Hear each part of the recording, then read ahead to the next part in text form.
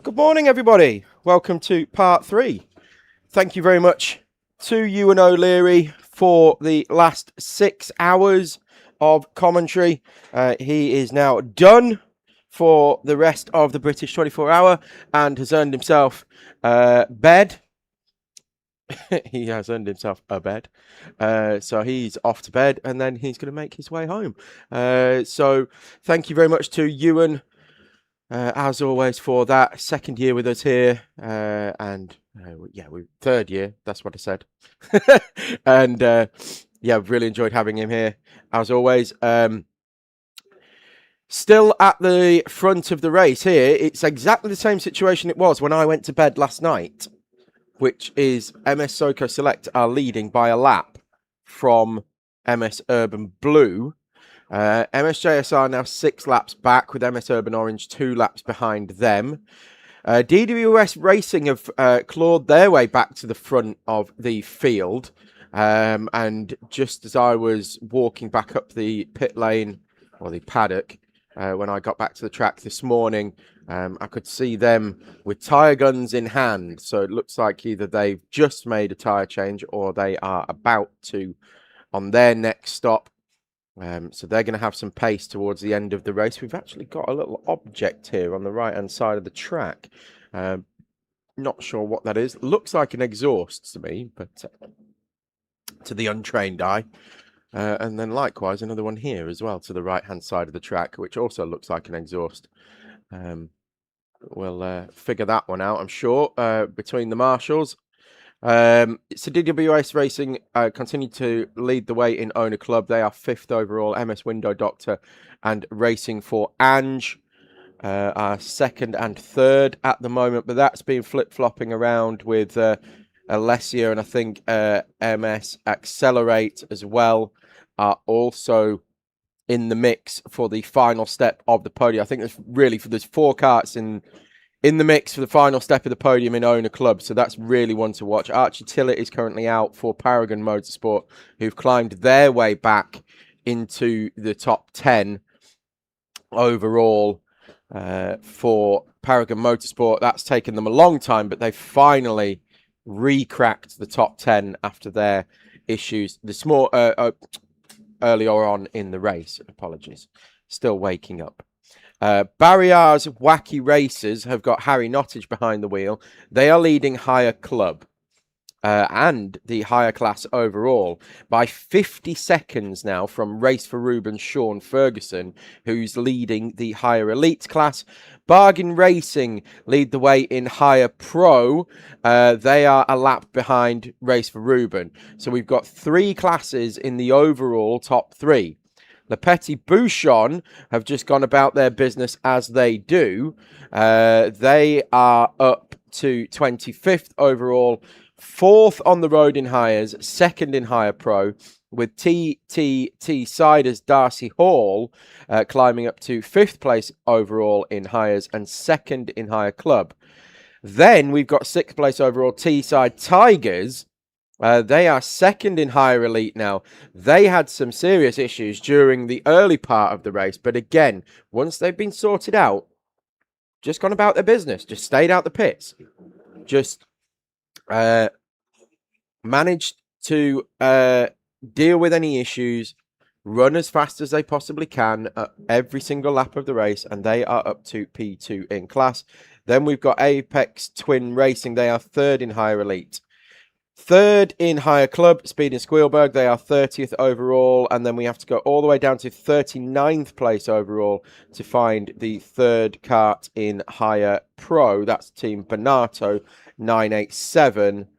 And they are currently around about 15, 16 seconds ahead of Teesside Academy for the final step of Higher Pro, the Higher Pro Podium. Into Higher Rookies, York Motorsport, 36th overall. They're leading the class. They're followed by Hull Karting in 47th overall. And then Bomb Squad are 49th overall. Then you have Formula None are 4th. They're around about a lap behind Bomb Squad. So again, final step of the podium in Higher Rookie. Final step of the podium in Higher Pro. Final step of the podium in Owner Club. all still very much to play for with 5 minutes 51 seconds, 5 hours 51 minutes to go. Still Ewan did that up. basically every single time he did it, but I think he was falling asleep more than waking up. Fair enough. Well, it seemed to be a decent stint throughout the night for him. Of course, it was good fun, but putting up with me is tiring, I would imagine. How was your 3 a.m. start, which you were really looking forward to before it happened? I was really looking forward to it. So I ended up getting up at about 1:45-ish because I was walking here, and I always planned to walk here. From the hotel? From the hotel. It was about a 45-minute walk. Wake me up a little bit before I get on broadcast. Just get an Uber. No, I'm all right. Especially at that time of night, you'd have had no trouble. Yes, well, I was slightly concerned about that, but I was absolutely fine in the end. And I came and walked, and it was a lovely walk, because in the depths of night, I had the stream on in the background. I was giving Mr. Sullivan and Mr. O'Leary a little bit of a rib as I went. It was good fun, and then came in for a while, sat in here and watched and ate all the food, and then here we are. But yeah, I ended up that's getting where it's all gone. Yeah. Ended up getting about 3.5 hours of sleep, which is okay, which is good. Well, that's not bad. That's about the same as I had, to be honest. Wasn't a big fan of the 5 a.m. wake up call, and very nearly, despite setting 3 alarms, very nearly dropped back off once I turned the 3 alarms off. Really close. Really close. So I thought, right, I better get up now, and jumped in the shower, and yes, it was delightful. And then realised when I got in the shower that yesterday I managed to burn my baldy head. So I've got sunburn, which is fun times. Deal with that this week. How did you manage that? I've got a baldy Head, Joseph. You burnt it yesterday? Yes. You're outside for all of about 5 minutes yesterday, huh? Yeah, well then, and I was here Friday and Thursday as well. Oh, lights. Okay, the lights flickering, but I thought they were being turned off for a moment, but actually it's just the light. I think that one is being turned off now, yes. Yeah. But we are back into full daylight conditions. I'm not sure if we're allowed to run tinted visors yet, but we are back into full daytime running mode. Just spoke to Max Shields. He's about to jump in. MS Soko Select. Connor Lucas is at the wheel. Just puts in a new personal best lap of the race. So we're on... and he was only hundredths off the overall fastest lap of the race was Connor Lucas. So he's absolutely flying at the moment, trying to get the hammer down and break the hold that Urban Blue have had on MS Soko Select throughout the race. But yeah, they are. Yeah, so we'll see what Connor can do once he's in clean air. But we're in that golden hour at the moment where temperature's still cool, air pressure's low. Everybody's quite happy on the track. We all know what we're doing now. We've been doing it for hours and hours and hours. We're not having a lot of silly crashes and spins and things like that. And the traffic's fairly far apart as well. It's all, the gaps are fairly open now. We've not got big trains of karts and things like that. So lap times are going to be quick when they are in clean air, and that's exactly what we've just seen. And he was only 0.03 of a second off the overall fastest lap of the race. I'm wondering when they last put tyres on. I don't think it can be long ago. No, I can't imagine it was either. I don't believe it was during the stint that I've had, so must have been at least before 3 o'clock in the morning. But, maybe, but they've been out an hour and 6 minutes. It wouldn't surprise me at all if they put fresh tyres on at the last stop, because that would have been just under 8 hours. We certainly didn't have our rig down there to have a look to see if they had. Of course, they're not always the most conspicuous pit stops, because sometimes it can they're in and out before you know it. Yeah, that as well. But you'd imagine the pit stops coming up soon for them. You'd imagine the pit stops coming up relatively soon for the 15 and the 19 as well. Yes, you would. yeah, around about 20 minutes for the 15 and 19, 10 minutes or so for 115 this year, not running the 4-3. We're running the 115 as a tribute to Rob Stanway, who unfortunately is no longer with us.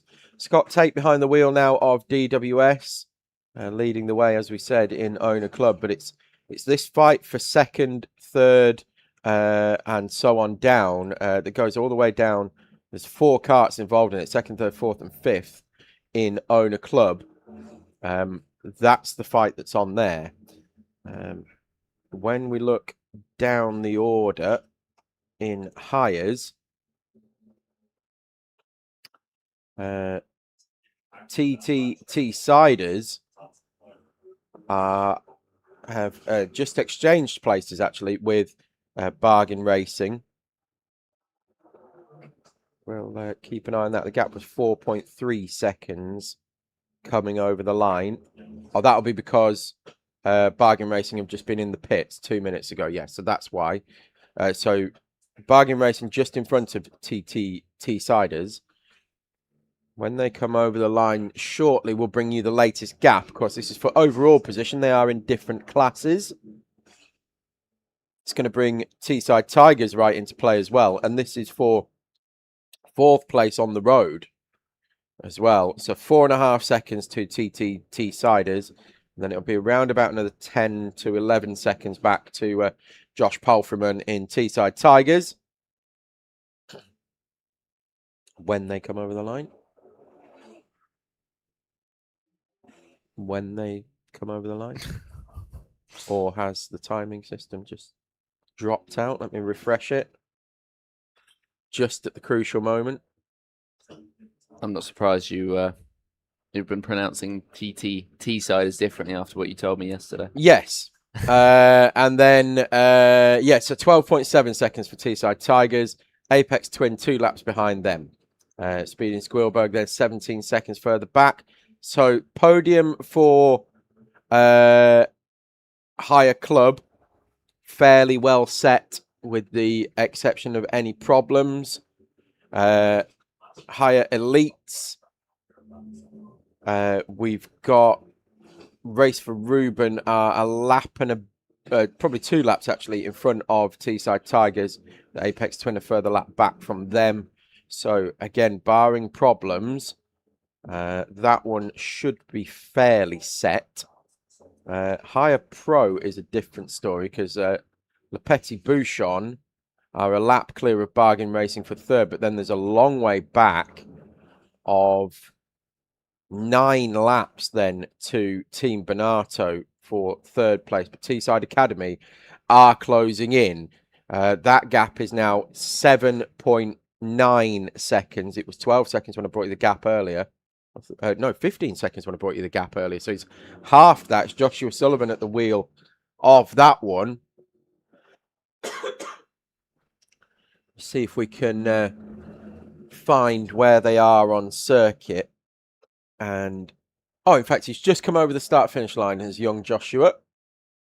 That's David's son, if you didn't know. Oh, it is indeed. I was going to ask him how his stint had gone, but he was up and out of here to get some sleep at 3 a.m, which doesn't surprise me at all. No, he's down. Or I've just seen him down. Oh, in fact, I can see him down there. He's got the headset on for the team because Joshua's out there now. Maybe he wasn't going to get some sleep at all. Maybe he was just going. It wouldn't surprise me if he hasn't slept. He didn't in Campilos in the end. Yes. I did. I went upstairs and found 2 very, very comfy beanbags, and they were like long beanbags. And so I pushed them together and turned them into a bed. I couldn't sleep on a beanbag. It was brilliant. I just sank into it. Yeah. It's too loud. Yeah, earplugs. Earplugs are the way, particularly when you're at a racetrack as well. Earplugs are definitely the way forward. That's the benefit of years of experience. I've never used it. I once slept up here on the banking behind the commentary box in a tent when you were allowed to take tents up there. Slept up there. And not for long, I might add. But yeah, earplugs are definitely the way. And they're just flashing through the shot is young Mr. Sullivan. There he goes to the left now in the Teesside Academy higher entry. Of course, they've got one in owners as well this year, and it is exactly an academy program. You know, if you're good enough, you will step up into the owners, or experienced enough, you will step up into the owners, and likewise, if not, you will step down into the hires. It's a wonderful system when it works. Absolutely. But isn't everything a wonderful system when it works? Eh? Well, exactly. That's why. Yeah, that's why they're systems. Anyway, so we'll keep an eye on his progress. He is now only 2 seconds behind Bernardo, so he's taken another 4 seconds out of them that lap. There is young Mr. Sullivan on camera, and I believe once he gets past this one here, that's going to be Bernardo in front. It is Bernardo in front. So this is for the final step of the podium in Higher Pro. And whether he knows that this is the one that's for position, I'm not sure. I'm sure David will have told him.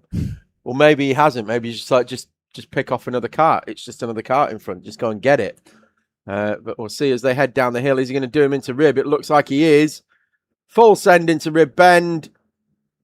And there you go. Change for the final step of the podium in Higher Pro.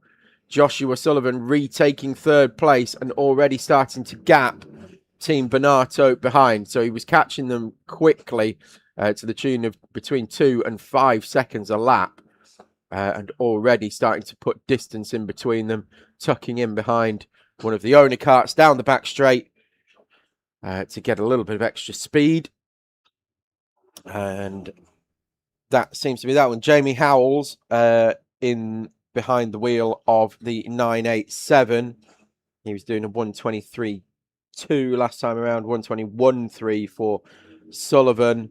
In fact, that 121.3, to put it in perspective, I believe was the quickest lap out there.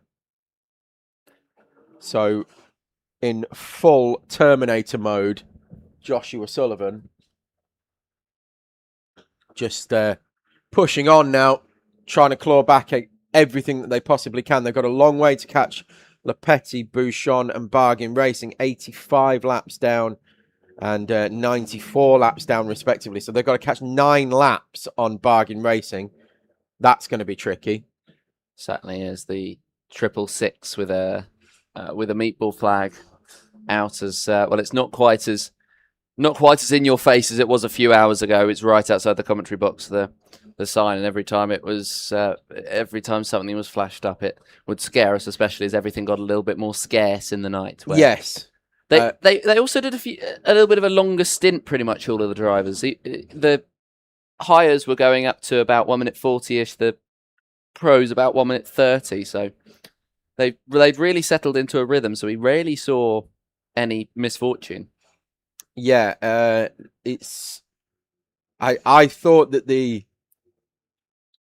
fuel economy would be a little bit down based on previous years, because we've actually changed the gearing slightly for this year as an experiment more than anything. But if it works, they will obviously keep it for future years. But there is young Mr. Sullivan continuing to go about his business. What was his lap time last time around? A 121.5, still quickest out there. 121.6 this time around. Nobody's beaten that one again. So 3 laps in a row, he's been the quickest driver out there. There's Joshua Sullivan. Lepetti, Bouchon doing 121.8s though, so they're right on pace. Barriers, Wacky Races, Harry Nottage, he's on a 121.9. And James Brown for KBR,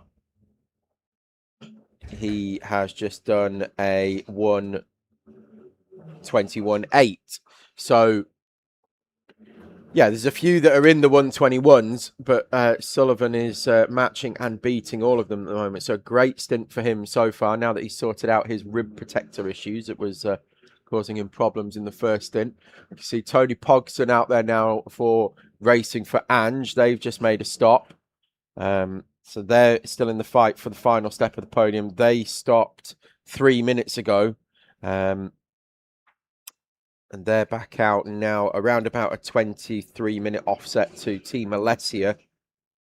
And a 1 lap disadvantage now that stop's been completed.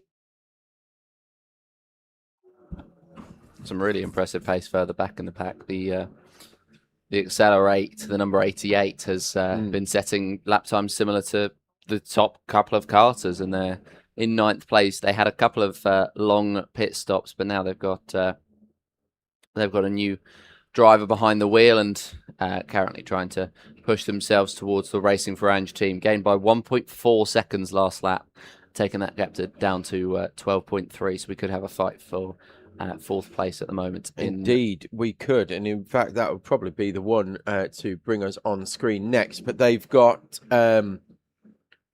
Chris Klijsboer at the wheel of that one. Probably just murdered his surname, but it looks like Klijsboer. That sounds right. That sounds more right than what you said before.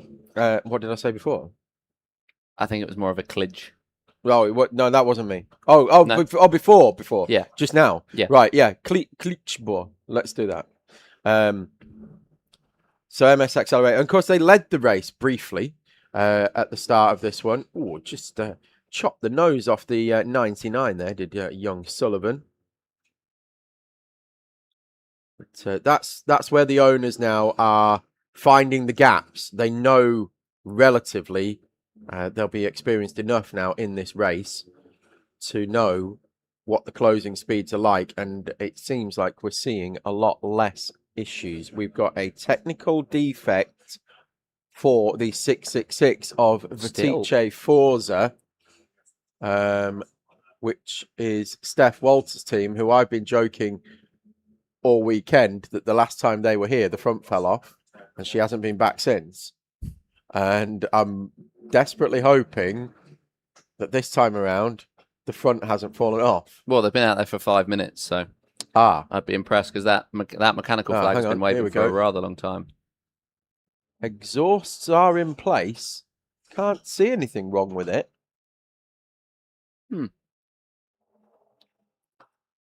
Very odd. But a mechanical flag nonetheless. Let's see where they were running. 666 of Vitice Forza. They would have been around 60. They were 69th overall. They were 69th overall. Richard Levitt at the wheel of that one. Times were good though. 22.4 on the previous lap.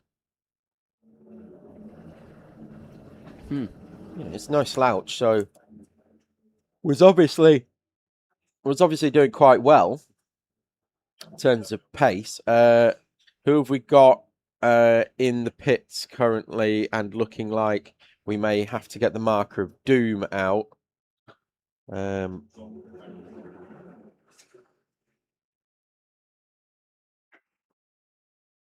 Kart 11, which is racing for Riley, are currently, I think they may be having timing issues. Rapid Recovery are in the pits and have been for 642 minutes. So what's that? 10 hours. So that you would deem most likely a retirement. I reckon we can get the marker of doom out for that one. I think that's what David had because it happened when he was in the box earlier on. And the V5 raged the same. Bruce Healy, however, he had 518 minutes in the pit lane. Right. And he came back out. He's now back in the pit lane. He's only just come back in though, hasn't he? Yes. So I'm not sure what's going on with that. And the Bonato Legends didn't seem to have any real problems on their kart, because we watched them come in and they were going at a decent rate.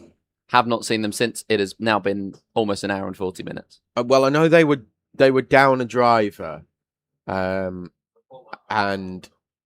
they ended up, actually one of the mechanics ended up helping them out and doing a stint for them. But we'll see whether they come. They will come back out and take the checkered flag, I'm sure.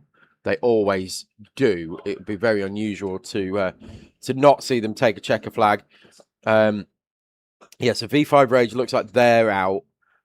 Sloth Racing also in the pits. Oh, there's Racing for Riley further up the order. They've just come into the pits. They're in 76th place overall. So Kart 11 that's down in last place. That's obviously a transponder issue. But Racing for Riley, Danny Moore was at the wheel of that one. Back in the pits, but they'd only been out 25 minutes. So possibly some aching joints there. Oh, that's a really damaged kart that's just flown past our screen there. The entire front is well, one would say. Oh, there off. we go. Yes. Well, yes, the front's fallen off. Yes, that's less than ideal for that team trying to work out who it is. See if As I'm we can sure get a that'll be number a for it. technical default. Is that the 95? No, the 95's got a blue number panel. That's the young team are running 95. Try and pick a number out if we can get the camera to focus up. Gonna be 88, maybe 80 something, isn't it? They're going to come Yes. past us in a second. 80. 88. It looks like they've just taken a knock to the front of their kart. Of Oh, course, foolish behaviour. Yes. Oh, not good for them. That is slightly foolish. Twiddles my It's moustache. too early. Twiddles the moustache. Army Motorsport, they've been in the pits for looks like the last few minutes. Let me have a quick refresh of the timing because it seems to be having a bit of a Slow morning. yeah. I mean, understandable. It's been working hard. I mean, during the night, we didn't really have the opportunity to see many of the names of the people actually in the karts. For one reason or another, they just didn't turn on in the midnight, which is a weird quirk of the system. But obviously, it's the first year that we've got this system going on. So, Yep. Oh, we've got a queue for the mechanics bay now. That's one of the TRX karts. I think is that Cartwheelers, or it might be Apex Twin in front of them. I'd need to get a better view of the number panel, but that is the mechanics bay that they are now queuing for. We've got so Wraith Renegades, they've been in the pits 44 minutes, so it looks like their race might be run. They're on their second chassis of the weekend already. So if they have damaged that one, they could well be in trouble there. Chequered Racing have been in the pits 13 minutes. So again, I don't think their race will be run. I think they will be going back out. They tend to do much shorter stints. I mean, Wraith Renegades aren't in the pits currently. They on my timing, it says they've been in 44 minutes. That's the previous. So when it's green or any other assorted colour, I've discovered that to mean when they're in the pit lane. But that's the previous time that they spent. Oh, so they were in the pits. They were in because I remember they were in the pits for an incredibly long time. But for example, I've seen the 32 a few times. That's currently right behind them, and they were in the pits for 13 minutes earlier on. Without the circuit map, though, it's going to be, or without it working properly. It's going to be quite tricky to pick out where the 4 is if it's out on track. Okay, so they were in for 44 minutes. We're not sure if they're out on track at the moment. Oh, no, they are. They've just gone past us. Yes, okay. Good news. Wraith Renegades are back out on track. Yes, that is certainly good news. We don't want anybody out of the race. Of course, we've had a couple, but for 89 karts, we've done well. Or 90 if you count the random kart 11 that appeared in the middle of the night. Yeah. For 89 karts, we've done well to survive to, what are we at? We're at 6:30 in the morning now, and we're down to just the 87 still in the race if we're counting Bruce Healy and Bernardo Legends if they go back out, as you say. Yeah, Bernardo Legends, they may not go back out to race, but they will be back out for... There's Max Shields just jumping in. The 115 race leading car. So, yeah, Bernardo Legends, they may not go out to race, but they will definitely go back out to take the checkered flag. Where are we up to with Soco Select? So lap 8:51 was when they did their personal best, and they haven't bettered that. So Connor Lucas has not managed to better that. So now it's down to Max Shields to see whether he can go any quicker and take the fastest lap of the race away from MS Urban Blue. I mentioned in the chat, so we are going to give a shout out to Ben Huskisson in the Speeding Squealberg team. A request from Justin Huskisson, who I'd imagine is some sort of relation, but I would imagine so. Yes. A shout out and a request for Teessiders to slow down just a little bit. I've got Detective Joseph over here, who has managed to join those dots of Justin Huskisson being related to Ben Huskisson. It's not a last name I've ever heard before. Huskisson. Yeah. Okay. Heard Hutchinson. Yes, well, we're about to. I'm hoping soon we may have a Hutchinson actually joining us in the box. Ooh.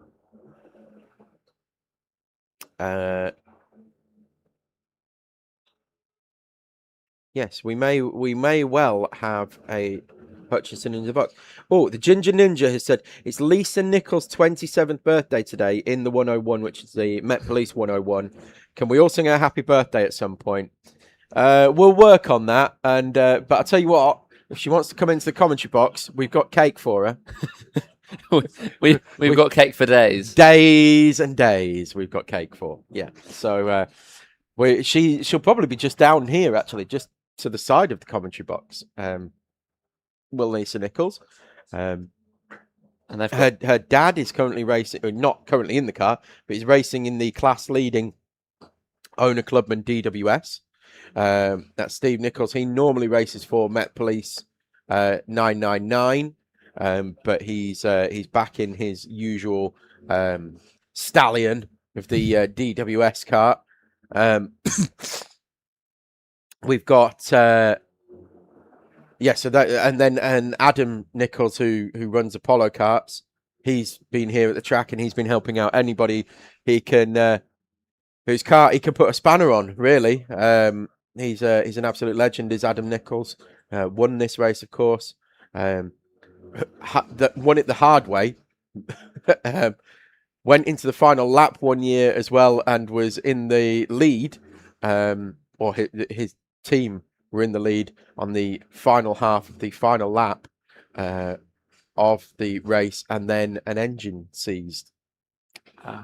The 2020 race, if you want to watch that back, the final 4 hours of that are genuinely breathtaking in a Keanu Reeves style. Hopefully we'll get something similar here today. An hour and 23 minutes until we get to that magical last 4 hours mark, and we'll get to the final sixth of this race, really.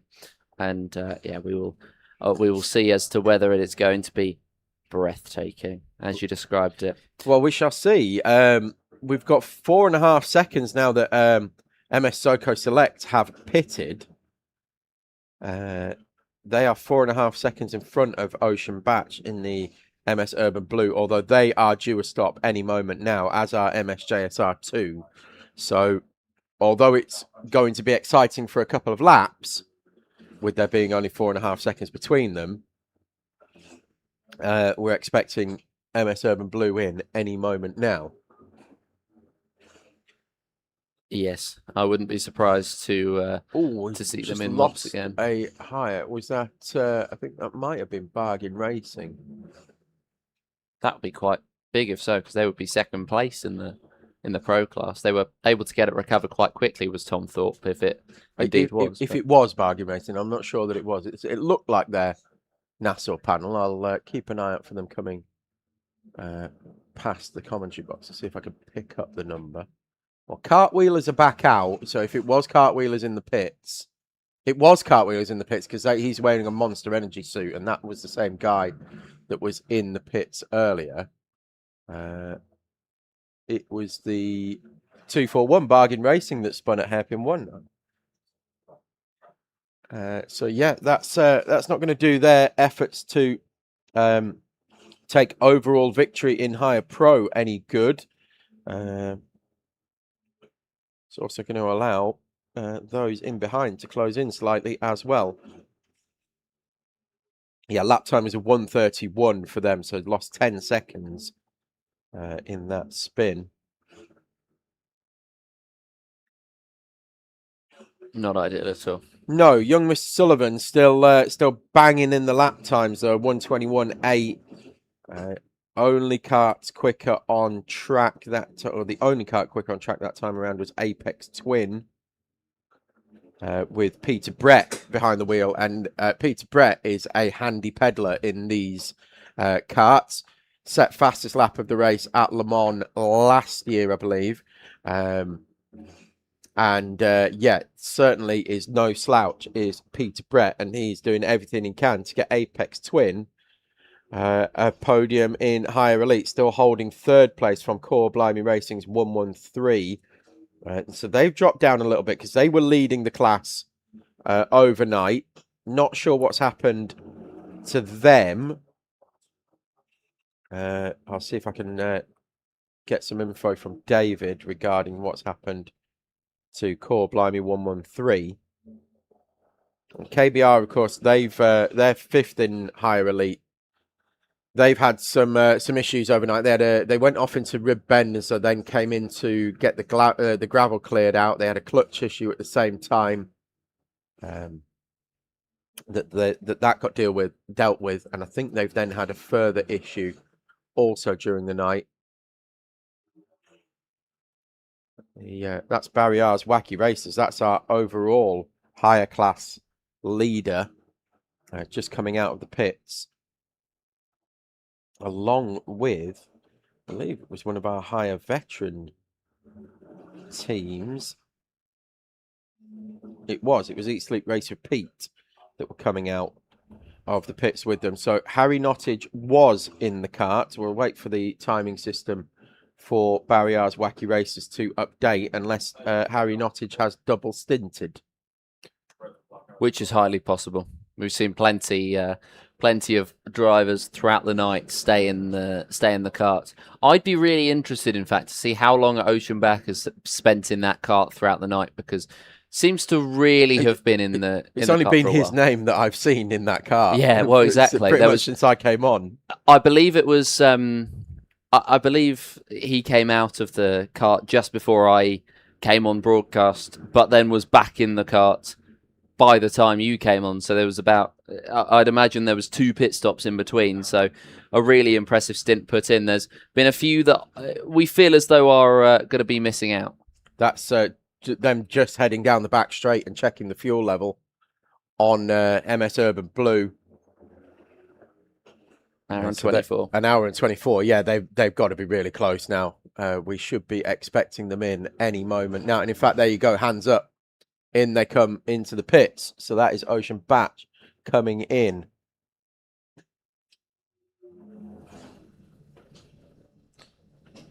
And we'll see where they end up stacking themselves up.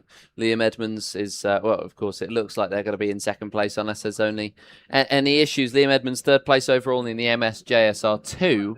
And, well, he will be 6 laps down on the Urban Blue kart that was only 3.4 seconds off of Shields by the time it came into the pit lane. Indeed. Yeah, he was closing in, wasn't he? But there will be a pit stop between them now. 1 minute 55 seconds. That's Costa Karitsis, the Greek god of speed. He's just jumped out of the 84 of Cobb Builders. They are currently P18 overall. This doesn't look like a particularly quick stop, does it? Although they have all got time, and they're all fairly comfortable timing system-wise. And they've got the Walker look to make sure that they're staying on pace. In fact, they're fine, look, because they've got the timer there on the right-hand side. I think that's Joe Arnold. Go. There they go. Now they've met the minimum time. Away they go. Yes, and I think the 10 was maybe making the most of their really, really strong timing system as in they come. And So that's Yusuf bin Suhail, who is pushing MS Urban Blue around. Are they going fresh tyres? Well, they're certainly Uh, shaping up to. Let's see if we can get the camera on pit lane, Rob, and see if we can pick up what's happening with MS Urban Blue. That's the other kart. They're going up onto the jacks for potentially new tyres. I think they might be just out of shot if they're anywhere at the moment. That's one of the life science karts. Are we able to... Looks like they're just out of shot. So I would assume that they are just changing tyres and heading back out. Sure, we'll see them in just a few moments' time reappearing. As there goes... that's the cartwheelers who've been back in with another issue, and they're getting back in the cart again to go back out.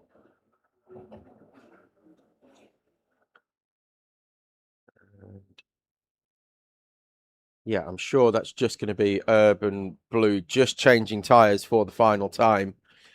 So they're going to be hammered down now for the final 5 hours and 15 minutes of this race. Nothing to worry about tyre-wise, or certainly tyre life-wise.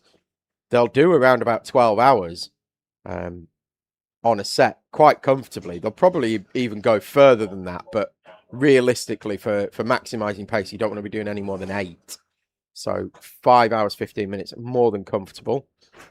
There goes the life science kart, so they're heading back out, which was quicker than the MS Urban Blue kart. We still haven't seen them appear back on track yet. Or have we? No. Are they... there we go. Just coming to the shot on the right-hand side, there's the MS Kart team. And that's Dave Falkus, who will have been holding the wheel. So they've gone back out 2 minutes, 44 seconds. So they were just to the right of the... I thought they would be to the left of that shot. They were to the right of that shot. Okay, that makes more sense.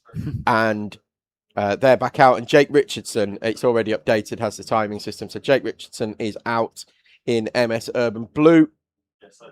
2 laps is the gap. They've just, in fact, triggered the timing system to come over the start-finish line. So they are very much back out on track. But the length of the pit stop could be quite significant for these drivers. So we've seen a lot of them having moments where when they change the tyre, they haven't actually lost too much time. However, that seems to be quite a decent amount of time lost for the 15 at the moment. So an opportunity for Max Shields and the MS Soco Select maybe to retake that overall race lead. Of course, he's done 13 minutes in the stint, so it looks as though he's going to be able to hold on to that position. But hey, you never quite know what could happen. 2 laps between first and second right now. So if there is an issue for the 115, if there is an issue for the 15 that opens up the door to the 19, you never know with 5 hours left in this race and plenty of pit stops to go. 14 done by our race leader, Max Shields, or Max Shields' team, the 115 so far. So, hey, as you say, you never quite know. And well, we could be seeing some really interesting stuff into the final segment of this race. We've seen issues for pretty much everybody in the field throughout the course of the first 19 hours. 5 1/4 to go. Yeah, very few have actually run trouble-free, and Yarmouth Yow on the YouTube comments is saying, "Are we nearly there yet?" We're getting there. That's what I'll be saying later on the journey home. Yeah, we're not a million miles away. But yeah, 5 hours still to go, I'm afraid. I'm not. I'm looking forward to the final 5 hours of this race. Well, good for you. Well, you've not got anywhere to go now, have you? Apart from home. But well, I've got to be back in Scotland by tonight. Yeah. Need to figure that out, don't we? What we're doing about that. Nah, I'll be all right. I don't mind spending a few more hours at an airport. Well, like I say, we'll figure that out. Race for Ruben still continuing to lead the way in higher elite, but they have, by virtue of Barriar's Wacky Races, made that stop that we saw on camera. They have now taken the overall higher lead. So Race for Ruben, who didn't quite start plumb last, but started certainly right at the very back. 66 places they have made up. Why is the quad out on track? It's a great question. Just some barrier repairs, maybe? It must be. Turning the lights off. That'll be why. Okay, that makes some more sense. Everything is happy. Right. Race for Ruben leading the way. 66 places gained overall throughout the race. Teesside Tigers, third overall in hires, second in higher elite. 65 places gained overall. So between them, they fought their way right up the order and right to the front of hires. And I spoke to Paul White from Race for Ruben, who was basically saying, yeah, we're not going to qualify. We're going to qualify around about half pace, we think. We're going to put it right at the back of the grid. And I said, why? Why would you want to do that? And he said, well, that's cartwheelers coming back into the pit lane again. So obviously still issues there ongoing for that machine. Yeah, but Paul was just saying, well, we've won it with problems before. This year, we're going from the back. It's our last year doing it. So we're just going to basically handicap ourselves. And we're trying to go last to first. And so far, they've been... Well, they've done last to first, almost. And they had engine issues again, so... But if Teesside Tigers get a lap on them, they have gone last to first. Yeah. In higher elite and hires overall. So... yeah, it'd be fascinating to see that. Josh Palfreman's out at the minute in the Teesside Tigers kart doing 121.5s chart rapid. There's James Brown for KBR doing 121.5. In fact, we're seeing some pretty quick times up and down the order now as well. LP, BRT, Lepetti, Bouchon there in the 121.4s. Joshua Sullivan, 121.6. So we're not far off certain teams' quickest laps either. Most of them have done a 1 minute 20 second lap at some point during the race. But we're getting close to that sort of area now. All the 19's in the pit lane. JSR2's been in the pit lane and looks as though if they do have a normal stop, they are going to be coming out the other end of it. Right about now, in fact, because they've done coming up to 2 minutes. Scheduled for them, 1 hour 35 minutes. They'd been out. So it was Liam Edmonds in the car. We'll find out who's going to be in it this time around. Curtis Yule has jumped in it this time and leads the way in Owner Pro. Well spotted. If a little bit late. We've got another pit stop as well from the MS Window Doctor team. So second in the Clubman class right now, and we'll be hoping to stay ahead of Team Alessia, but I think it's going to be quite tight between them. Then there's going to be 2 laps between Alessia and MS Accelerate for 7th and 8th place. So I think it's a good opportunity for Nathan Williams or whoever ends up coming out in that 171 to either fight with Alessia for that 6th place or hold on to it. Yeah, it will be. I think the fight for not just 2nd place in class, but 3rd place down is it's on. It looks fairly well set for DWS. I mean, they've got a 3-lap lead at the moment.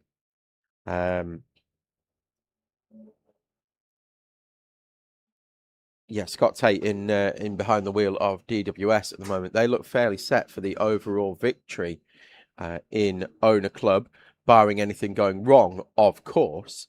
Nor do we wish that for them. But MS Window, Dr. Team Alessia, MS Accelerate, and Racing for Ange are all in the mix for the podium, for the final steps of the podium.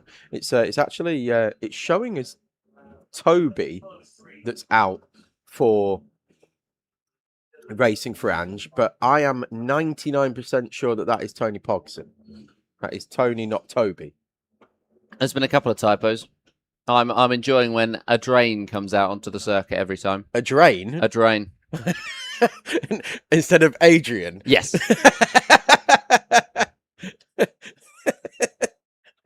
That's tickled me. That don't know why. But there's no A train. clarification on which a drain it is until we have a look at the. Well, it's not just any drain; it's a drain. It's then it will be the drain, but it's The only drain, a drain. yes. It's okay. Fair. He was out about an hour or so ago, I believe. Is it Adrian Brody in the McRae Life Sciences? No, I it's think it is. a drain. Oh, sorry, a drain. Driving the McRae Life Sciences cart even. I've only done that a couple of times today. I've been quite impressed with myself. So it says Toby, but it's Tony. It is Tony Pogson that's behind the wheel of Racing for Ange. I'm sure it is. And if it isn't, he'll text me and tell me that it's not him. But that looks like an offline suit. Bringing back the offline name, of course. And the team back to the track. Teesside Academy Pro Kart, I've just seen skipping through the wiggles. And that's Oscar War behind the wheel of that one. Currently P13. There we have the Racing for Ange entry. The 44, the white helmeted one in the middle of that group. Just coming over the start line now. Yeah, Tony's in behind the wheel of that one. MS Accelerate have caught, passed, and dropped Racing for Ange now. So they are well set in 8th place overall and 4th in owner club. But still 5 hours to go. And that team of in the 44, there it goes, of Tony Podson and Chris Pedlingham have so far never been off the podium. Impressive. So we don't like to break a run, but a run has to come to an end at some point. All streaks must end at some point. But we're hoping it's not today.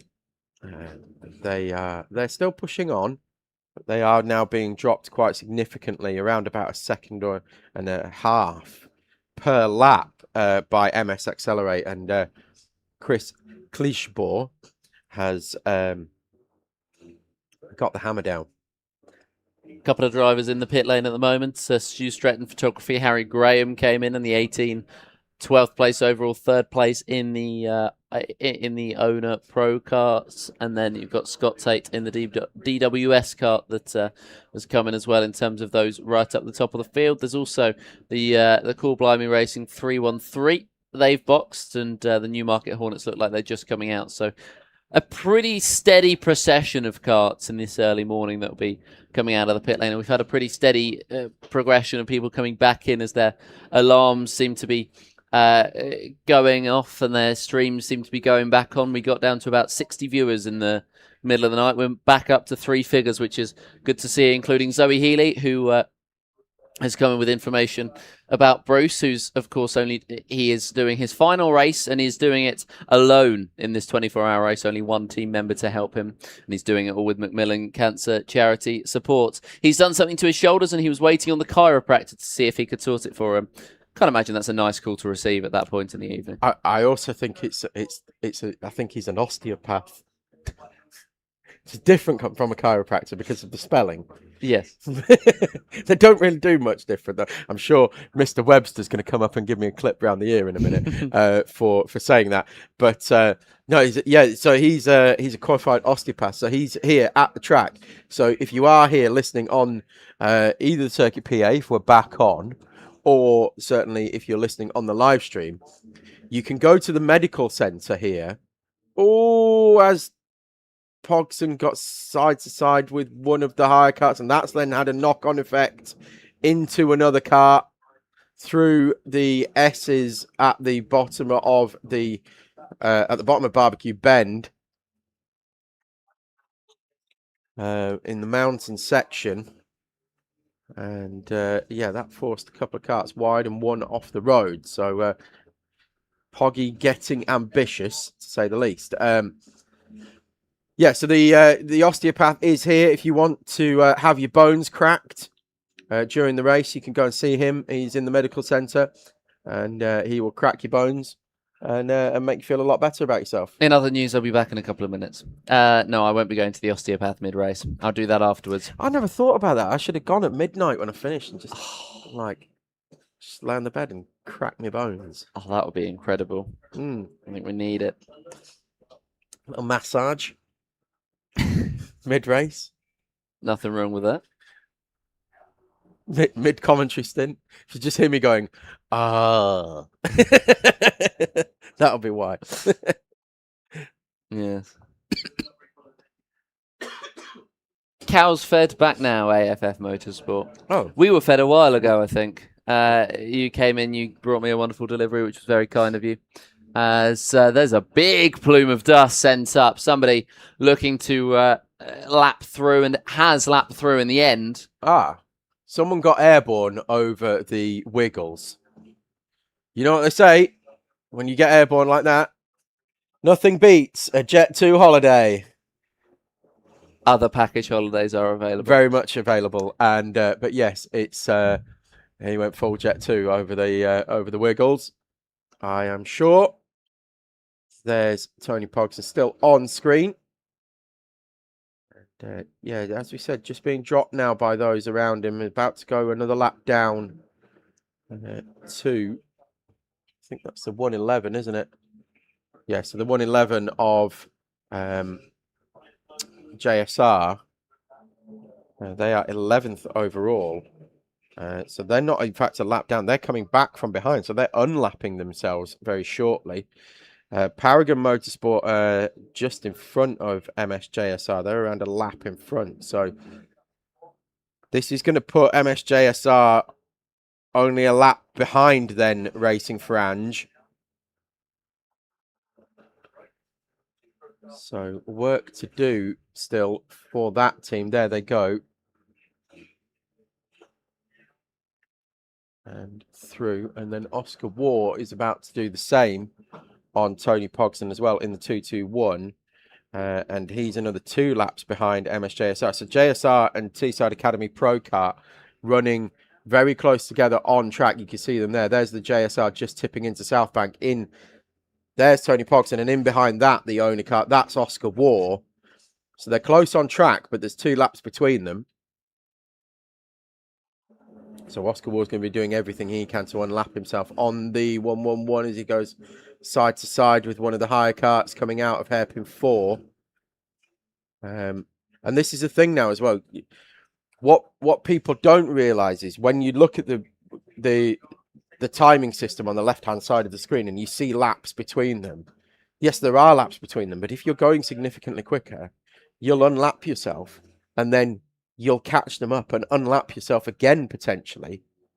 I was having this debate and then you're right back on. in the fight. I was having this debate earlier on because It's never done. I was saying that I'm not quite sure how they manage fighting people that they're trying to overtake and then also at the same time dealing with the people that are trying to come through. And I think the summary of that conversation ended up just being, just overtake everyone, you're faster. Exactly that.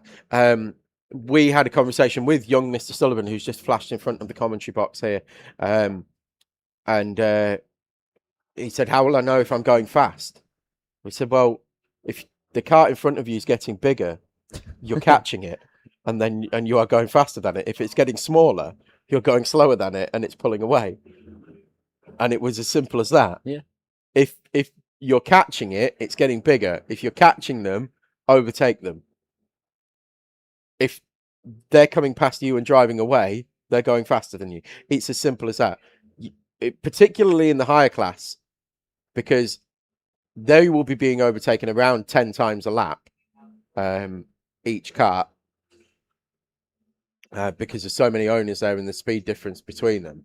They'll be getting overtaken, well, maybe not 10 times a lap, but certainly several times a lap. They will be being overtaken. So obviously they're not going to keep up with them.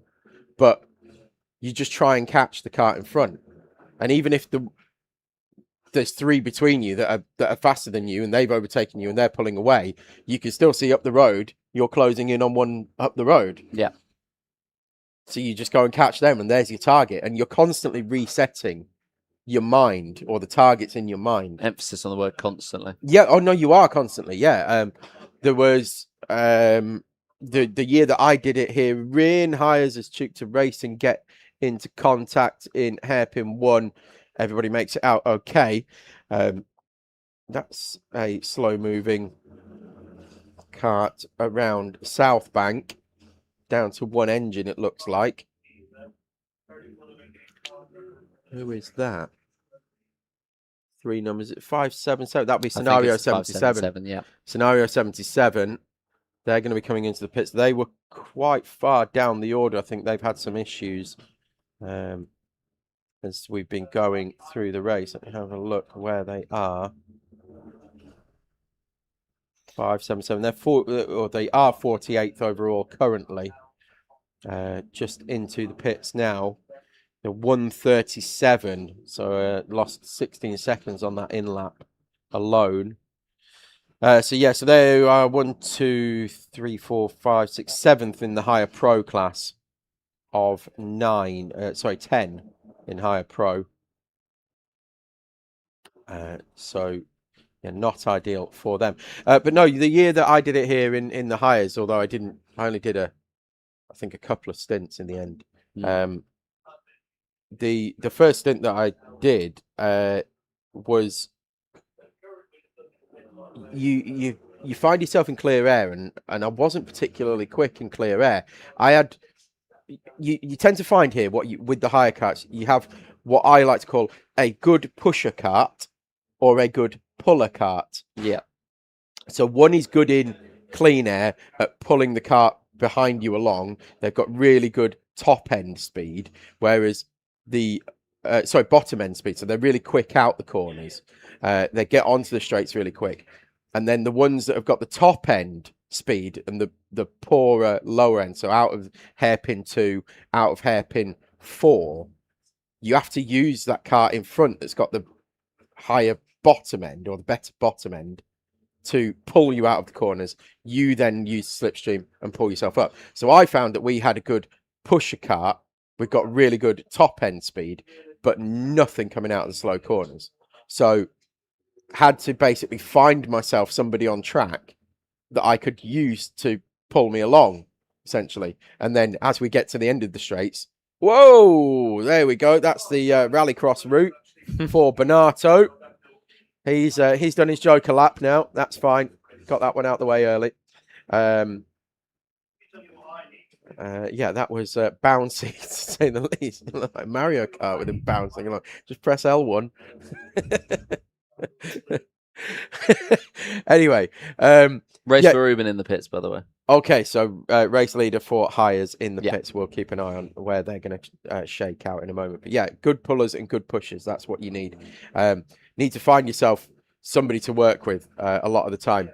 And I spent around about an hour pushing along the Simtech team, who are much missed here. I'm sure they'll be watching or have been watching it from home. But ended up pushing them around for the best part of an hour, 50 minutes.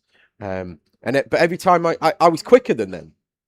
But as soon as I got past, they were just as fast in the slipstream, if not faster. And so I just worked out quite quickly. There was no point in overtaking them. Just push them along, because over the course of that hour stint, probably saved 6 to 7 seconds. Yeah. Just in overall pace, rather than being in front and being on my own. Maybe even more than that. Could have been 15, 20 seconds. That would have been further down the road. 213 of Core Blimey Racing 213. Their Nassau panels shifted sideways as well. Their Bigfoot panel. So we'll need to keep an eye on whether they're going to get a mechanical flag. We're just about to see them. There they go through the shot into Ribs Bend. That has gone sideways. Has the Nassau panel on that one. So the front fell off. It's a recurring theme. Well, yes. I was talking, was it with you or was it with Ewan when we were saying what's the worst part of the kart to fall off? Oh, the front. The front. Yeah, definitely the front. The wheel, the engine? Well, I mean the wheel and the engine as well, but ideally you don't want the front to fall off. I think we decided the driver was the worst person. To Oh, fall off. definitely driver would be, that would be bad as well. But if the front falls off, that's going to cause serious issues. Yes, and I think they'll be looking at that one, hoping to call an early pit stop. Out of the pits, by the way, was Race for Ruben. They came out in second place. They're going to end up a lap ahead of Teesside Tigers in that third place in overall higher class, in that second place in overall higher elite class. As the COD builders have changed their driver, of course. The CYT and Motorsport team, they've got Callum now out there on the circuit.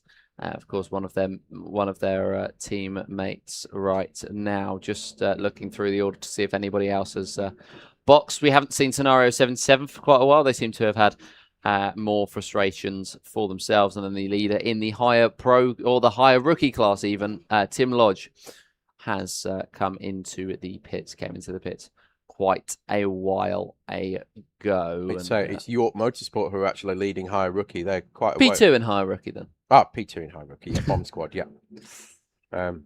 Hard to keep track of. I did though blow Ewan's mind because I discovered that there's a filter where you can filter for just the classes.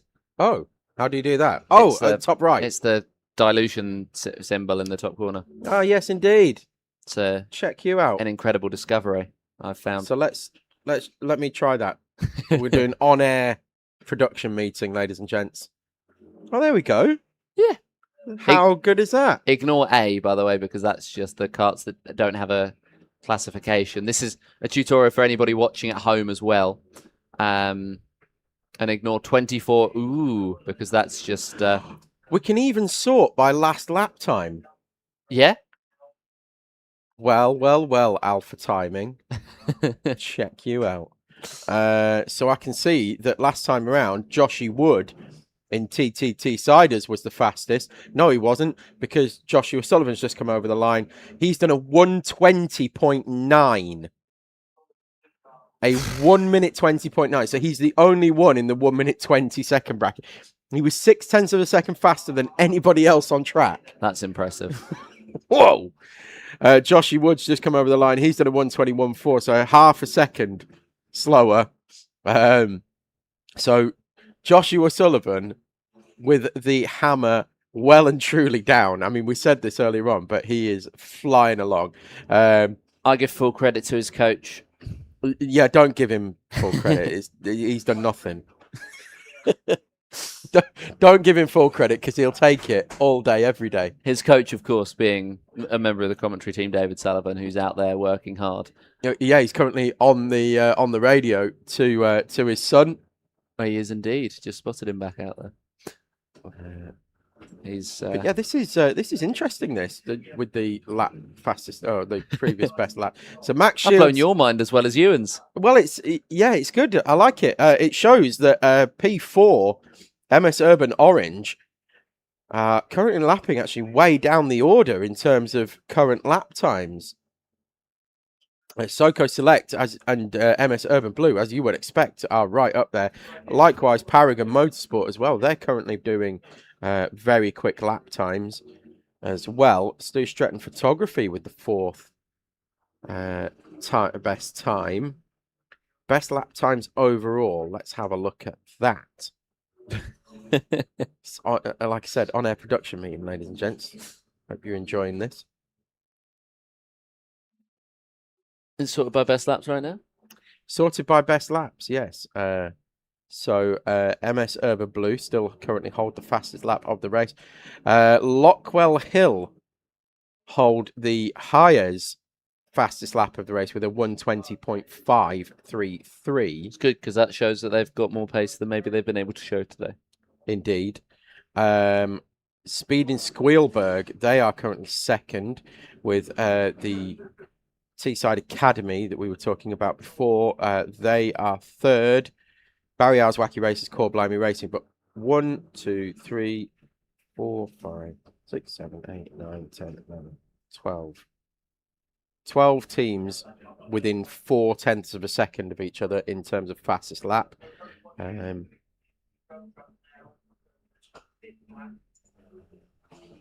Well, I've lost the use of fingers now. I can't count enough fingers. But basically, from there's around about 30 teams where their best lap is within a second of the leader. Yeah, that's really impressive. And they complain that they're not balanced or they're not equal, the karts. Are you expecting racing drivers to not complain? Well, there's 30 karts within a second of each other, so yeah, I reckon they're all right, this fleet.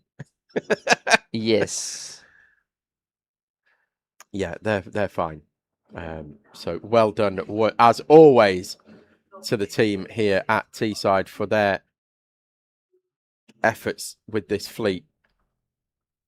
So many people go, oh no, it doesn't do this and it doesn't do that. Oh, it's not pulling. Oh, it's not fast enough. Oh, it doesn't brake properly. Right. Well, you're within a second of the leader's best lap. As I say, you're expecting racing drivers not to complain. What more do you want, really? A car that's faster than everybody else's? Yeah, but you can't do that because then somebody will complain that theirs isn't faster than your one. Depends how conspicuous you're being. Well, let's as MSJSR2 Curtis Yule just reversed it into hairpin one. I mean, he didn't. He was just almost completely out of control to the point that he only just managed to control it into hairpin one. That was Larry as he rounds hairpin 3 now. Quite everything as normal. And through hairpin 4. See what kind of grip he's got when he comes past the start-finish line here. Looks okay. Doesn't look too bad. And a little bit of a twitch coming through the D chicane. Maybe he's just pushing on a bit. 113.4 113.5 for Curtis Yule last time around. So yeah, that does say that he's pushing on. Was faster than Max Shields that time around. As we've got 2 off. I think one of those is Speed in Squealberg that we were mentioning. One of them is the Life Sciences car. That's Ashton Carmichael, I believe, at the wheel of that one. Is it? One thing's for sure, somebody certainly rejoined right in the middle of the track, which was tricky to contend with, but those karts that were behind were able to just set themselves in a good enough position that they were able to find their way through nice and peacefully in the end as in comes the number 11. You're absolutely right. It was Ashton Carmichael. In comes the number 11. As we're going to see another pit stop for Racing for Riley. We're going to see what will be their 25th pit stop of the day. So they're heading in. We've got that's Paul Franklin on the quad. They're just resetting all the lights now, turning them all off with the extra lighting that we hire for this event. It's certainly necessary. Well, definitely, yes. If you can't see where you're going to struggle to race, aren't you? Just looking at MS Urban Blue coming through hairpin 2 now. There they are, just popping into shot, and they're about to flash through already. Such is the pace of Jake Richardson. 113.9. Zach Dawson was the quickest car on track last time around with a 13.3. Let's have a look at what young Joshua is doing. 121.5, still comfortably the quickest car on track in the hires. A monster stint from him. In fact, he's only now 4.5 seconds behind York Motorsport for 36th place overall. He's got around about another 15 minutes in the car, has Joshua Sullivan, and that'll probably be him done then for the day, although I'm sure David will confirm that. But he's done everything he can to haul his team back up the order. They've overtaken Bonato and Piston Heads and Eat Sleep Race Repeat during this stint. Andy Vesely in Core Blimey Racing 213. They've just come into the pits. I would imagine that is to repair the NASA panel, although we didn't see a mechanical flag go out for it. But they've come in anyway. They were due in around about 15 minutes time anyway, 10 to 15 minutes time. So, as we've got a contact warning going out for MS Window Doctor. So, always if you can bring the car in for a scheduled stop and make the repairs, it's always going to be advantageous to not, an unscheduled stop. In hires overall, through the pit stop cycle, Barry R's Wacky Races have retaken the lead from Race for Ruben and Teesside Tigers. A lap between Barry R's Wacky Races and Race for Ruben now for the overall higher victory. Teesside Tigers around about a lap behind them as well. In fact, it's a minute is the gap between Race for Ruben and Barry R's Wacky Races. A minute exactly. Then Le Petit Bouchon are 5 seconds behind Teesside Tigers. Now, Bargain Racing a further 5 seconds back. Now, Bargain Racing are due a stop in around about 15 to 20 minutes time, possibly even longer than that, actually. But they are 5 seconds behind Le Petit Bouchon and closing in fast for the overall lead in Higher Pro. Sorry, folks, tried to mute myself there and didn't quite make it in time. So Bargain Racing, 241. Well, arguably, if they hadn't had that spin where they lost 10 seconds, they'd be in front by now.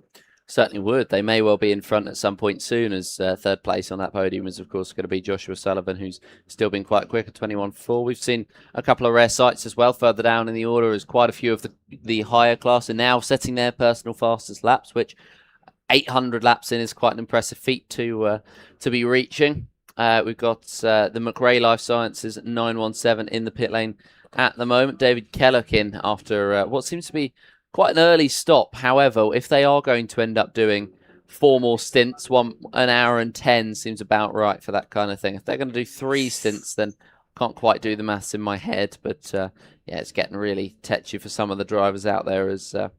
well, we'll see whether there is going to be the opportunity for the move to be made further up in that higher rookie field. When I came back onto comms around about an hour and 20 minutes ago, as we've got the 420 heading into the pit lane. Now, with his arm up in the air, he's lost an engine, and then the 48 of, who's that in the 48? That's the Royal Navy, Thomas Shelton, has just fired into the back of him coming into the pits because he was down an engine and the Royal Navy hadn't clocked it. There's a joke in there somewhere. Yeah, and went straight into the back of him. Meanwhile, yes, let's keep an eye on what's going on with Le Petit Bouchon and Bargain Racing. Gap down to 3.4 seconds now. The 2 and the 241 numbered karts. And I can just hear producer director Toby in the background giving instruction to try and find them. In fact, he can hear me, so I'm going to say the 241 has got a yellowy coloured number panel, and the Le Petit Bouchon, it's like a orange and green, I believe it is. So see if we can pick them up on camera, because that gap is going to be coming down. They're around about half a lap at the minute, so they're going to be heading through. I can just see 241 at hairpin 2 now. They're just on the back straight. There they go. Just coming onto the back straight now. They're side by side, just tucking in behind. That's your leader in Higher Pro, and Le Petit Bouchon are going to be 3 seconds up the road of that. So where are they coming over the start-finish line? Might explain why they've lost a bit of time. There's Le Petit Bouchon with the orange helmet. And in behind, only one kart between them now, Bargain Racing 241. It's getting very, very close indeed between those karts at the top of the pros, isn't it? Clever, that number, though, isn't it? Bargain Racing. 241. Ah. Yellow flags out at on the start-finish line, but not at the D chicane, which is okay, and they're quickly rescinded. I've only just got that 2-for-1 reference. 2 for 1. It's a bargain. I've spent almost 20 hours watching these karts. There they go, just flashing through the shot there. We'll see if we can pick them up. Coming. Oh, and they've got through, in fact. They're already through our bargain racing. They've done them out the back of the circuit, caught them quickly. And not only have gone past, wow, they have just dropped them coming out of hairpin 2. You can see them there on the right-hand side of the screen. The 2 for 1 in front of the number 2 of Le Petit Bouchon now, which stands for the little cork. That's the translation of Le Petit Bouchon. The cork has firmly been placed back in the bottle. Yeah, it certainly has, but not for bargain racing because they are flying. The cork has been released from the bottle, and Tom Thorpe, making up for that earlier spin, has just taken the lead in Higher Pro. I like it when we do actually manage to see some changes of position on camera, and we can actually catch some of the action, because we do spend a lot of time in the live chat comments for obvious reasons. Yeah, good to see action as it happens on the track. Meanwhile, Teesside Academy still climbing their way up the order. They've just deposed Your Motorsport as well on the previous lap. So that's moved Teesside Academy back up to 35th overall. Still third in class. And they are now still 9 laps behind Le Petit Bouchon. Although still lapping quicker at the moment, but not significantly so that time around. But if they're continuing on at the pace of bargaining, I'm wondering whether Le Petit Bouchon have got an issue because they're doing 124s. Let's have a look at their last few laps, if we can. 124.5, 24.1, 25.3. Then they did a 21.9, 23.8, 23.5. Yeah, so they're not really on pace. They must have one of their, I say this with respect, one of their weak drivers in Nathan Diffels, because they've been right at the front throughout this race of Le Petit Bouchon. They always are.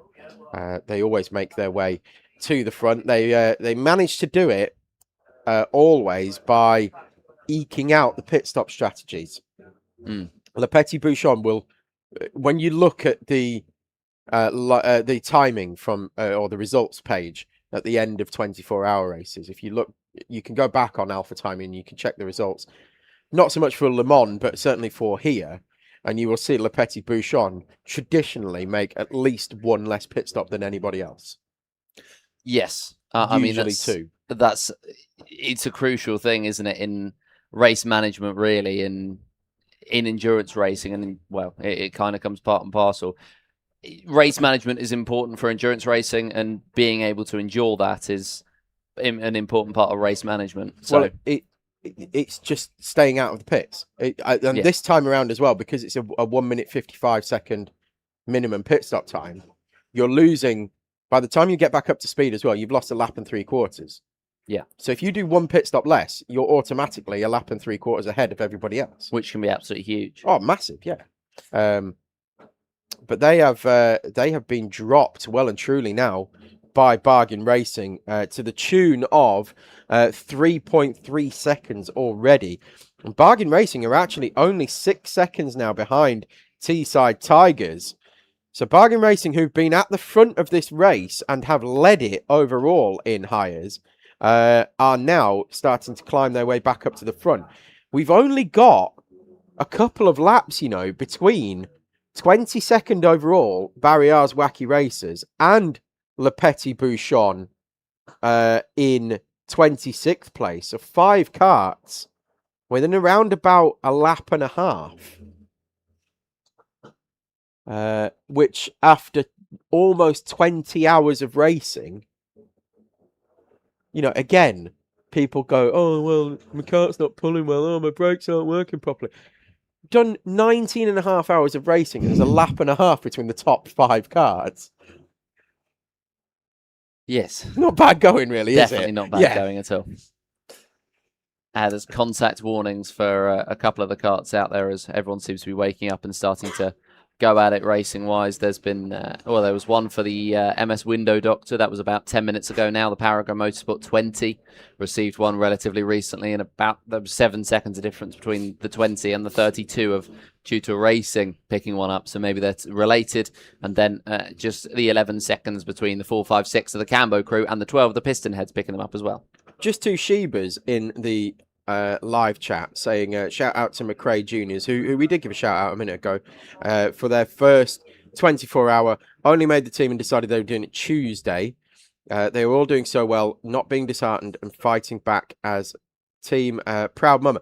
Now, just 2 Shebas, I know who you are, but I can't remember who you are because obviously you've got your YouTube handle. Just remind me whose mum you are.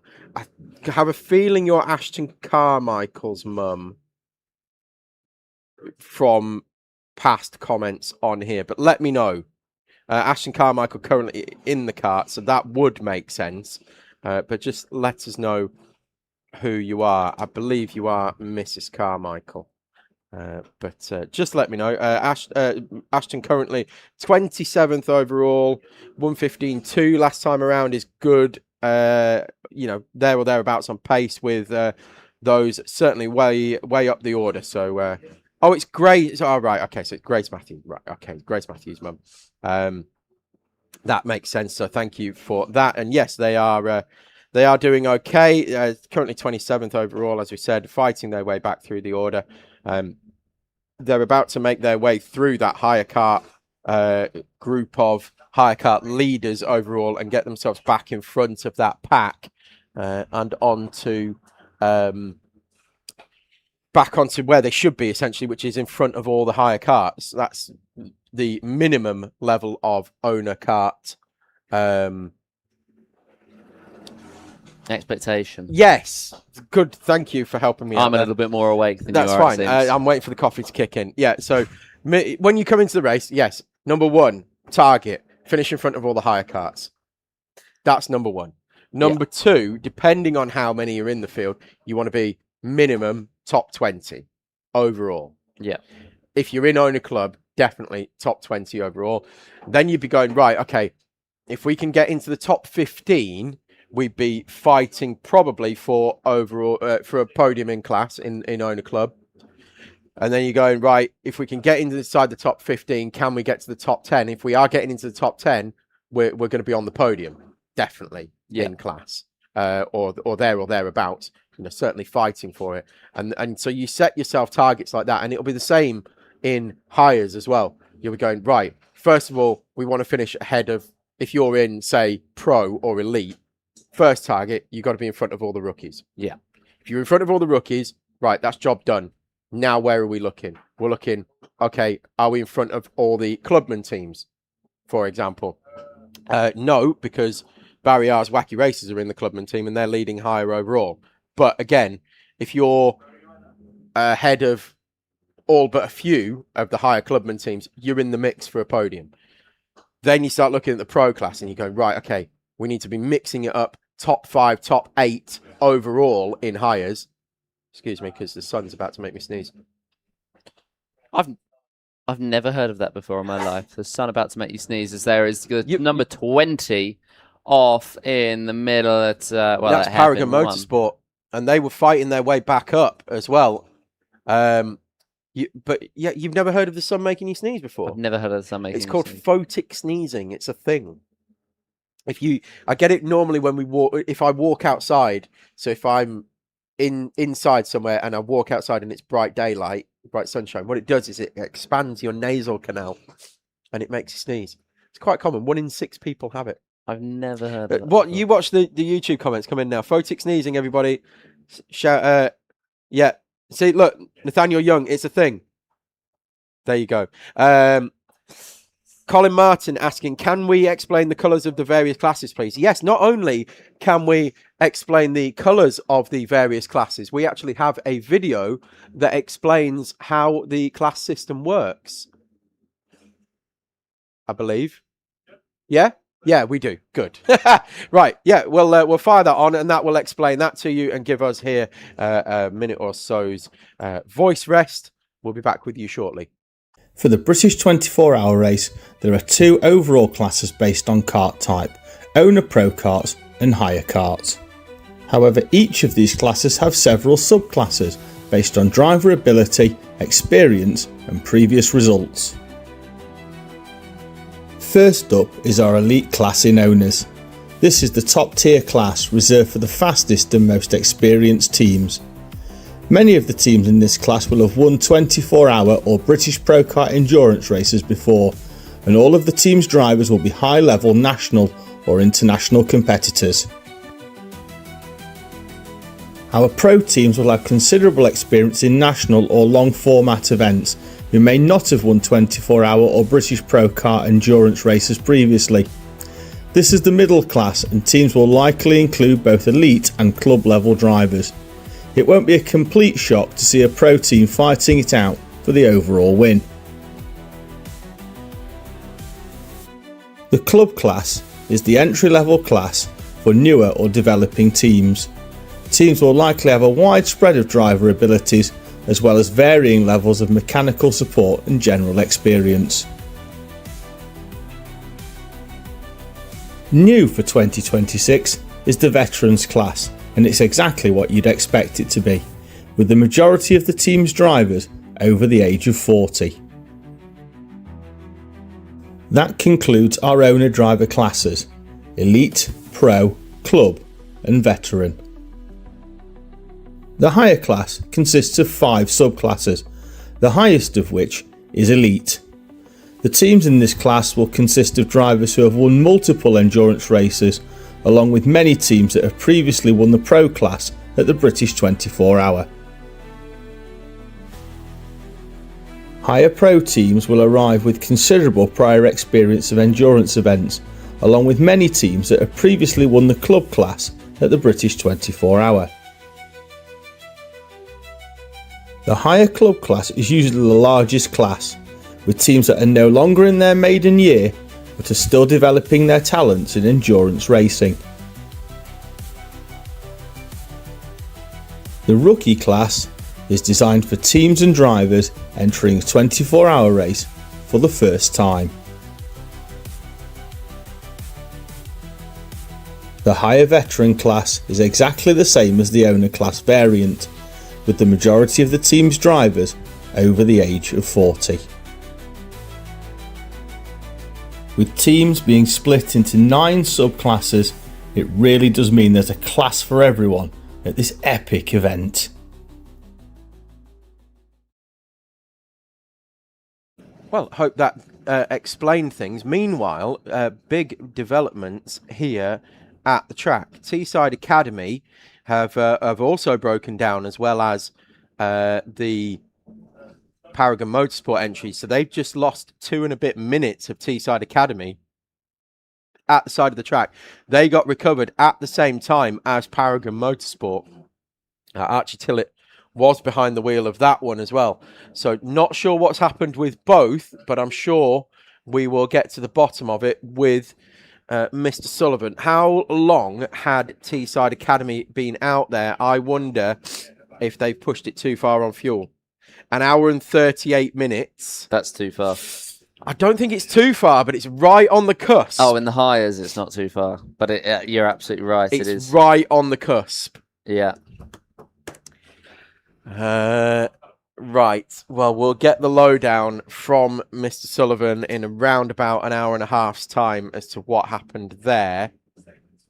But Paragon had been out. Oh, well, they've been out 1 hour and 34 minutes as well. So that's going to be fuel related as well, I would imagine. Particularly because neither car required the quad of salvation. And both were pushed back. Yeah. Which says to me, not mechanical failure, more failure of fuel to go into the engine. I'm just going to text Mr. Sullivan now, actually.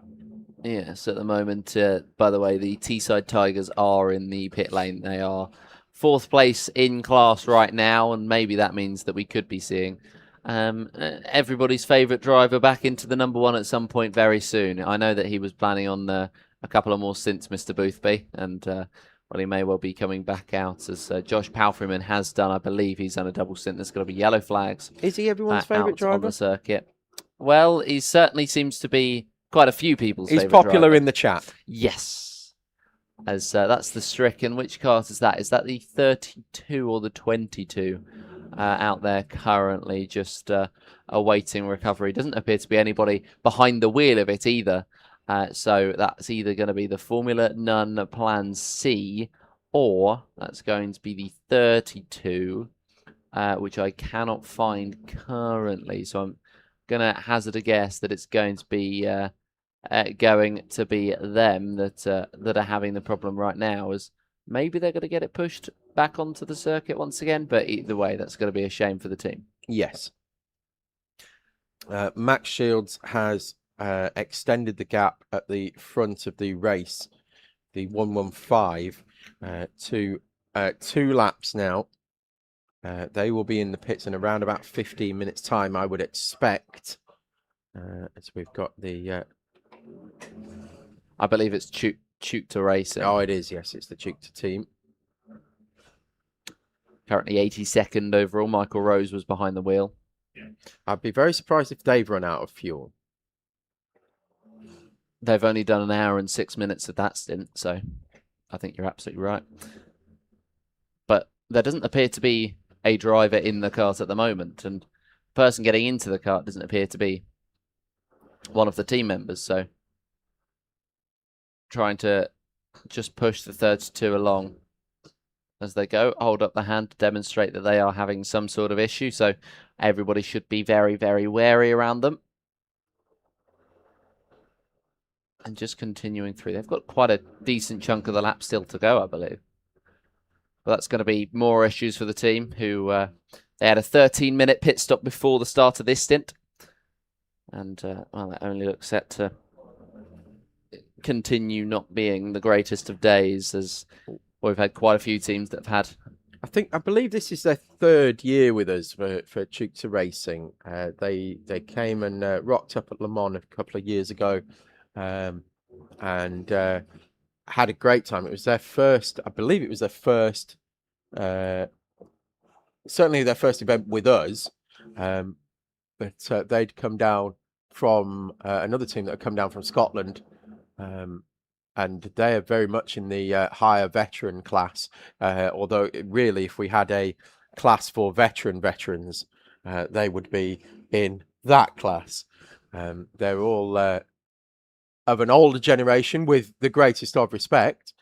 They are of an older generation, all the team, which is why they do shorter stints, but they come here for the enjoyment of it, for the social occasion, and do their very best out on track.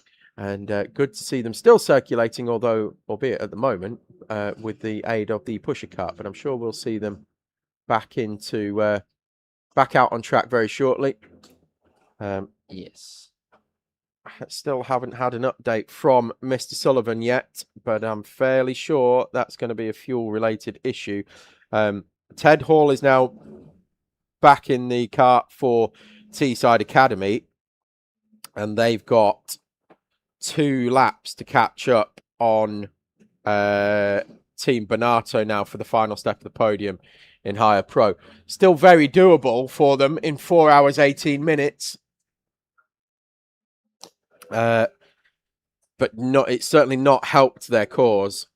Hasn't that extra pit stop? Meanwhile, Paragon Motorsport have got Callum Tanner back behind the wheel of that one, and they're back out on circuit. They've been back out for around about 3 minutes now. So that says to me, again, that it was fuel. Particularly with both teams, both the Teesside Academy car and Paragon Motorsport, already being back out on track. Yeah. Support for the 113 Core Blimey Racing, currently piloted by Will Fawkes. I don't imagine a relation to the New Zealand cricketer, and the 116 ABC Racing kart of Peter Stockwin as well in the chat, coming through from Louise. Well, if you want no relation, in the Teesside Academy kart, you've got Ted Hall and Max Hall. And they're not even related, and they've got the same surname and the same kart. True story. Sorry. Boothby, by the way, is in the one once again. Oh, he is in the 101. Yeah. Which Oh, they filled, make everybody they ecstatic. filled that bottle up, didn't they? They absolutely did. You and open one of those earlier, spilt it everywhere. Yeah. You get your money's worth with the Alps water. That's for sure. Crikey. Or the lack thereof in our case, because very kindly we the staff here have been absolutely wonderful to us on the broadcast team, and well, we've been very well sustained, I think, by everybody. Not here. just the staff here as well, but also our wonderful supporters who have kept us sustained with sweeties, cakes, chocolates, Jaffa cakes. I will be stealing some to go home, but I won't be stealing the cake with your face on. I think everybody will be. I don't know what's going to happen with the face cake. There's Mr. Sullivan looking dejected, to say the least, coming back into the commentary box. Oh dear. Might just be his face. No, he's not a happy chap. Let's wait for him to come back in, and I will ask him the question. Was it fuel, David? It was fuel. Out of fuel, unfortunately. Still plenty of time to go, though, for them to get back onto the podium. Yes, indeed. There's a couple of carts. Well, that's the recovery vehicle again, trying to. Well, that's another one. Well, Off the road, even. Well, that's not the that's recovery one of my vehicle. favourite phrases, which is he's gone off so far, he's going to have to pay to come back in. He went off so far, he almost ended up on the back straight. There was one earlier who went through the barrier at hairpin 1, which you can see is there's still a little bit of a gap there. Yeah. And rolled so far that even though his cart had stalled or whatever had happened to it, he was able to come back out the other end at the end of hairpin 1. So okay, yeah. The Kimi Räikkönen into Lagos route. Yeah. Which was quite impressive indeed, but did manage to make their way back out. Good morning to Alex Owen as well, and well done from Kieran Denyer to Scott Bennock and Max LB, who are still trying to get the podium in class. And, well, hey, we could still be seeing it. 4 hours and 14 minutes to go, and we've still got plenty of opportunity for anything really to happen in all of the classes, although they are set in position now. However, they could be changed at any point if there's any long pit stops or anything along those lines. And a long pit stop could be on the way for the TRX 276 team. They're coming out of the pit lane, I think, right now with a time of just a shade over 2 minutes, as there's yellow flags out in the final corner. They are gone away again. I think it may well have just been a warning because of Carter coming into the pit lane. That will be the 431 who's going to come in very soon. Or they've just come out, I think, actually. The McRae Curb team, the 919, unfortunately, and after only 9 minutes in their stint. Just going back to the photic sneezing. Yeah, see, MG Motorsport asking what the heck is that? And then Nathaniel Young saying it's a thing. MG Motorsport say, look, I learned so much watching this race. Well, this is what we do. We're not just here to be entertaining and talk about the race. Every day's a school day. MG Motorsport saying that video explained nothing about sneezing. No, it didn't, but it did explain the classes. I will explain about sneezing. Photic sneezing, it's called. 1 in 6 people have it. You go outside from the darkness into the daylight. Bang, you start sneezing. You can't help it. It's just a thing. I think for next year we need random informational videos to throw in sometimes. That's fine. I'm more than happy to do that. You know that sawdust is a key ingredient in dynamite. Yes. We had custard powder is highly explosive. I didn't know that one. Yeah, highly explosive custard powder. Yeah. Oh. Yes. Very explosive. Like for some reason, really explosive. From experience? No, not from experience. Have you been blowing things up with custard cream? No, it was part of I did a dangerous goods driving course, and it was part of the education on that was it was different. Obviously, you get taught different substances and different things and how they react, and custard powder is highly volatile.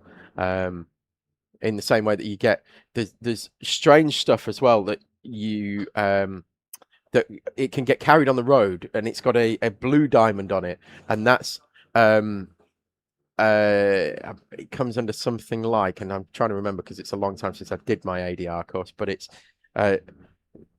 something like either catches fire or is dangerous when wet, or dangerous when wet, I think it is. So you'll see That sounds things like everyone's dog. see like things on the road and they have to be obviously fully covered up. They're not allowed, exposed to the air or anything like that. And generally what they do is they actually transport it in oil, an oil derivative, so that it can't sort of get wet. And then they filter that oil out. During the night, we had an explanation of some kind of animal or something. I can't remember what it was now, but it was educational. What Was it would that Doug Bill have been? Platypus? I don't know. I don't know what you were here for that, I would imagine, unless it was David and Ewan. I'm trying to remember. But yeah, we try to be as educational as we can be. We make it not just entertaining about the race, but entertaining in general. We hope that somebody takes something away from every stream that we are on. Well, I will say I referenced this earlier, but I'll tell you because I told Ewan at the time. I got a text from my mum at 4 a.m. Okay. It's 4:05 saying, tuned in to waffle about train stations and planetariums. Should you not mention the race at some point? And I think that sums up what was going on at around that time. So Yeah, pretty much. Yeah, I mean, that time of night, it becomes more of a podcast with a race in the background. Yes. Happy birthday to, happy 17th birthday to Chloe, who is supporting TRX and has been to each round. Yes, well, happy birthday to you, as well as also, once again, happy birthday to Lisa Nichols. Ad Fishing asking, is that how Colonel Custard gets his name? Well, you're thinking of Colonel Mustard. Yes, from Cluedo. From Cluedo, yes. Great game. Yeah. Lockwell Hill, support for them coming in as well. And they are still continuing to climb up the order. Race for Ruben receiving a contact warning. Alan Lowe's behind the wheel of that one. Got, according to the tracking system on circuit, we've got A drain's out there. oh, where? 17th place. Oh, yes, it is a drain. If you go to alpharacehub.com/24hr/live, You can watch a drain. you can look in 17th place. You will see in the pits is a drain. Made me chuckle, certainly.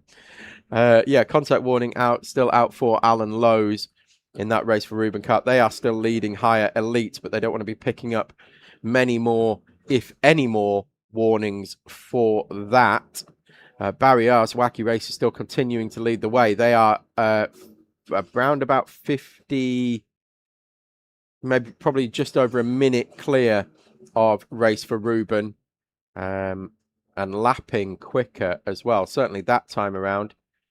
Bargain Racing, the 241, still leading higher pro, comfortably now from Le Petit Bouchon, who have dropped down the order all of a sudden. They've lost 8 laps somewhere. Their last pit stop was 10 minutes long. So Le Petit Bouchon have also dropped down and lost time. That now brings Bonato only 4 laps behind and Teesside Academy 5 laps behind. With 4 hours to go, that's going to be a tough ask to catch Le Petit Bouchon, barring any further issues. But they were significantly off the pace. They were around about 1.5 seconds to 2 seconds a lap down. So probably just nursed it to their next pit stop and then went down to the mechanical bay. Contact warning out as well for Core Blimey Racing 113. And a black flag for the 420. So penalties incoming as somebody went straight across the grass. That might have been the 241. Just heading out onto the back straight now. I think that might have been the 241. And somebody went off in sympathy, it seems. Yes, indeed. You do tend to see that quite a bit. Also, as well, because of the amount of dust that keeps getting kicked up, my car has gone from being blue to being brown as well. You've also got the motocross track here as well, which probably hasn't seen any water on it for around about 4 months. So that's going to be like the Gobi Desert. It's going to be like the Dakar out there for the motocross riders. So that's going to kick up a load of dust as well. Yes, I believe that may well have been the 241 Bargain Racing who went off over the curbs. They are still 27th overall, but still leading Higher Pro. Well, they did a 3-minute 22-second. In fact, it can't have been Bargain Racing unless they were just out the pits at the time. Maybe that was their first lap out of the pits for them. Then again, maybe I'm mistaken. Barriers, Wacky Races, I can just see coming through hairpin 1 now. They're in behind Ted Hall in the Teesside Academy kart. So we'll see what happens with them. Just heading down the back straight now and into South Bank Corner as to whether Ted Hall can hold them off or is indeed going to go a further lap down to Barriers Wacky Racers, who have been flying all race. They led the race early on overall. Then it's sort of been flip-flopping between about 5 or 6 teams.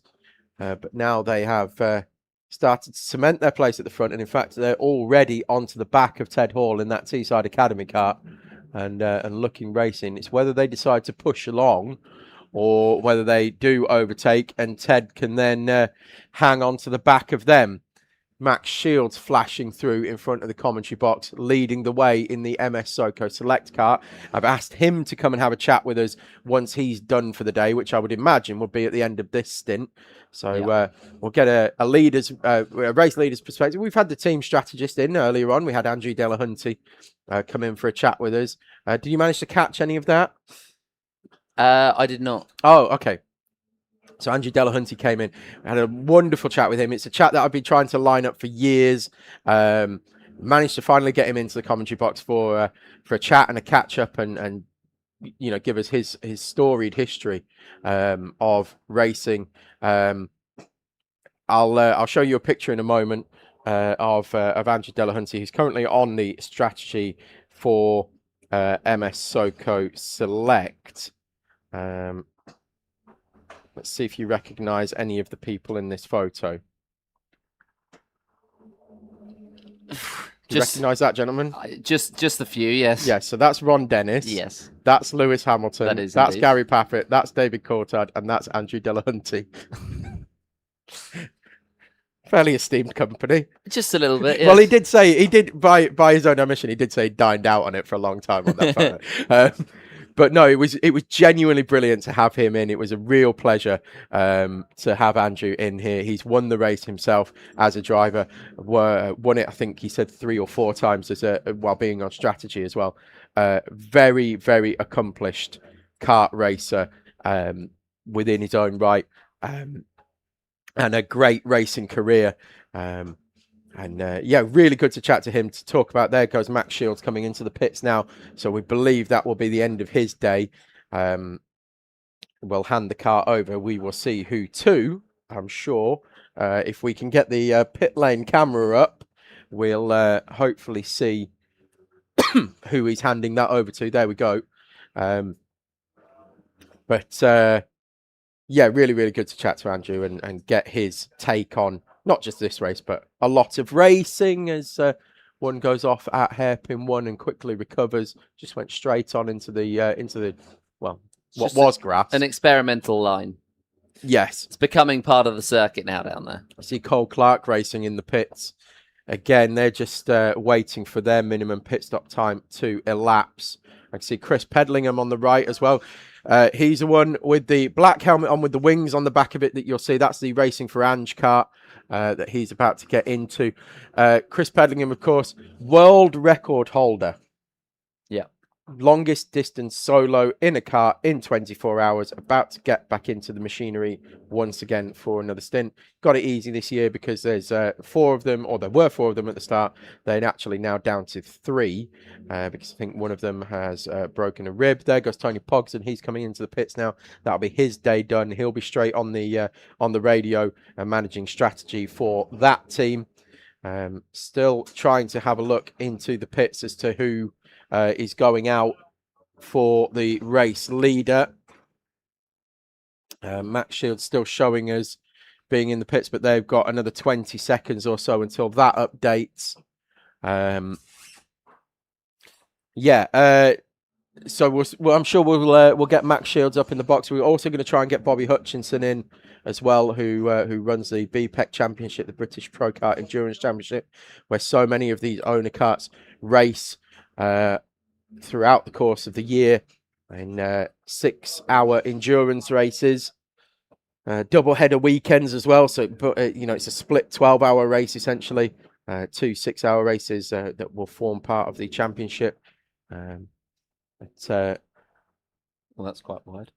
One of the TRX karts going wide on the camera, but recovering themselves pretty okay as Dan Crossley is now in that leading kart, and he's going to come out of the pits. Where is he going to come out? Well, we will wait and see. I believe he's still going to be in the lead of the race by quite some distance. He's the Isle of Man's second favourite, Dan.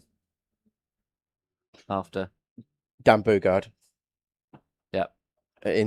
Who's going to be in 111 JSR. In fact, he is in JSR at the moment. So we've got the Isle of Man's first and second favourite Dans. Because if you're from the Isle of Man, you have to be called Dan. That's the running joke. Everyone from the Isle of Man is called Dan. I've never met somebody from the Isle of Man called Dan. Well, now you've met 2. I have. And they're both called Dan. Because they're all called Dan. I know someone called Brian. Yeah, but I bet he's Brian Daniel. I bet Daniel's his middle name. Maybe. I can ask him. Anyway, the point is, the Isle of Man's favourite Dans are out on track together. Dan Crossley currently leading the way in the MS SoCo Select Kart. And I say this every year. It's one of my put it on your bingo card as well. Dan Crossley is the reason that I have carpal tunnel syndrome and can't race anymore. It's all Dan Crossley's fault. Go on. And this will get clipped up, I'm sure, by the AI. But Dan Crossley is the reason that I have carpal tunnel syndrome, because he did a triple stint here one year, and it's one of those unheard of things. We see double stints a lot. Triple stints are rare, extremely rare. We can probably count on one hand, David and I, the amount of teams that have got that. That we can name people who've done triple stints here. Dan Crossley did one in a race that I was in, and I believe 2018, and I said my hands are completely done after like 45 minutes to an hour. Yeah. Like I can't hold the wheel much more. An hour and 10 minutes and I'm really struggling, but I pushed through for the hour and 20 minutes, hour and a half stint, and then I'm pretty much broken then for about 7-8 hours until I can get back in the kart again. But he triple stinted and I was like, I can't do that. So I went to the doctor and I said, Doctor, how come this guy can triple stint the car and I can't hold on for more than 45 minutes? And he did this test on me and it took him 5 seconds. He literally did the test on me. 5 seconds and he went, you've got carpal tunnel syndrome, that's why. I went, oh, okay, well that explains that.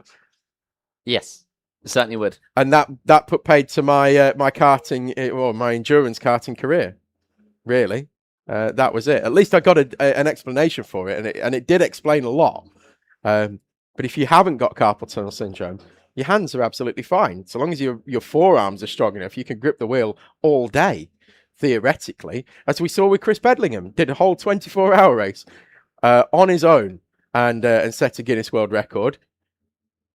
Yeah, 45 minutes for me, done. Like, completely done.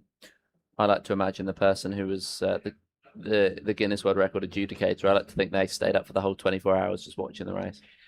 Well, they had to review all the footage. It took them ages to ratify it, nearly a year, to actually, fully certify it and say, yes, you have actually done it, despite all of the information that was provided, which was GoPro recordings from the kart itself. Whoa, he's got big time off.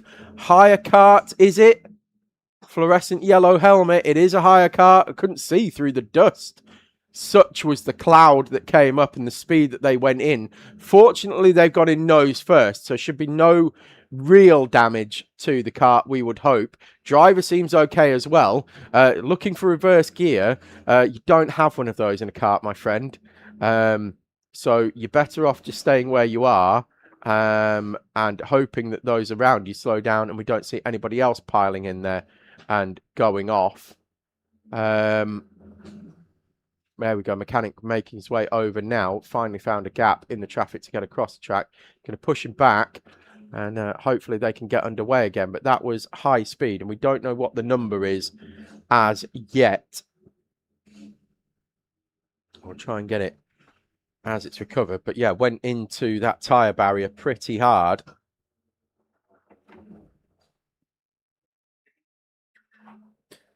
Certainly did. That's not ideal in any way, shape, or form. Trying to cross-reference our sheet that we've got to see who that would be. Would it be the 16? I wonder. Well, he's got a fluorescent yellow helmet, so we'll catch them when they come across the line.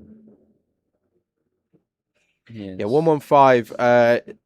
Being asked in the live chat, 115 had a 1 lap penalty. Even with that, are they still leading? Yes, they've won that. They got that back on overall pace and merit. They have. Don't worry, I covered all the questions. Keep your questions coming in to keep me busy. It was the number 85. Oh, that's the young team. That's the young team. They were my dark horse for at least a class podium for them. They looked really, really quick in practice. 85? Yes. 85's... There appears to be a couple of 85s. That would explain it. Because I was looking at 85 Sloth Racing, and then I was like, oh no, they've been in in the pits, yeah. Maybe it's not 85, but no, it's not. It's 95. That's why it's 95. It is the young team because I recognise that Nassau panel, and I know that they're running 95 because during the paddock show they went and we're number 95. Ka-chow. Which is a reference that you and O'Leary would not get. He wouldn't get it. No, he wouldn't understand it at all. I'm amazed by the fact that he's not. Technical defect for Barry R's Wacky Racers, the 911. Overall, higher leader. Also leading higher club, obviously, because they're leading the hires overall. We will keep an eye on what this is for. They've just taken the mechanical defect flag now. Can't see anything hanging off it, which is a good sign. I'll have a look when they come round in a minute or so's time to find out whether all the exhausts are on it. There was one that went past that sounded a bit loud. Could well be. Oh, look at that, the last Haribo. Cheers. You're welcome. I've eaten all of the rest of them. Done. Chucked it. As another hire cart goes off through the grass. And the marshal's like, cheers for that. I'm going to need to get myself a dust mask for this time next year. Yes, we need to give them goggles, I think. But like the really absurdly big school goggles. Barry R's Wacky Racers missing an exhaust. Left-hand side exhaust for Barry R's Wacky Racers. They need to be getting down into the mechanics bay now and telling them exactly what is going wrong with that car. And I can tell them if we are back on the circuit PA, it's missing the left-hand engine exhaust. That's a very good spot from you. So they will be coming in probably this time around. They're just heading around hairpin 4 now.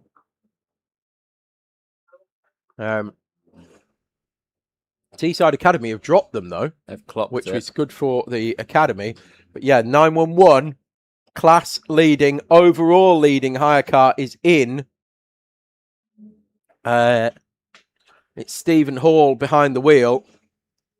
Bringing that in now to have a new exhaust. They've got, how far have they got? 3 laps in front of Teessiders for the club class victory. So potentially going to come out in and around that kind of space. I don't think they'll be far off it. The exhausts aren't a quick fix, but they're also not a long fix either. Oh, and I can see we're going. There it is. I was just about to point it out. That's we've got the Bonato.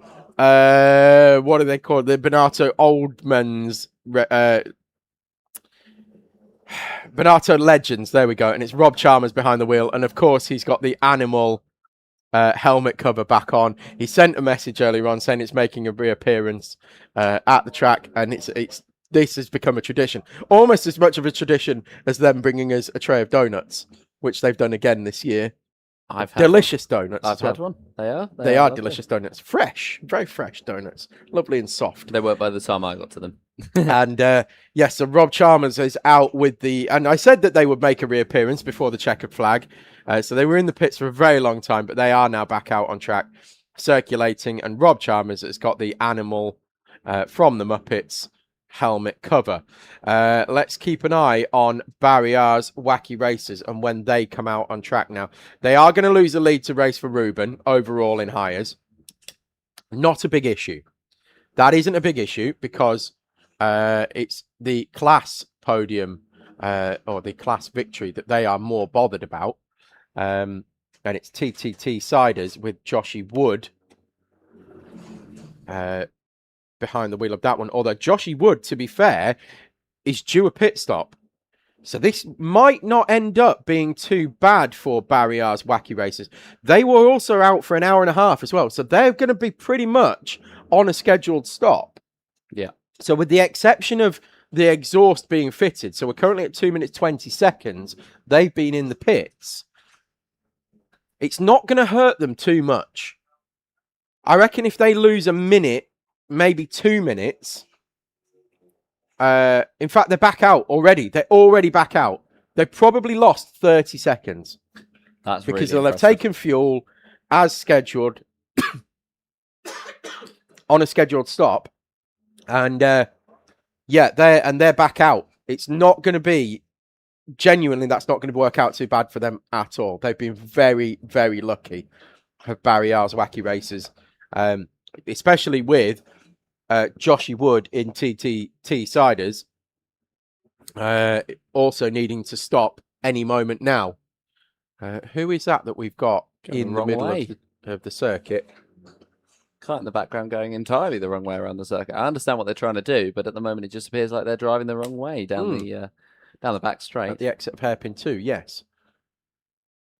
That looks to be 28 question mark. As there we go, we're trying to recover the kart in the middle of the track there. I would say that might be fuel as well, because the pusher cart's out for a start, which is usually a giveaway that there's nothing major mechanical wrong with the kart, but also I did see the marshal trying to pull start it and it wouldn't fire. Yes. So that either means engine go bang or fuel no go bang. Yes. So I would imagine it's out of fuel. We'll get you a number when it comes back in front of is that 22 or 32?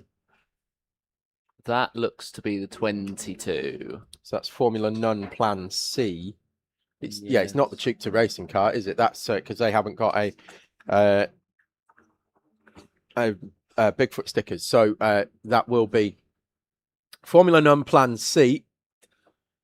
And I would imagine that's run out of fuel as well. So a few extending it a little bit too far in the latter stages of the race. Taking a gamble, aren't they? Yes, indeed. Ted Hall, meanwhile, has closed back in now on Bonato 987 for the final step of the higher pro class. Ted Hall has been flying in the same way that Joshua Sullivan was flying. He's doing 121.7s. Is Ted Hall. So really, really quick lap times. We've had a new fastest lap of the race for Core Blimey 113, and Will Folks has done a 120.773. I need to check whether that's the fastest overall in hires. And due to the wonderful new alpha timing technology, I can check that. No, Lockwell Hill still hold overall fastest lap of the race by 0.2 of a second, or by 1.5 sorry, from Speed in Squilberg, Teesside Academy, then Barriers Wacky Races, and then Core Blimey Racing's 113 now. They've just set the 5th fastest lap of the race in hires overall. So really quick from Will Fault, 120.773. It is indeed. It's a very good start from them, and they're going to hope to continue that on throughout the remainder of the time that we've got left. But we are 3 hours and 45 minutes left to go in this one, and we will see what will happen at the end of this race. Most of the positions, currently at least, have been decided at Formula 1, of course, in the pit lane because of their issues earlier on. Send It Collective, the 16, have just entered the pit as well. And, they are the only kart in the pit lane currently getting fueled up with the Steel City Racers, ready to go out of the pit lane. Racing for MS have had other issues that they're trying to sort. And, McRae Curb have been in the pits for 27 minutes. Yes, they have. Find themselves 31st overall. They do indeed. Let's have a look at, see if we can pick up Teesside Academy and Ted Hall behind the wheel of that, closing in very quickly now 39 on Bonato, who likewise are 34 seconds behind Piston Heads, who are 9 seconds behind York Motorsport, who are a minute behind Eat, Sleep, Race, Repeat. So potentially 35th on the cards for Ted Hall. And still fighting their way back for a class podium. That's Apex Twin, who have just gone off track there with, is that the 10 of Apex Twin Racing 2? Well, that's not ideal, is it, if you're crashing with your teammate at Rib Bend? No, definitely not. I think it was. I think they were the teammates as well. I'm going to try and see them come down through the wiggles and see if I can catch their numbers, but it was definitely Apex Twin, and they've got a hand up, and it's the 2 Apex Twin karts. Oh, that'll be a great conversation for them to have later. Oh, somebody and into somebody the else barrier. has gone up. I think that's the Apex Twin kart again. I think they've then had an issue, and they've now gone straight on because he was very slow through the wiggles, and he's got to hairpin 1. And found that he can't turn. Kart being refired at hairpin 1. Let's see if we can get that on camera, maybe.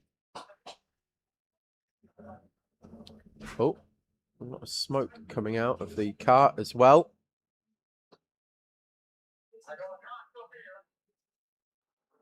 There we go. That's them on track, being pushed back now by the driver. And he's going to try and drive it back, but I think he's got a broken track rod. I think he's got a broken track rod for Apex Twin, and that's going to put paid to their attempts for the podium, and the quad of salvation is going to be required. And if the quad of salvation is required, we may be going full course yellow. So anyone due for a pit stop is going to need to be on their toes right now. Potential full course yellow incoming. But we shall see. And we've got more marshals attending now, but I believe it is Apex Twin that are in the fence. It is them, because they're dropping down the order. Core Blimey Racing 113 and Speeding Squealberg have both overtaken. There we go. Marshall's just lifted it round into position now, but it's whether that track rod is broken and it can be driven back or not. It looks like it can. I'm certainly going to try and bring it back.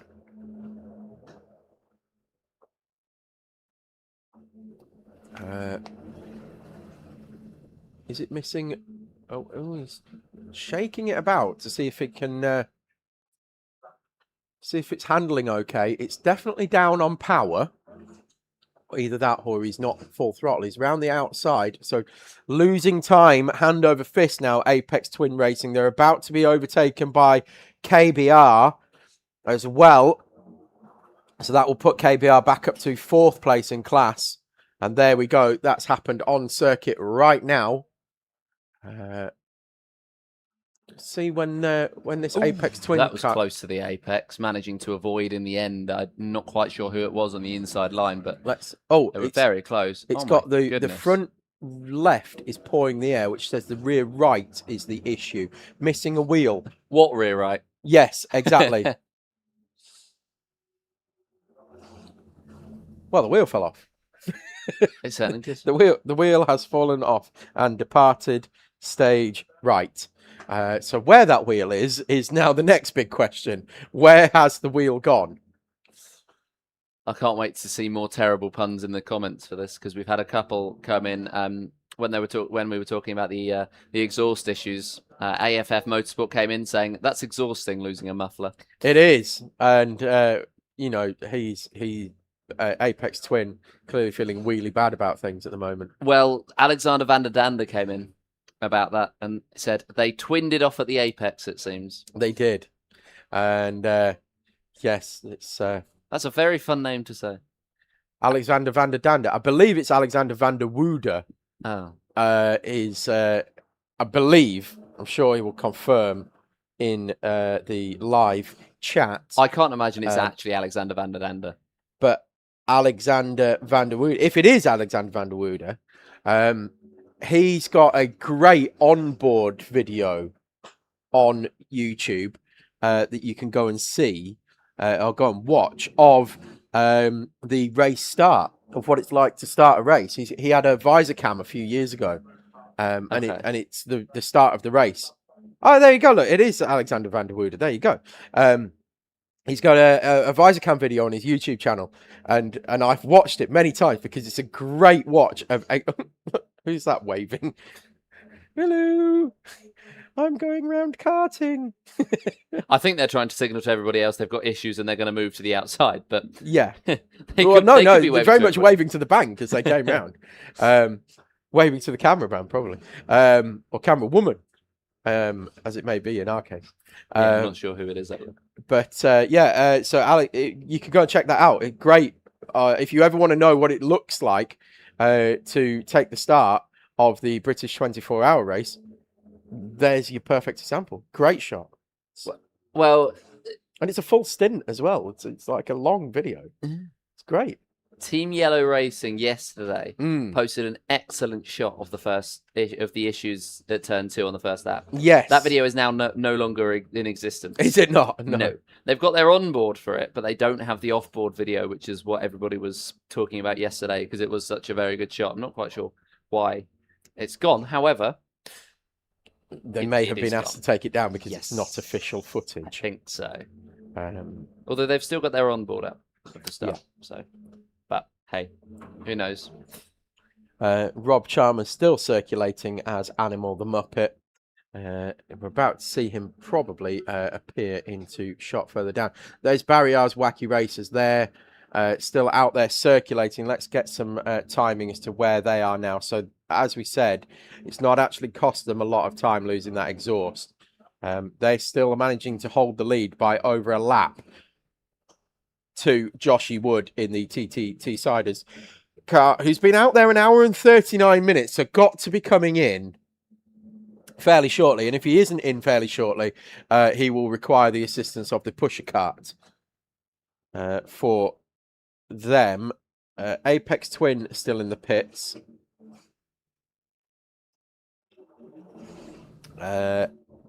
Stephen Brett was behind the wheel of that one. They've been in 3 minutes 40 seconds while they have that wheel and tyre replaced.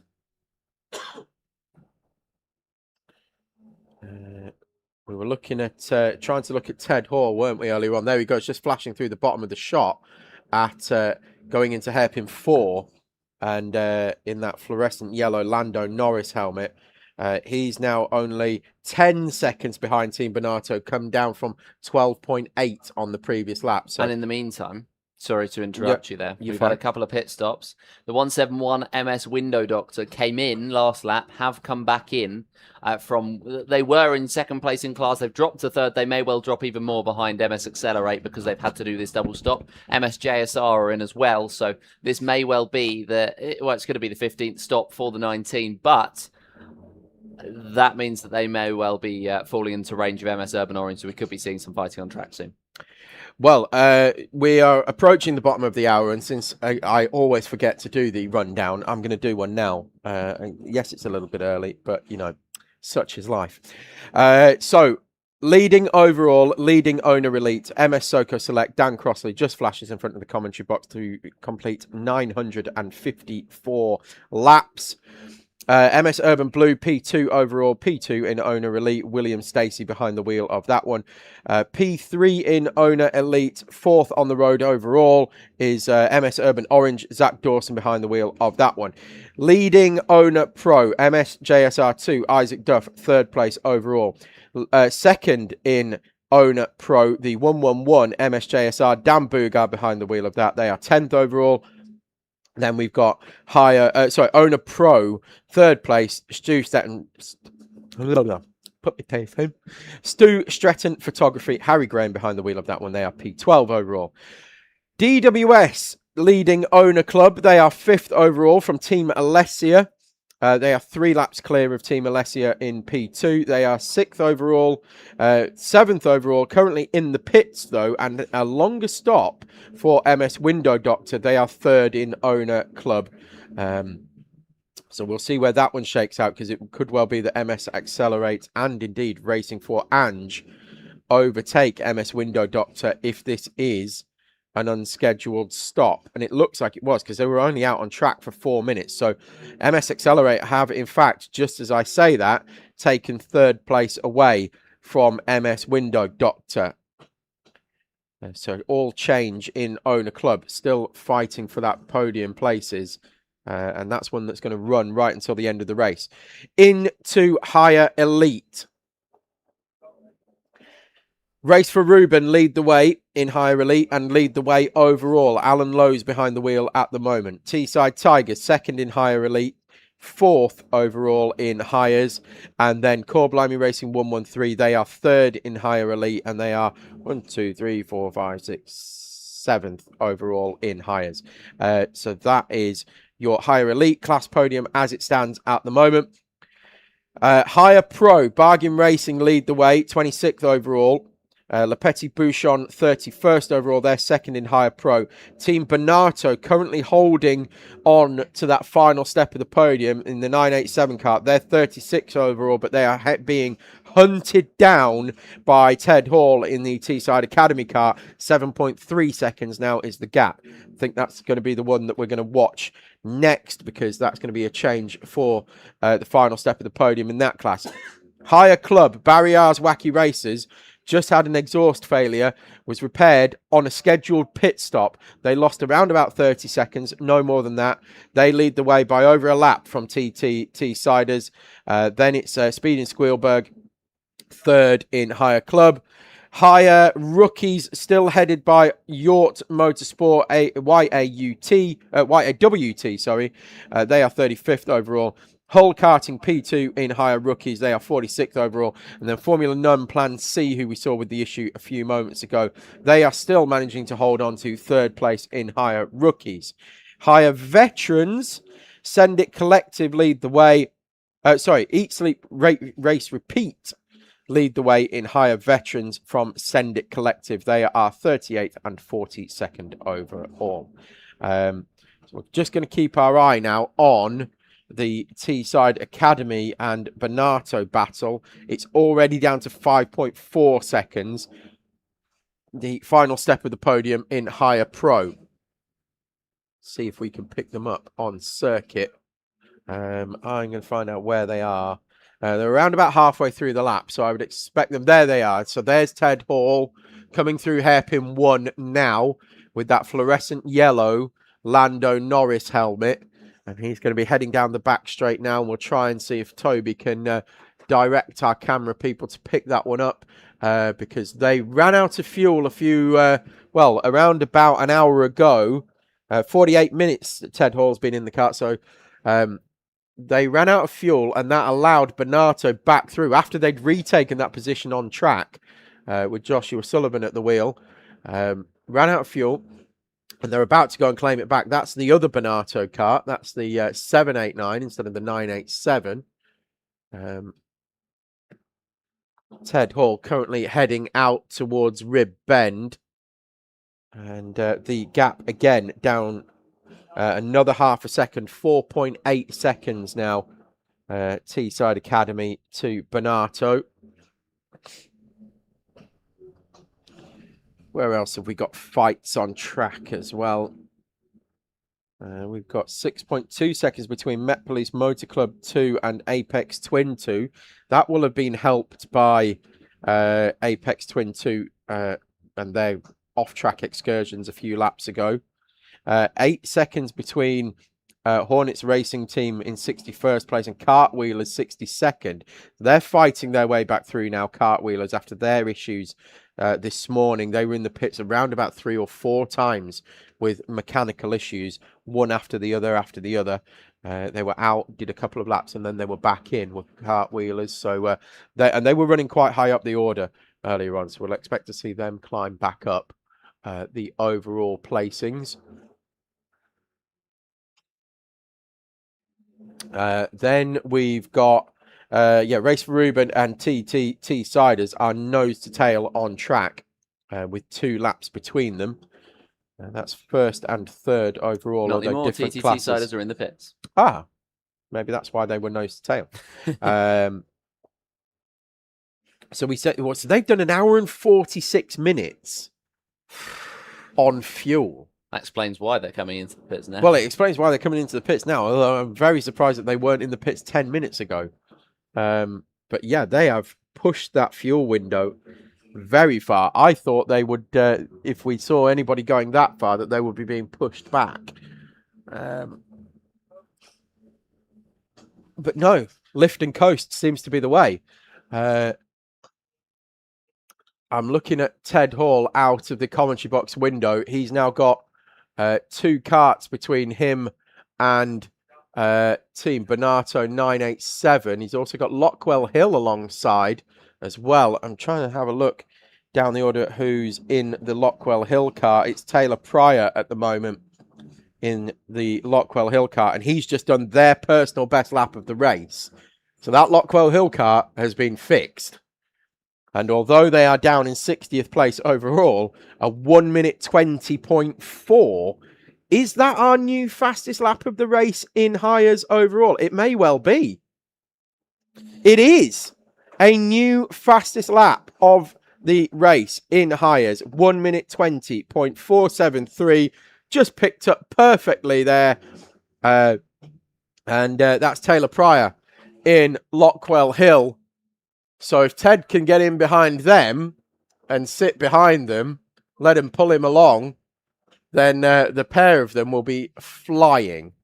Absolutely. They will be absolutely flying. And so that'll be really interesting to see throughout the remainder of this one, as there appears to be more issues at Hairpin 1, was it? No, I was just pointing out that now there's only the Lockwell Hill kart now between Ted Hall and Bonato 987 for the final step of the podium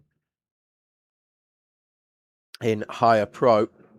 My nose is sunburnt as well. I can feel it now. Yeah, starting to come out now. Well, congratulations. I don't know what that has to do with your nose being sunburnt.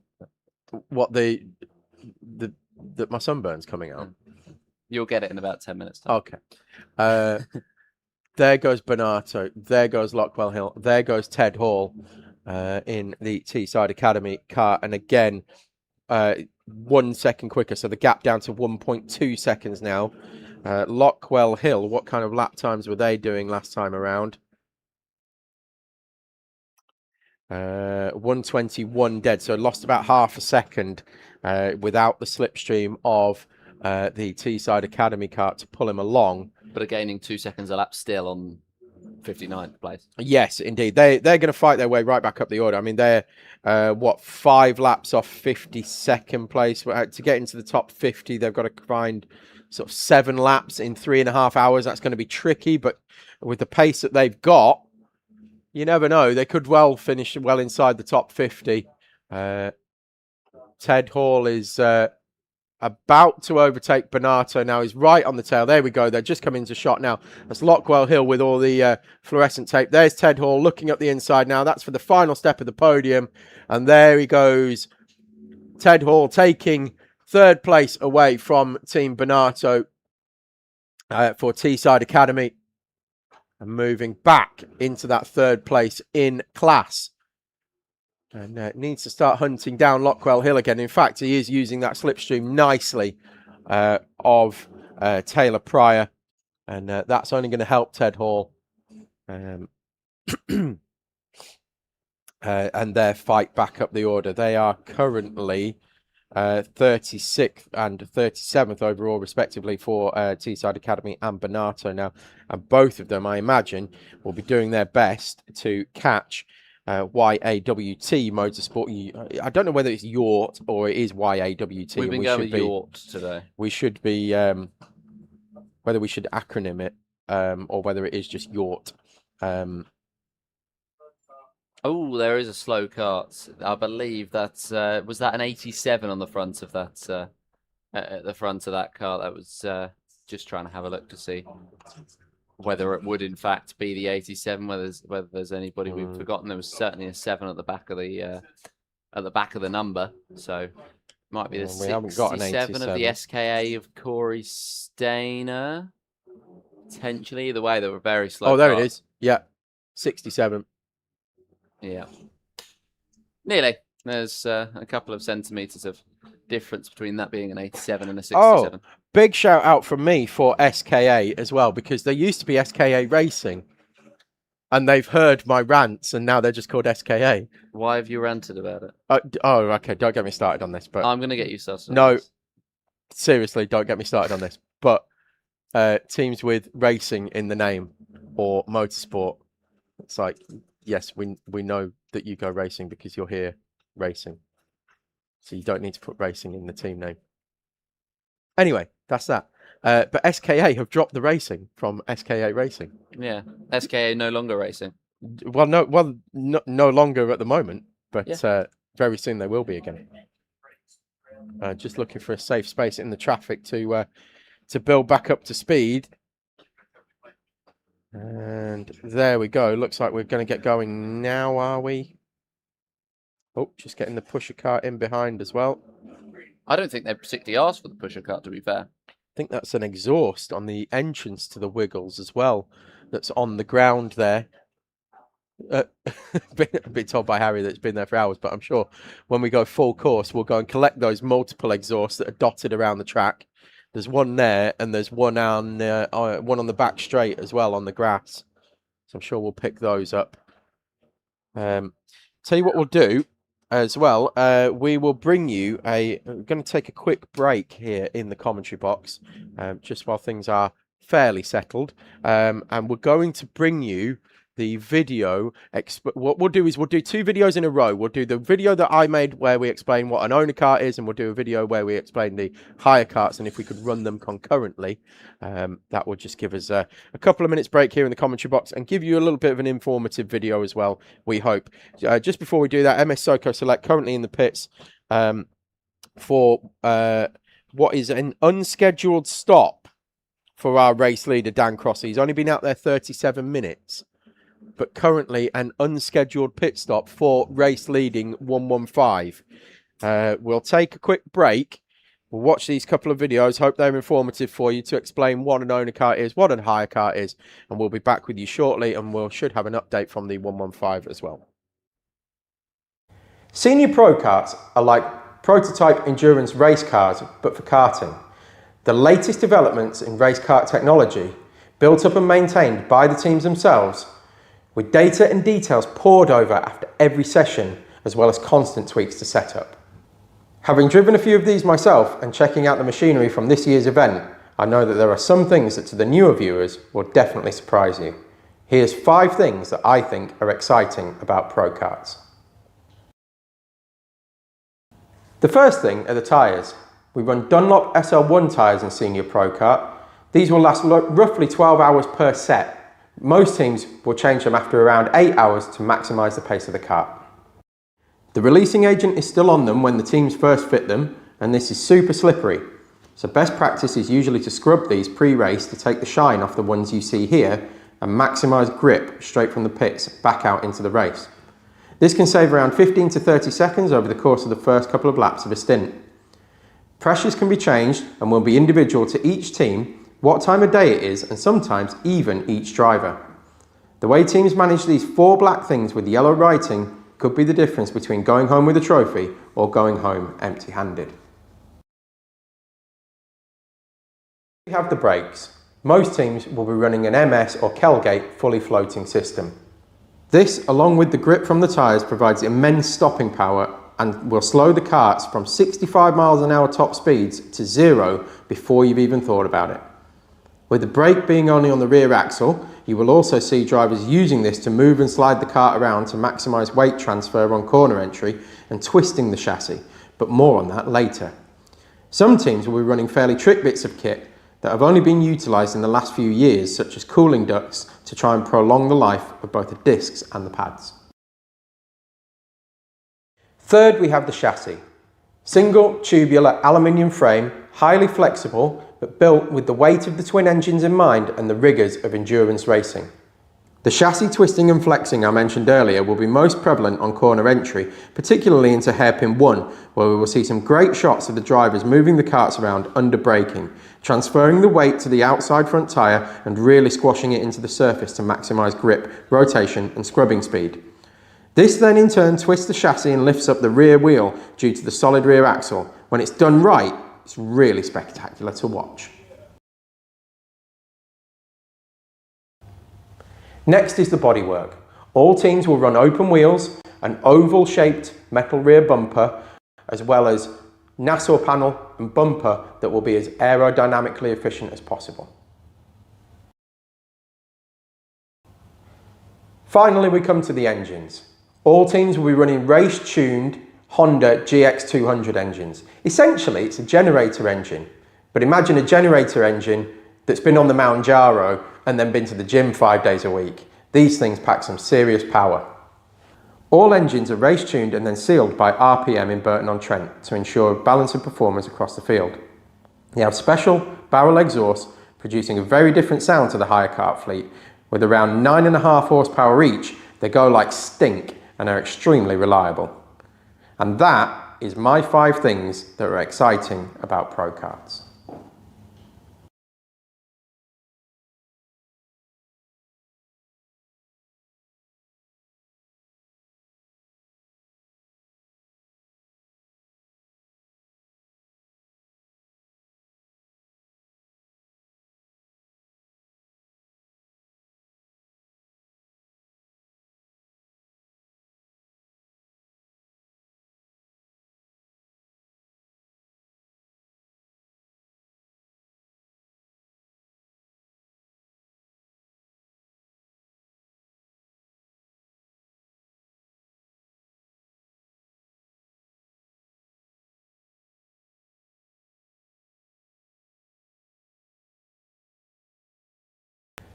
The hire kart fleet here at Teesside has remained largely unchanged for the last 15 years. Numerous updates have taken place, but always sticking with the tried and tested formula of twin 200cc Honda engines, Biz chassis, Duro tyres and a single central fuel tank. The first thing to notice is the shape of them. The Biz chassis is wider than what you will see on most of the brands. This allows a twin rail chassis design on most of the car. This allows for further strengthening on various other parts of the car as well. Next we have the engines. Twin Honda GX200 engines. Essentially it's a generator engine, but with the overhead fuel tank removed, a central tank put in place instead, that feeds both engines, and we have spec clutches that each side of the driver balances the chassis, keeping the driver perfectly central. All drivers will need to be adept at where both the on-off switches are as well as the pull starts if they're going to maximise their pit stop strategy and beat the other teams off pit lane. Weight posts are the next thing. Mounted at the rear of the kart, these allow for lead or steel blocks to be added to make sure the driver reaches the minimum weight. 235 kilos for all teams is the minimum weight, and they will be checked every time that they enter the pits for conformity. Some drivers will also need to use a weighted seat insert or even body-worn arm or leg weights to make the minimum. Bodywork is up next. It's called the Le Mans style. It's a full wraparound of hard plastic around the full circumference of the kart, strengthened at various points on the kart that are deemed impact points, not only to keep the kart safe, but mostly to keep the drivers too.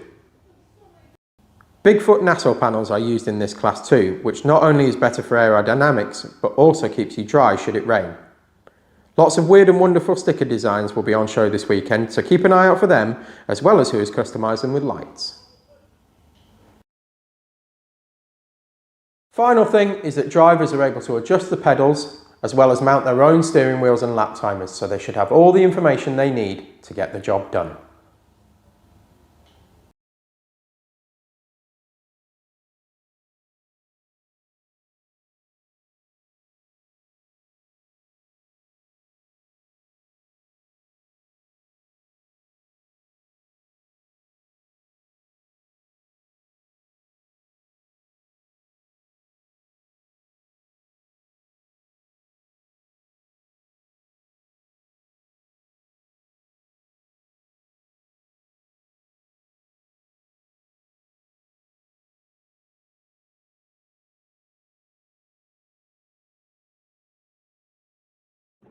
Welcome back then, ladies and gentlemen, to the final 3 hours and 16 minutes and 45 seconds as well of our 2026 British 24-hour. We are very much looking forward to the final stages of this race. We've had a dramatic one so far from what was a very chaotic start, one may say, to later on. As can we catch eyes on that 48 there? So that looks as though something's happened to the left engine. You can see that's the one flying down towards turn one. Huge plumes of smoke coming out from the kart, and that's going to be very interesting indeed. I'm sure they're going to throw out the meatball flag as soon as they can, because that is just going to throw smoke absolutely everywhere out there on the circuit. And there we go, the technical defect for the number 48.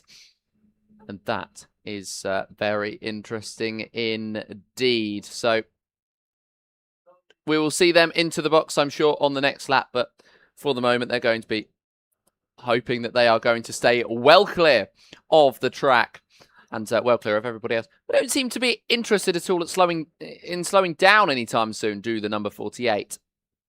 So let's hope that they're going to spot the meatball flag this time around. Otherwise, we're going to be seeing, once again, plumes of smoke thrown up on the next lap. So just having a look then to see whether they will be coming in. Something has blown on that left-hand side of the kart. And, well, let's hope they do spot the flag. It's being held out right now. Surely there's an acknowledgement there from the 48. The 919 into the box. The 48 is going to go as well. That's something on the tyre. Is that the rear bumper clashing with the tyre? Well then, thank you very much to Harry for providing me with that information, because it did just look like it was a smoking tyre. So that's really, really intriguing indeed, and a great way to come back to our racing. Or a dramatic way, at the very least, to come back to our racing. The Royal Navy, Royal Marines, Louis Perrin, as there's for the 33, there's a defect as well. And I believe the 33 may well have just missed the pit box. So Race Asylum going to go around for another lap, methinks. And we'll be continuing on. So two very knackered karts, knackered drivers, I'm sure, with 3 hours and 14 minutes to go. And, well, I've only got 14 more minutes left in the commentary box. So, well, I'm quite glad that we've had a dramatic moment just before we've gone the rear of the number 48 was clashing with the left rear tyre, which was causing huge plumes of smoke to come up on that previous lap, and they didn't even notice until they got the meatball flag out. And the 33, a technical defect as well, have not spotted quite well yet. They haven't spotted the meatball. Okay, we're still trying to get to the bottom of what's happened with Soco Select. It was a unscheduled stop. I'm sure either someone will let us know in the comments on YouTube or via text message. I have dispatched David Whether he's actually seen the message I've sent to him or not is another thing. But I tried to dispatch David to find out what's happened with the 115 of MS Soco Select. That's the 100 of Lockwell Hill. They've now got a technical defect.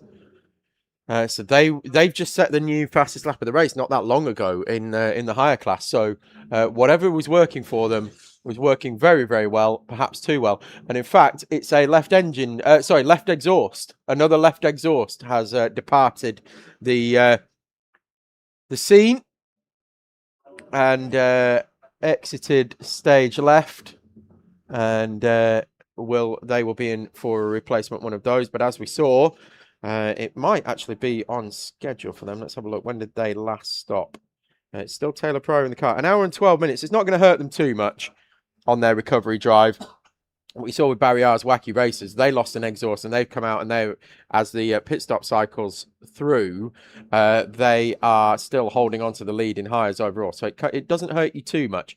Meanwhile, we need to find out what's gone on with MS Soco Select because they are now 28 seconds behind MS Urban Blue. Dan Crossley is still at the wheel, so double stinting that was only in it 40 minutes anyway. So it's going to be a stint and a half for Dan Crossley, as we said. Not an issue for him. Will triple stint all day. But 28.2 seconds behind now for the overall victory and victory in Owner Elite as well. MS Urban Blue have just quietly been plugging away, maintaining their position in the hope that something happens to MS Soco Select. Well, it's happened, and they've got 3 hours now to hold on to a now 27-second lead.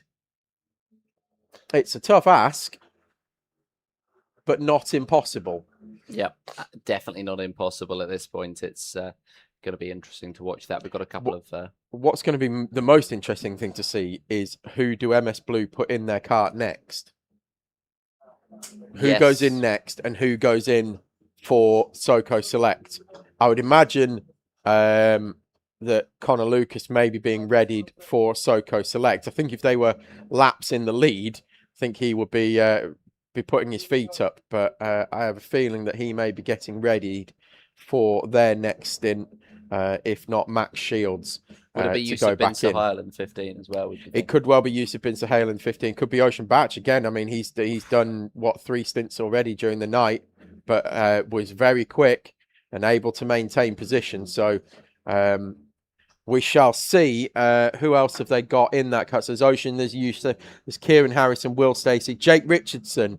I wouldn't be surprised if we see Jake Richardson, Yusuf, or Ocean in the car in the 15. But we shall see when their pit stops next come through. They've got around about 40 minutes, 45 minutes or so to go until they come in next. 28 seconds. The gap is just toing and froing now between our two leaders. We will keep our eye on that very much over the next, until it's no longer anything to worry about. Oh, big off. Big off. I've done that. What that driver's done there, I've done that. We've gone full course yellow. And that was the worst crash I ever had in a car. And I did it exactly there. And I can tell you what's happened straight away. That driver has come round Barbecue Bend and it's off camber. It's horrible, that corner. It's off camber on the way in and it's off camber in the middle of it and it's off camber on the way out. It's a really bizarre corner. And what happens is to the right hand side of the shot, exactly where that car is, he's gone wide and onto the rumble strip. And then he's put 2 wheels on the grass and he can't then pull the cart back onto the track. His arm power's gone. If we can find a way to zoom that camera in, we might be able to get a number of it. But he's not got the arm power to pull it back in. And what's happened is his front end, the front left wheel has clipped the edge of the tyre barrier and it speared him into the nose, into the tyre wall nose first. And I did that, and it was the worst crash I had in a car. It flipped me out of the car, hyperextended my thumbs, head-butted the steering wheel. 200. Oh, it's the boneheads. Yep. Head-butted the steering wheel and bent the steering wheel. Chassis needed to get re-welded. It was a horror show. This is not sounding like a 3 hours to go job. No, but I can almost guarantee that's what's happened. He's gone off there. He's put 2 wheels on the grass, and it's just dragged him off because it's off camber. That's not ideal at all. No, and it's a bad one when you do that. So the benefits of this particular commentator's experience, I can instantly diagnose that that's the issue there. Well, let's hope that Andrew Thornhill Brooks is all okay. He seemed to be all okay. It just seemed to be the kart that was not necessarily great. The TRX kart is going to pull in under full course yellow. Now, because we've gone full course yellow, as Ted Hall almost, well, he wasn't quite looking where he was going and nearly went straight through the back of the leading owner pro of MSJSR2. Almost went through him. But what this is going to do now, of course, because we're under full course yellow, we've got various trains around the track, and it's where the leaders are positioning themselves in these trains. If Urban Blue, we'll get them over the line this time around, find out where Urban Blue are. Who's that coming into the pits? That's the 221 of Teesside Academy Pro. Pit Morris behind the wheel of that one. I'm amazed. There's more MS of them Urban aren't coming Orange. Soco Selector in this front queue. They're in this train, this big train, and they're near the front of it. That's going to be really good for them in terms of they're going to get clear laps.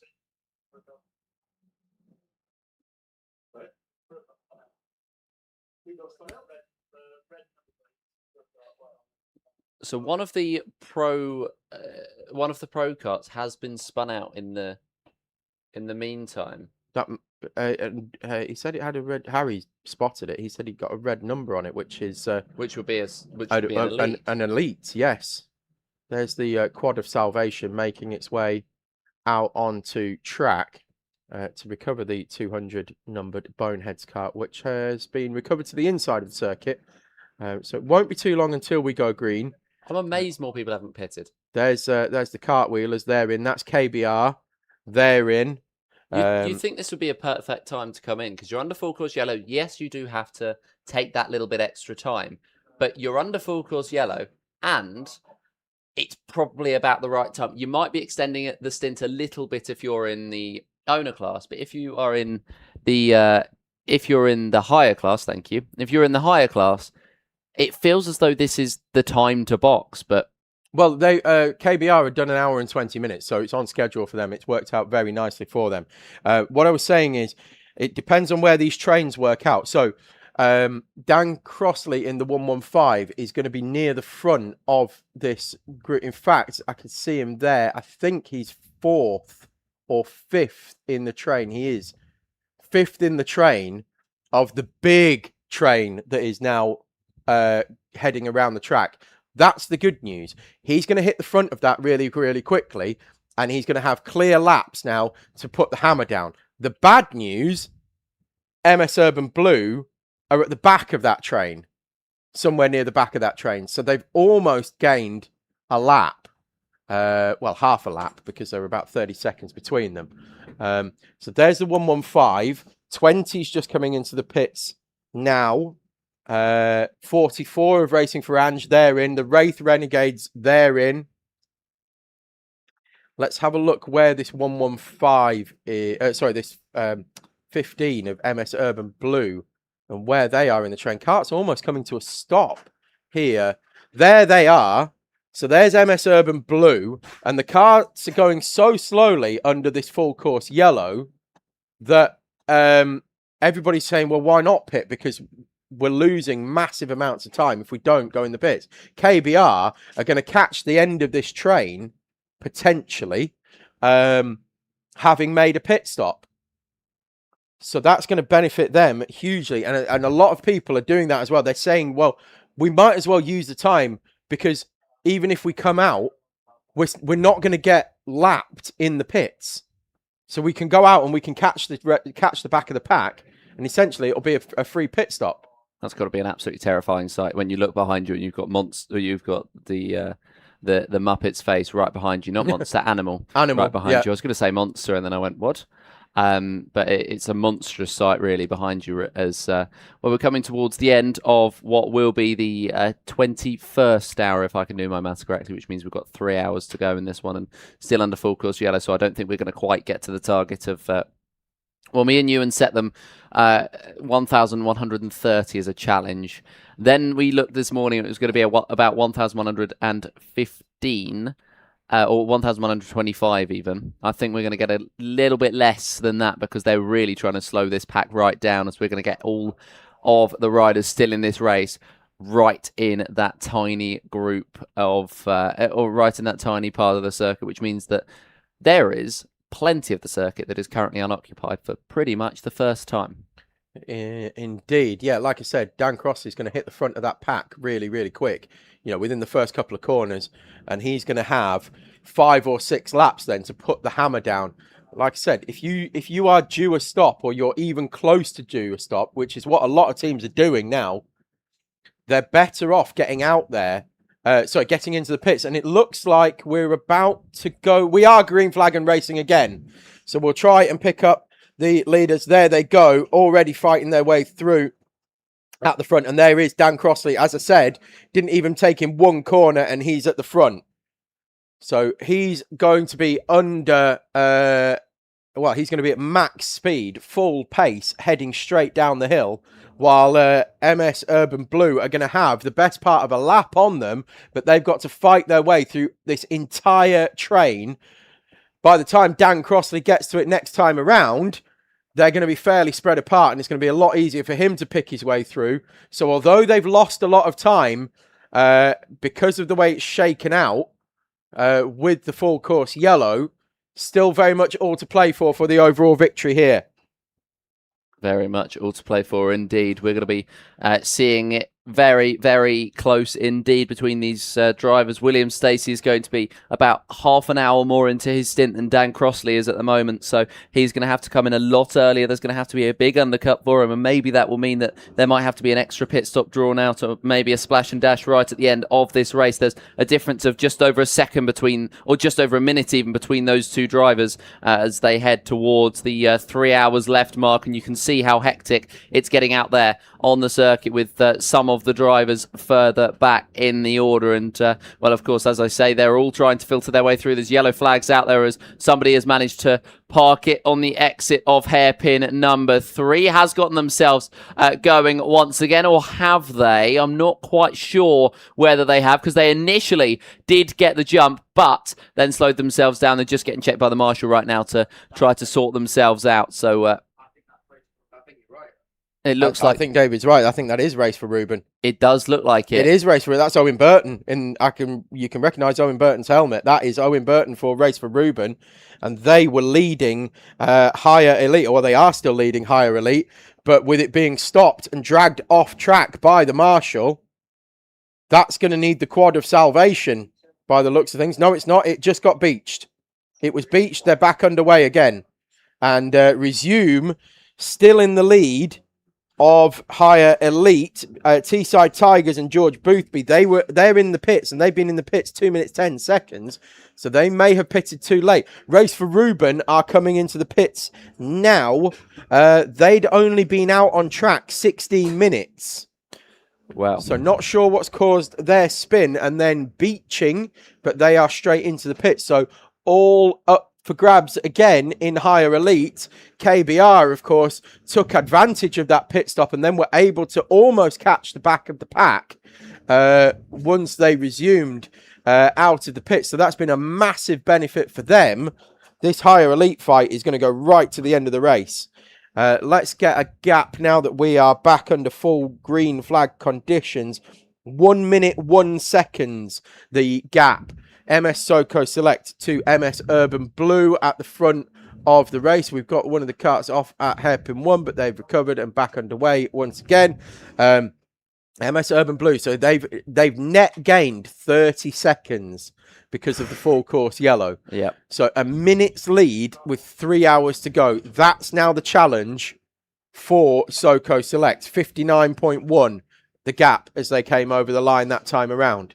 Well, it's a tantalising one, isn't it? There's somebody off at Rib Bend as well. It's a tantalising final 3 hours for these drivers and for everybody watching along. Thank you very much to everybody who has joined us. And I will be taking my leave now. I'll leave you in the company of Tom Butterworth and also alongside him, David Sullivan. Yeah, thank you very much, Joseph. Thank you for the last 6 hours.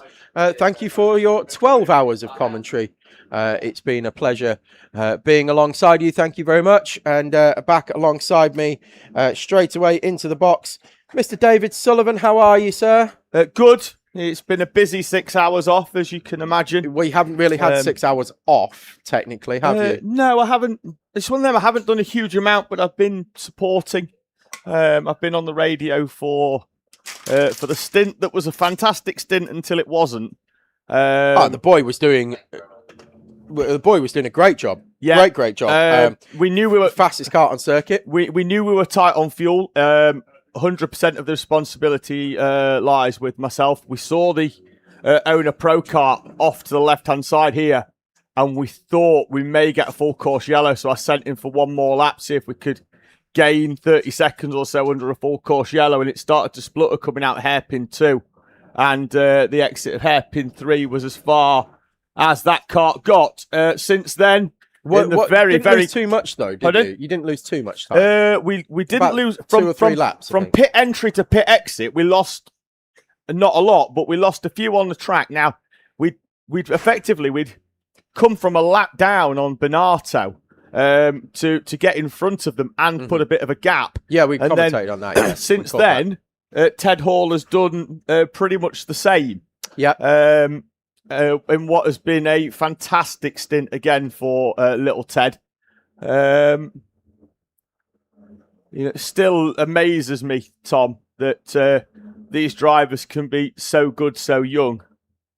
And they are putting in quite the shift. Yes, indeed. They are very young drivers, but got a contact warning going out for the 911. Owen Burton for Race for Ruben back in the pits again for them. And they're still just in the lead of the class from Teesside Tigers.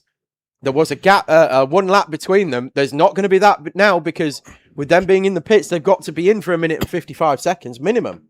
Absolutely. This is something I mentioned last night, Tom, particularly about Teesside Tigers, who will inherit that lead and 3rd place overall, having started in 61st and last place in Hires, 89th place overall. They started down at South Bank. They were... And I'll say it again. They always find a way to the front. They do. Often it's under the radar. They never... And this is meant with all due respect, but they never dump it on pole by half a second and drive off into the distance. They don't light up the timing screens every lap. They are remarkable. Just consistency. Absolutely remarkable how that Teesside Tigers car always seems to find its way to the front. There is a reason they're in the elite class. Yes, of course. Indeed. And yeah, it looks like they're going to be taking the lead, certainly in class. KBR, meanwhile, have moved up to 3rd in class now. Slow-moving kart there, Tom. Sorry, on the mountain section. Because Core Blimey Racing have now made their pit stop, but they made their pit stop under green flag conditions. KBR made it under full course yellow, and they have now retaken 3rd place in class. That's been a long fight back that's taken around about, I would say, when were we commenting on them? Around about 10 o'clock last night, wasn't it, when they went off into the gravel for KBR?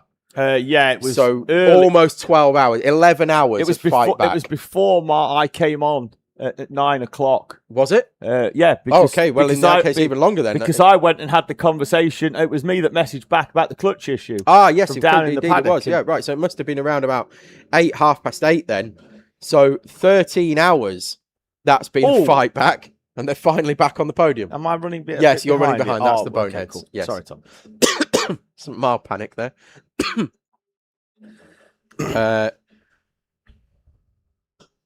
Yeah, so long fight back for KBR, but finally they have taken retaking the final step of the podium on in higher elite. Race for Ruben back out on track, still holding second place in higher elite, fifth place overall in hires. So although they've lost the overall lead, could have been significantly worse. 3-minute 31 second stop. Let's see whether they're going to be back up to speed now and staying out of the pits. Meanwhile, Dan Crossley still going about his business in the 115 this year, MS Soco Select, 59.7 seconds. So now he's in that traffic and working his way through it.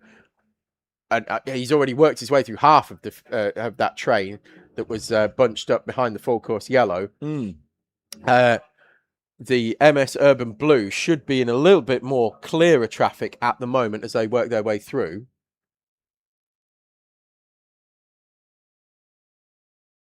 As they work their way through, the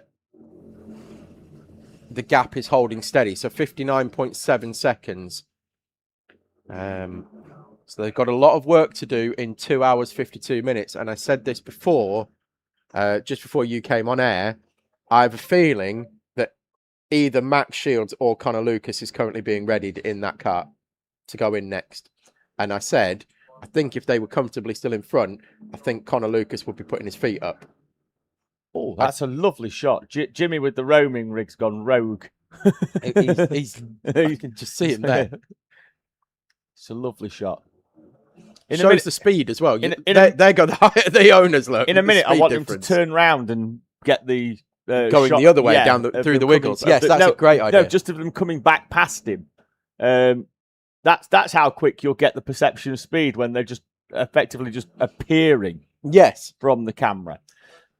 Yeah, let's see if we can speak to Toby. Toby, I think, has heard us, and he's going to get Jimmy to stand where he was before, and he's going to get him appearing into shot. So he's just to the left of where this camera shot is, and then you will get the true perception of speed. Gap at the front out to 1 minute 1 second. Big train of carts coming out of hairpin 4 here, which is, and we've got waved yellow because MS.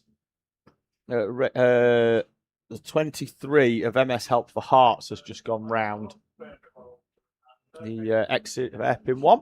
So Will Stacey's currently in the Urban Blue car, and we were debating who we think is going to go in for them next. They've got Ocean Batch, Yusuf Bin Sahel, Kieran Harrison, Will Stacey currently in the car, and Jake Richardson, who I think may be thrown in there. This is the shot that I wanted, Tom. Look at that. That gives you a perception of speed and how quickly they come through there. Yes, it does. And particularly with the owners, you'll see the difference. If we can get just one owner flashing through the shot, the higher cart's obviously coming through around about, 50, 55? Yeah. We think. And then the owners will be just about pushing 60, 63 probably, I think. Spin for Lucas Blanford in the 18. You'd be able to tell us, David, what comes up on the Alfano? The pro carts into there are doing 70. Through the wiggles? Yeah. Yeah. They're not, as they flash past the camera there, they're still not quite at max speed, believe it or not. A mechanical flag for the 17 of TT Teessiders in second place in club.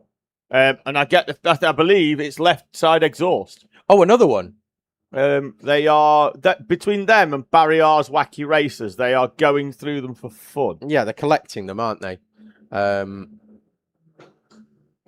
Is that going to be a scheduled stop for them? No, it isn't. Joshy Wood is still in the car, so he's double stinted that, but they've only been out 40 minutes. So unlike Barry R's Wacky Racers, they are going to lose time because of it.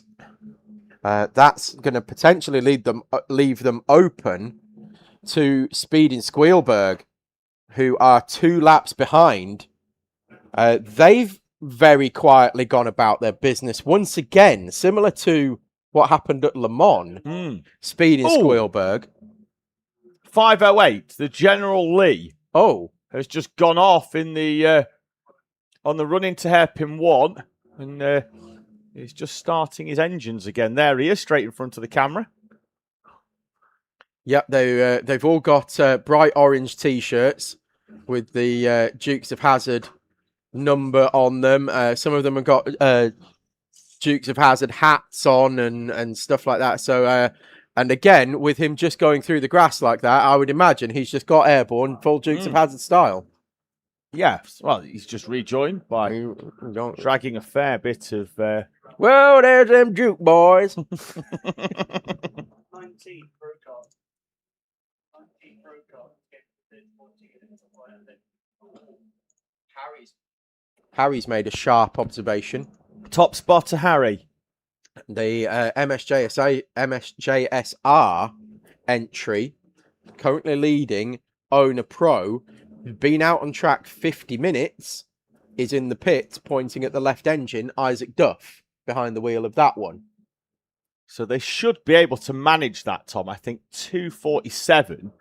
They should be able to do... Well, they're nearly 20 laps in front of their nearest rival in yeah, class. but overall, they should be able to do a fuel stop now and then only one more at around about an hour 23 to get them to the end. So that is not catastrophic. No, but for like we said, MSJSR2. 20 laps in front of their nearest rivals. Cartwheelers around at hairpin 1, and the spins at hairpin 1 now, Tom, are starting to become increasingly frequent. Yeah, we saw a lot. Tiredness is certainly creeping in. Fatigue playing a huge part now, as in comes the 17 to serve that technical defect flag for the left side exhaust missing.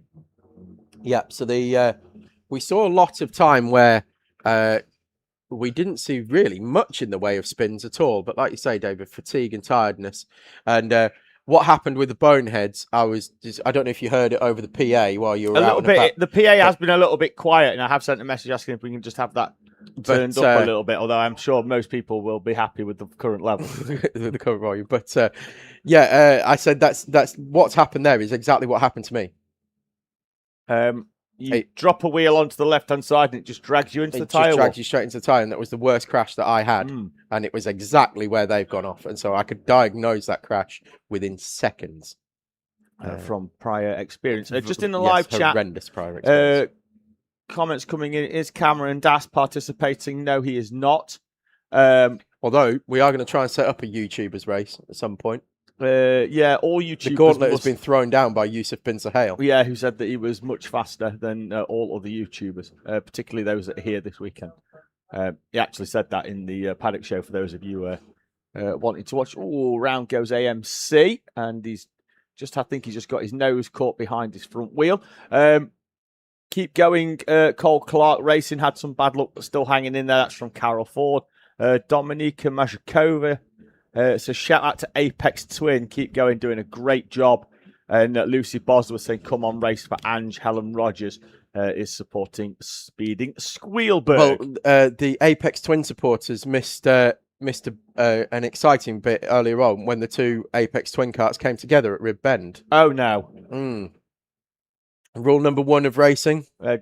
Don't take out your teammate. Yes.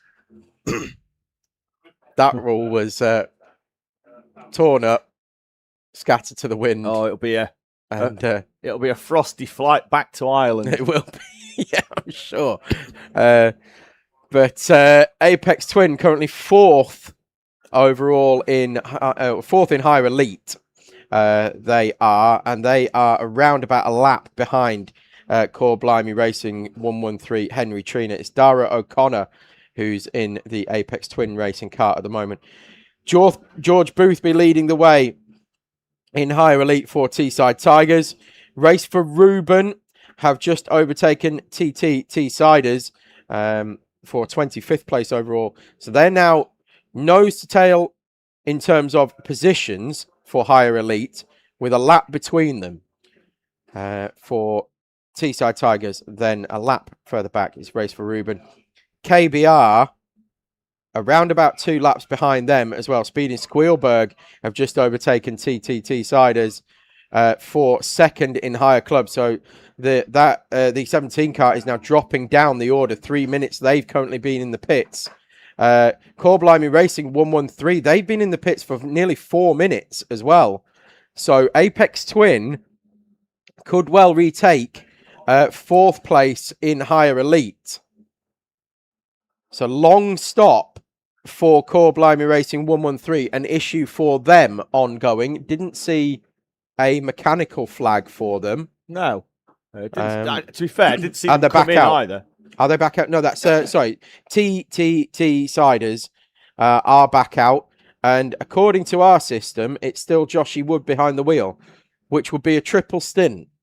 As long as he fueled. Triple's a triple. I know what you're saying. He's been through the pit lane, but I'm more wondering whether the RFID tag is working for that team, or whether it's just not whoever's in the car has just not tripped the RFID. Because I would be very surprised if Joshy Wood is doing a triple stint. Well, we'll have a look, Tom. See whether the kit matches the kart. AD Fishing saying shout out to Lotwell Hill Karting, particularly Taylor Pryor, fastest lap in Hire Kart. Yeah, did that not long ago, actually. And Shippo, wants to know any idea who's in the kart for Boneheads? I'm not sure. Are they back out, Tom, after that trip? Or are they still in the pits? Good Boneheads. question. They will be down here somewhere. Green They background. are. I think they are back out, aren't they, by the look of things? Well, it's no, because it says that they've been on track 52 minutes, and they haven't. But that's because they haven't tripped the timing beam when they came into the pits. Yeah, they were stationary on the outside of Barbecue Bend and against the tyre wall for they the are 200 of not Boneheads. out. Andrew Thornhill Brooks was at the wheel at the time, according to the RFID system. Anyway, let's see if we can find who's at the wheel of the Teessiders. But yeah, a big mention for Speed in Squealberg. Ben Huskinson at the wheel of that one.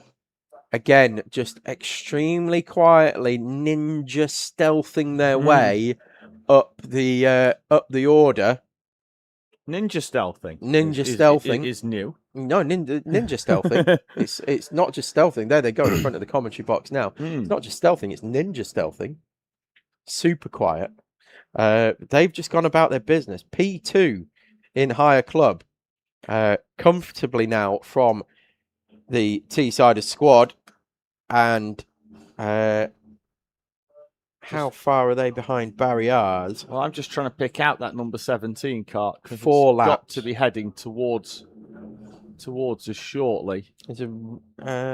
Yes. There it is. Yellow suit now with an orange helmet for... not quite sure. I would say potentially Sam Burnell. Is the only one that doesn't have a kit for TTT Tiders. So we've got Darcy Hall, Joshy Wood, Zach Dean, Sam Burnell, Nathan Lodge, and Oliver O'Donovan. Well, it's definitely not Oliver O'Donovan. It's definitely not Zach Dean. And it's definitely not Darcy Hall. So it is either Joshy Wood, or it's Sam Burnell, or Nathan Lodge. But has he got a different colour kit to what Joshy Wood had on for the last 3 hours? Or I don't know, because I haven't spotted them in the previously out on track. Not been paying attention, Tom. No, clearly. I mean, there's only 89 karts out there. Anyway, Bruce Healy. Just an update on Bruce Healy. He has been in the pits now for the best part of 3 hours now. So maybe race run for Bruce Healy. I'm sure will return to the track to take the checkered flag at the very least. Of course, if you aren't aware, Bruce Healy is doing the race solo, raising money for Macmillan Cancer Support. And if you go on to Just Giving and search Bruce Ewen, Ewen, you can donate to his efforts. And the more we raise, the more he has to go out on track because we're raising money for them. Is that how it works? Yes, you have to guilt him into punishing himself. Quit a lap. But yeah, sort of. Yeah. Does he know this? Well, he does now. He will be listening, I'm sure. He's done 287 laps. I reckon if we push that up to 300 quid, we've got to get another 13 laps out of it. Absolutely. Gap for the overall lead is down to 49 seconds. Will Stacey in the MS Urban Blue Kart. He's been in that 1 hour and 18 minutes, so we'll be due a handover shortly, or maybe he'll double. We're about to find out in the next 5 minutes or so. Well, Kieran Lambert's out in the Lockwell Hill karting entry. Yes, he was. When you were talking about Ted Hall earlier on, he was going round with Ted for a long period of time. Yes. It was Taylor. Begins with P. Taylor Pryor. I can assure you earlier on it was Kieran Lambert. Taylor Pryor's in it now. No, well, not according to the timing system here. It says Kieran Lambert's in it now, but it also said Taylor Pryor was in it when you're saying Kieran Lambert was in it. Kieran Lambert was in it when Kieran Lambert was in it. Kieran Lambert has a silver and red helmet, and that Lockwell Hill kart has a driver with a plain white helmet in that is considerably taller than Kieran Lambert. Well, then they've got their RFIDs the wrong way round. They've picked up each other's RFID tags. Oh, hello. I promise you we're on camera. Oh, David. we are. Just as we're just discussing who's wearing whose RFID tag. Yes, exactly. Yeah. While we're having an argument in the box. It's not an argument. Well, no, they've obviously swapped RFID tags, haven't they? Yeah, there is no argument in the matter. Kieran Lambert was definitely in that kart around from about half an hour ago and the hour and a half prior to that. Okay. Well, I will take your word for it, but on the RFID, it definitely said Taylor Pryor. I don't dispute what the RFID tag. Good. In comes the 15. Right, so we're not arguing. In comes the A-race leading 15 MS Urban Blue kart into pit lane for what will be the penultimate time, all being well, with 2 hours and 36 on the clock. That'll give them 2 1 hour 18 minute stints, Tom. They've just done an hour 19, so that's quite clearly how they're playing that out. They're going to keep it simple, easily with inside the sort of fuel mileage window. We saw teams earlier on running out in the night at around about 127, so they're well within that fuel mileage window. Our MS Urban Blue, we'll keep an eye out to see who heads back out in that kart. They had a gap at the time of pitting at a little under 48 seconds. Well, it come down by about 12 then. In the since the full course yellow, yes, I believe it is. Just getting confirmation. Someone in the live chat said that it is Joshy Wood still in the kart, Tom. He's got a different kit. Oh, that's getting pushed in the wrong direction. Is the 15 of MS Urban Blue down in pit lane. I wonder if we've got another camera that points towards the mechanics bay that we might be able to pick that up on. Oh, so somebody's moved it. Well, I thought it was a PTZ and it was controllable, but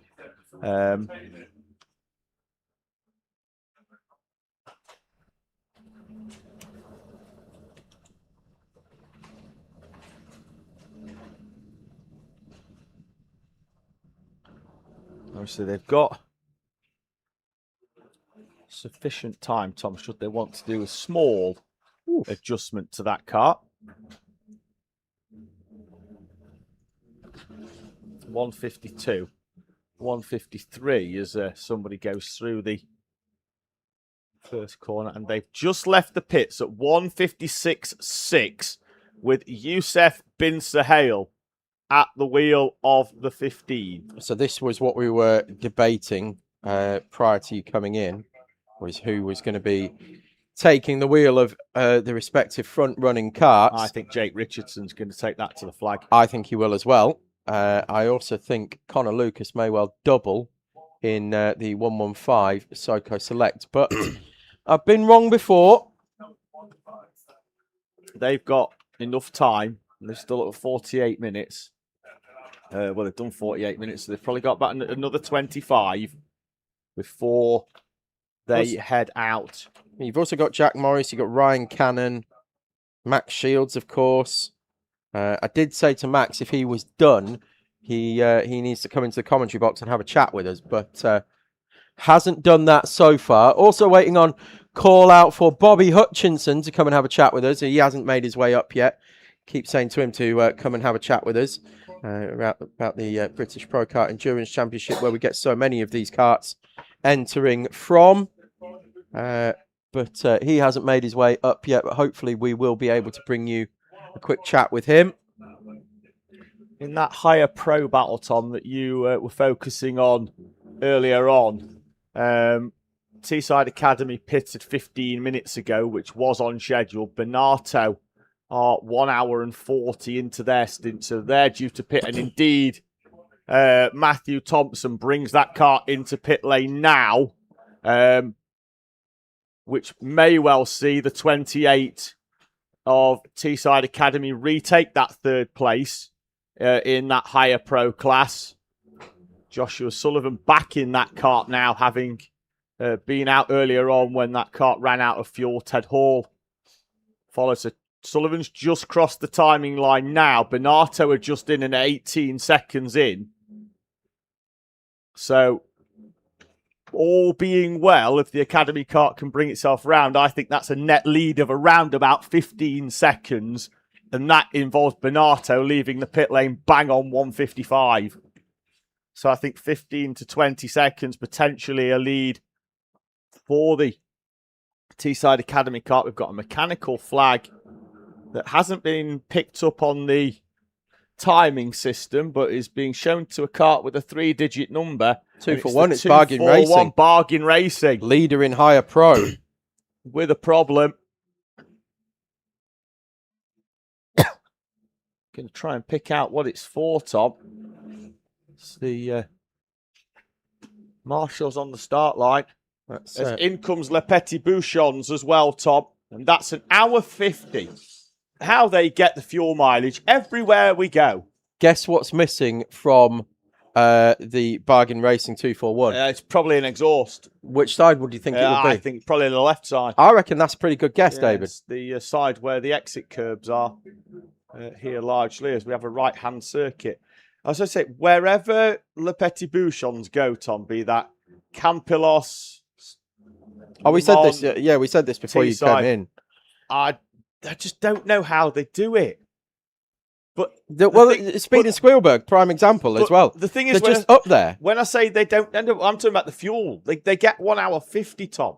But I know that. But the thing is, they don't even have the same driver lineup for half their events. They've got like a pool of 12 de Le Petit Bouchons, so they can all do it. Different jetting, mate. I don't think it is, Tom, because you can't play with jets. Smaller jets. That's what happens, and a load of lift and coast. Well, that used to be the case, maybe for some of our pro kart teams. Speak to Team Keen. Certainly not in our higher kart class, because it is you can't play around with your kit like that. The much missed Team Keen, which was always their way of staying out of the pits, was smaller jets, lift and coast, and several teams took that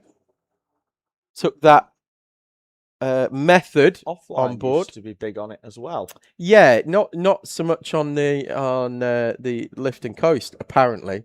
Even though we said they were lift and coast. No, but very much on jetting. Yeah, a little bit. Yeah, but now that's all the same, and can't be done anymore. But yeah, that certainly helped them use 2 to 3 pit stops less than most of their rivals around them.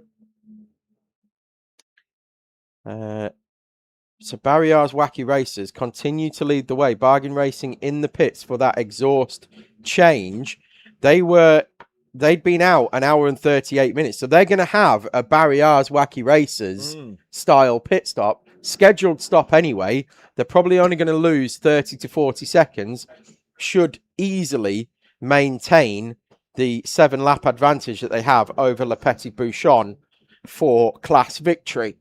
Bouchon's just back out now with Gregory Cahay at the wheel of the number 2 Bargain Racing.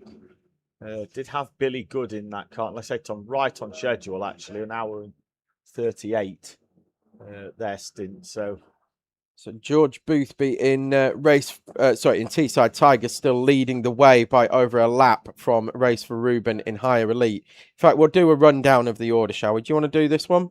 Yeah, I might as well. Are we going a full? Do top 3 in each.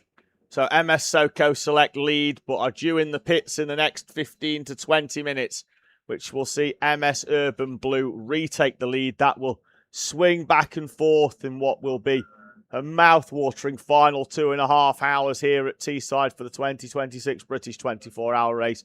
So it's MS Soco Select in front of MS Urban Blue and MS Urban Orange, although be it Orange are fairly comfortable in third place. They have a 6-lap gap to catch up, so it's going to need to be a very, very tough final 2.5 hours for the 115 or the 15. In our pro class, MSJSR2 lead from MSJSR that currently has Ike Needham in the seat, and Stu Stretton Photography with Miles Murphy back in the 18. In our club class, DWS with Steve Nichols lead Alessia, Ryan Bonner in that car, and then Race for Ange with Chris Pedlingham in the number 44. They're trying to hold off the 171 of MS Window Doctor. We have our veteran runner as well, the 200 of Boneheads. They appear to still be in the pit lane after over an hour since their incident up at Barbecue Bend. In our higher classes, in Elite, it's Teesside Tigers from Race for Ruben and KBR. In our pro class, it's Bargain Racing from Le Petit Bouchons and the Teesside Academy. In club, it's Barriers Wacky Racers, who are our overall race leaders as well, from Speeding Squealberg and TTT Siders. Then we have our rookie class, Yort Motorsport in 37th overall, lead from Hull Karting and Formula Non-Plan C. And then our veterans class in hires sees Eatsley Race Repeat in front of Send It Collective and Benato Legends, although the Legends team have been in the pit lane now for around 36 minutes. In front of them, Sloth Racing already also appear to have been parked up for a while. Hopefully they will go back out for the checkered flag. And we also have one of our owner teams who've been in the pits for a prolonged period of time as well, in the 4 of the Wraith Renegades. Got a waved yellow because we've got a car who's gone through the barrier, Tom, on the exit of the Wiggles and has taken the tyres into the middle of the circuit on the start line. 240 flying without wings. Yeah. No, 420. That's it, sorry. Yes, yeah. 420. 420, yeah. They are about to be pushed back, engines refired, and they will go again, and we will sort out the tyre barriers as well, which is quickly being done by the marshal and done under yellow flag conditions. We've also got start line Marshal Callum, who isn't actually start line Marshal Callum here this weekend, but he is actually on the start line. Is start line Marshal Callum? No, it's start. Well, he's in front of us. He's there. He's on the start line. Yeah, start Marshal Ian Nielsen over there. It's start line Marshal Ian Nielsen, yes. The most retired man. He is, yes. Down in the live chat, someone's asking who is doing the photos for this event. Rob Borrowick. You can, if you Google Rob Borrowick Media, you can find his website. Give him a couple of days to get the photos online. He's got obviously 89 teams to photograph. When we spoke to him in the middle of the night, he'd taken, I think, over 60,000 photos already that required selection and editing processes. So I imagine by now, Tommy's probably done around about 100,000. So please give Rob a little bit of time to get them sorted. Normally it's a couple of days and all your photos will be up. Those of you that have booked pre-arranged photo packages, they will be sent through to you as well. AFF Motorsport saying more Loctite needed on the Leicester exhaust next year. I don't think Loctite stops them snapping. That's the problem. On the what? Loctite on the what? It says, you need on the left exhaust. Yeah, Loctite does not stop them snapping. No. True. It's good for you for tightening your nuts up. Yeah. But doesn't stop it. Doesn't stop them snapping, Tom. That's no, it doesn't stop the metal No. shearing off, which is what tends to happen more often than not. In fact, I need to get a. I'm going to speak to Paul after the race because there was a little sweepstake going on about the mechanical issues that may or may not well happen during the race. Get a number from him. I think I'm still going to win that. And I went very low. I can't remember what it was that you were talking about. I went low on the numbers because... Yeah, I know, but that's fine. But I don't know what the subject title was. Not important at the moment. We'll bring it up another day. Well, anyway. The viewers are riveted. Yes. Dan Crossley back in the pits, David. Did we cover that? Pits. Yes. An hour stint.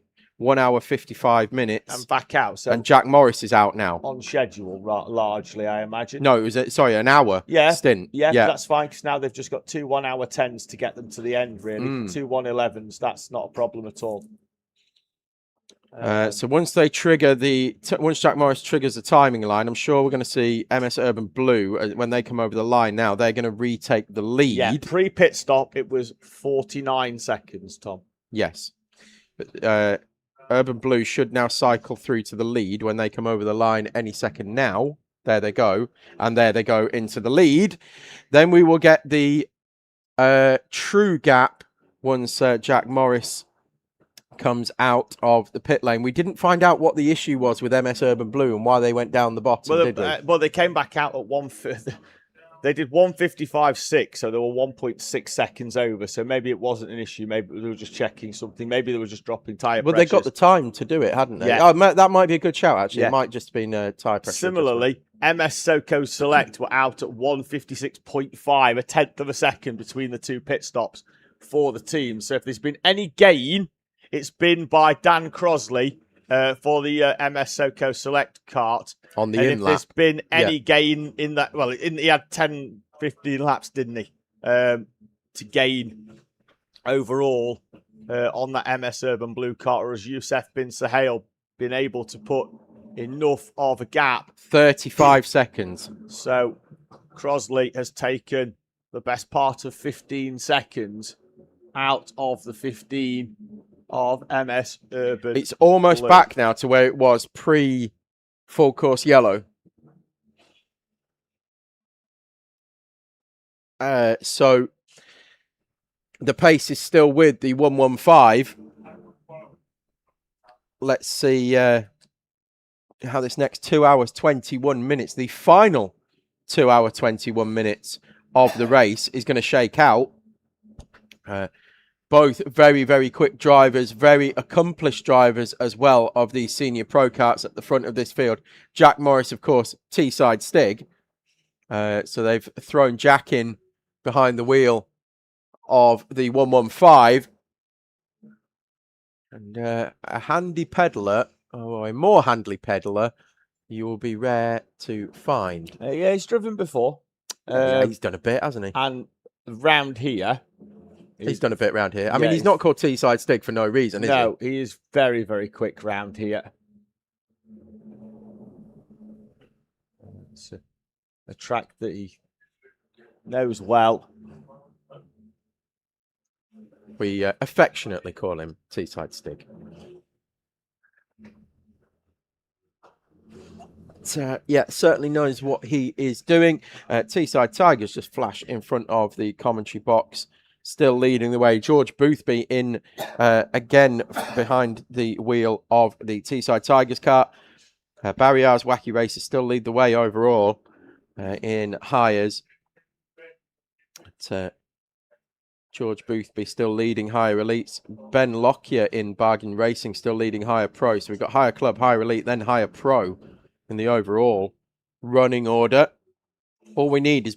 And I say this in the nicest possible way. If Barry R's Wacky Racers just drop down a couple of places, because 1, 2, 3, the seeding system will work. Will be. I don't think they're going to do that for you. Stopped on the inside there. We've got a car to. I think trying to pick a number out. Newmarket Hornet. I think it's their third team, the 29. Newmarket 3, or Hornets Racing Team. They're signed on. Or Buzzing Hornets there, actually, Tom, in 52nd place. There they are. Gets that kart going again. Very low Nassau panel on that kart. Yeah, just got flattened by the marshal, didn't he? He put his hand in the wrong place and flattened it down. Yeah, pushed it down a little bit. So Le Petit Bouchon still very much going about their business, second overall in Pro. Teesside Academy have now overtaken Yacht Motorsport, so they are in front of all the higher rookies now. So our top 3 in Pro are in front of all of our rookie field, which is kind of how it should be. Then we've got 1, 2. He's going to have to go some to try and catch up to the top 3 in the higher club field. I think that might be a little bit out of reach, because if he does that, he'd actually overtake Le Petit Bouchons for second. Paul White just saying the front left of the chassis snapped, Tom, on the Race for Ruben. Yeah, on the Race for Ruben kart, and so just they getting the support in for the Alessia from Diane Fuller. So they've changed kart then in Race for Ruben. Yeah, so Paul said it would have been a good end for Race for Ruben in what will be their 10th and final event here at the British 24-hour. As Race for Ruben. As Race for Ruben. Can I hand over my headset, Tom, please? If that's all right. The police have come. Oh, yes. I will hand over mine. No. Okay. That's all right. I'm no going to hand this problem over, and I will be... Well, we've got a birthday girl coming into the box. We do? We've been told already. Look, you no need to go all embarrassed now. No. Come and put the headset on. Come and get the headset on so we can sing you happy birthday.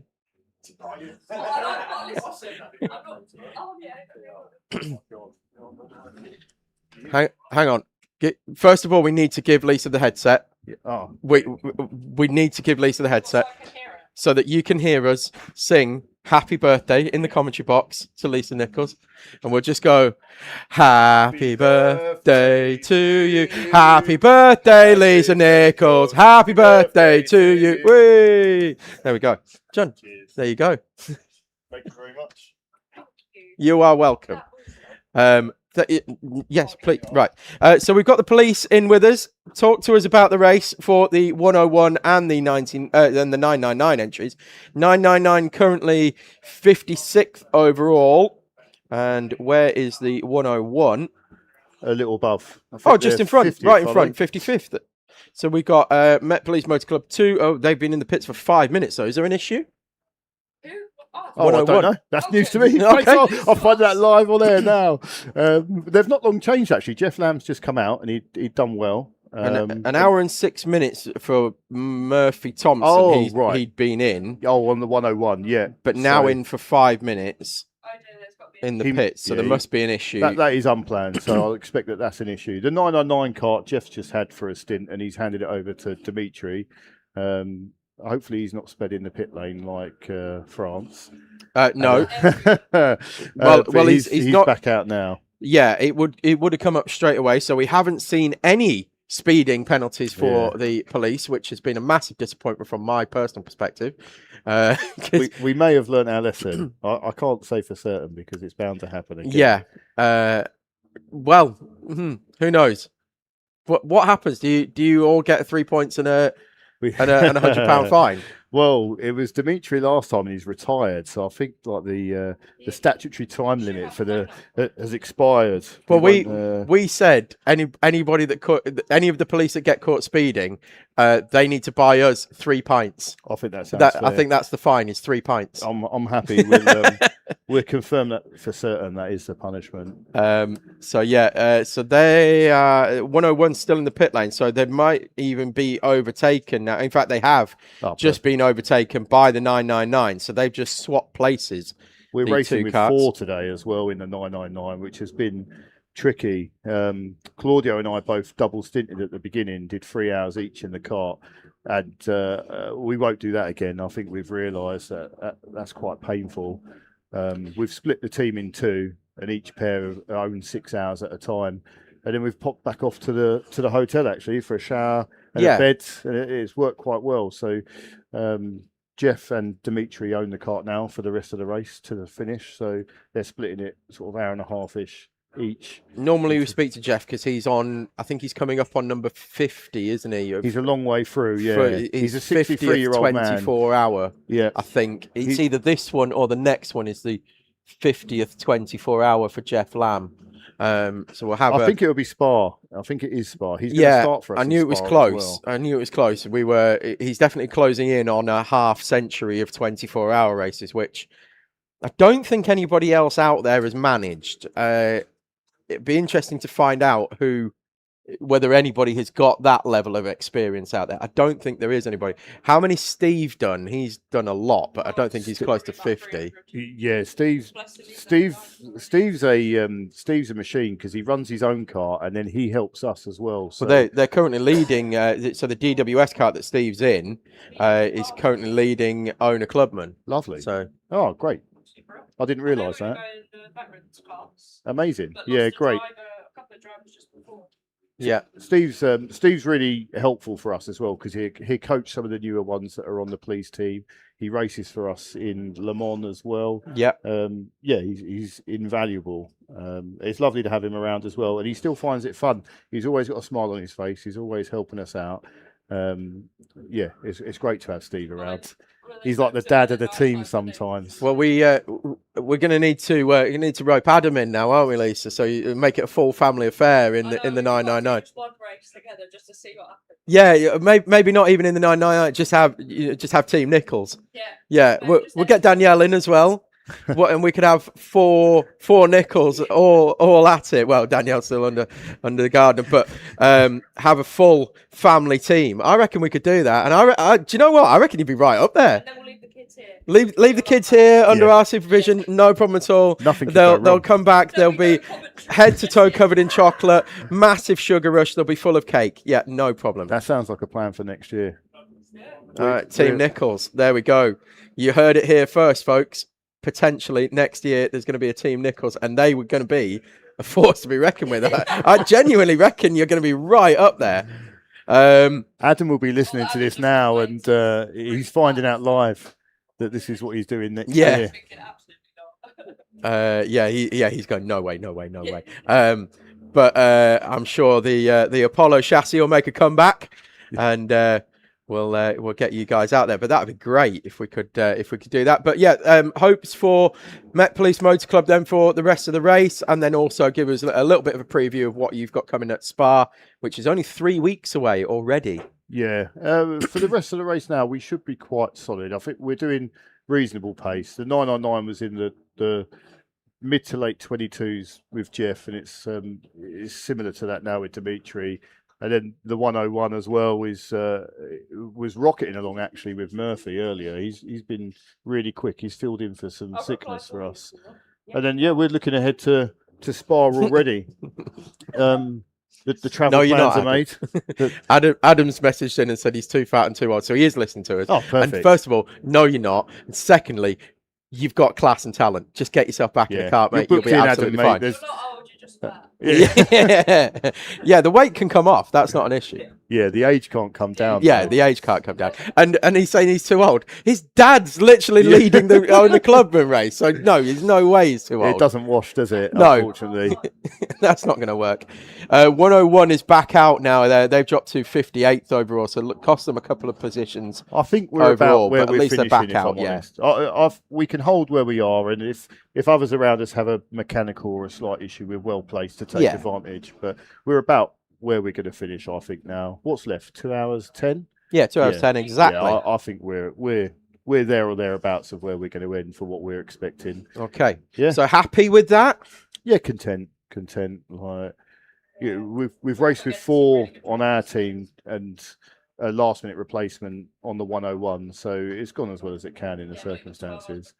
Yeah, so that's it. And then we're looking ahead to September's a busy month for us as well because we've got Spa at the start, and then there's a 3-hour Met Police Enduro at Rye House on the 14th of September as well. So there'll be no time to rest. And then it's my birthday at the tail end, so that'll be lovely for me. And how many years young will you be? 42. 42. 42? Yeah. Welcome to the 42 club. Yeah. Level 42. Thank you. Yeah, that's how I consider myself now. I don't age. I just gain an experience level. Yeah. That's I might take that. Gain enough experience to go up a level. Yes, I'm currently sitting at level 42 myself. David's punching the air at something. The boy has overtaken the pistol head car. Oh, okay. So Teesside Academy still climbing their way up the order as well. So yeah, really good to have you with us. Thank you very much for joining us. Happy birthday once again. We will look forward, hopefully next year, to a Team Nichols entry. Genuinely, that would be really exciting. David? It's a certainty. 4. We'll get Danielle in as well. Yeah, Danielle's been roped in as well. So, Bring him in. yeah, I said they'll be head to toe covered in chocolate. Genuinely walked out, I think yesterday morning, just as the race was sort of starting, and the youngest of the Nichols was just laid in the dusty gravel. Yes. rolling round, Yes, I saw that. Yeah. Which is like almost a mirror image of what Evie used to do. Yes, exactly. And I saw her, she raced it for the first time a few weeks back. Oh, that interview you did with Evie is so funny. The interview was lovely, but the fact that I walked in a paddock and I was like, how is she 7? Last time I saw her, she was sat on the floor at Warden eating gravel.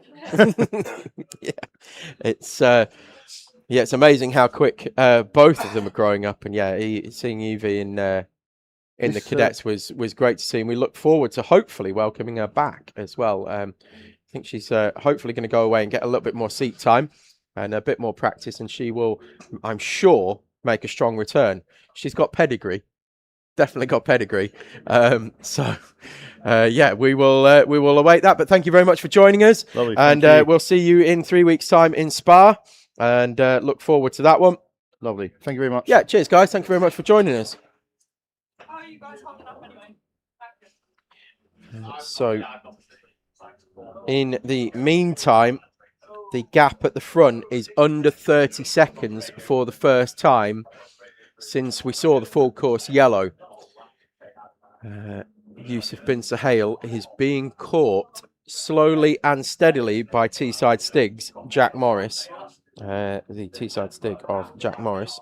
We've got just getting some info through.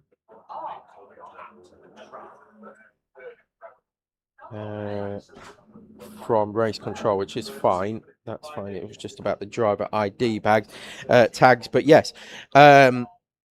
29 seconds was the gap. First time under 30 seconds since the full course yellow. Yusuf bin Sahel comes across the line of 1:14.7.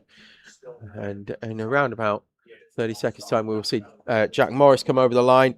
We'll bring you a new gap. 2 hours to go. We've got some debris on the track just coming over the start-finish line. No idea what that is. Looks like it might just be litter. It's blowing away, whatever it is. But there is some debris over start-finish that a marshal is just going to pick up now. Keep an eye on that, because we don't want to have to go full course yellow because there's some rubbish on the track. Genuinely not sure what it is. Some of it's blowing away. It looks like tape, possibly, but there's something green and heavy in the middle of the track. I'm sure the marshal will pick up what looks like this tape very quickly. Just keep an eye on that, because we may need to go full course yellow to recover that. Just monitor. 10-minute offset between MS Urban Blue and MS SoCo Select. Both teams, we believe, need to stop once more only for them. So 2 hours to go, or 2 hours and 5 minutes to go. Time on track for MS Urban Blue, 30 minutes. Oh, there we go. It has been recovered now. Has the bit of rubbish. Is it a transponder? No, that's a battery pack from somebody's lights. From light system. Yeah, I think that's a battery pack. Ian's going home with a full complement of double A's by the look of it. His TV remote's not going to be wanting, is it? No. Right, so that the gap at the front is still coming down, 28.6 seconds now. It's one that we are going to monitor for the next 2 hours. Meanwhile, Barriar's Wacky Racers continue to lead in Hires overall, and in higher club, Hassan Safar now behind the wheel of the Barriers Wacky Racers. He's been in for around 5 minutes. Teesside Tigers, George Boothby continues in that one. He's actually nose to tail, but exactly 1 lap apart with the 241 Bargain Racing. They're in behind Teesside Tigers, pushing them along. That Barriers Wacky Racers kart, Tom, last year finished in 11th place in hires, but they were our leading rookie entry. They've moved up to club, and I think they're going to have to go some way in explaining why they can't be elite next year if they go and win this event. Yeah, I mean, if you win it overall, yeah, you're instantly put into elite next year. Yeah, you just go to the moon. Yeah, why not? Yeah, rocket to the moon for the leaders. They are currently a lap in front of Teesside Tigers and George Boothby in that kart. Bargain Racing and then Race for Ruben with Speeding Squealberg and TT Teessiders in front of King Brothers Racing. There's an owner kart between them and now Le Petit Bouchons in 30th place overall with Apex Twin, the General Lee and Teesside Academy.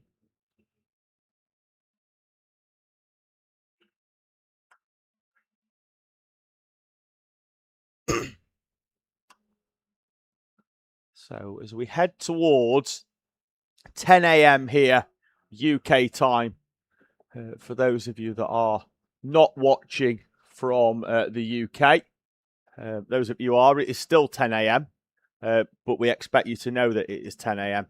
here in the UK. So for those that are watching from a little bit further away, 2 hours to go, 10 a.m. as we head towards midday here at Teesside.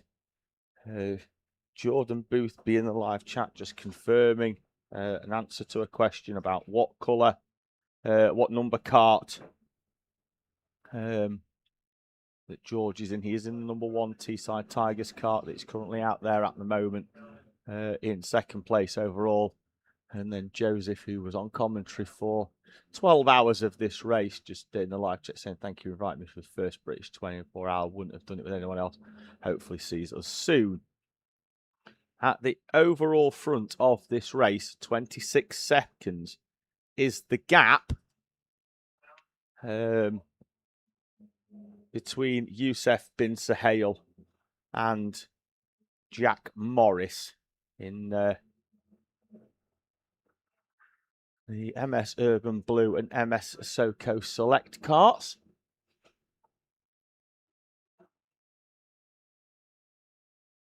Tom has just gone outside, I think, to use the to take a little break, and has said that it's raining. And it doesn't look. I'm not disputing that because, after all, he is outside. But I don't know whether at the moment it is purely psychological with 1 or 2 spots on the visor of karts, or whether it is a actually slowing anybody down. So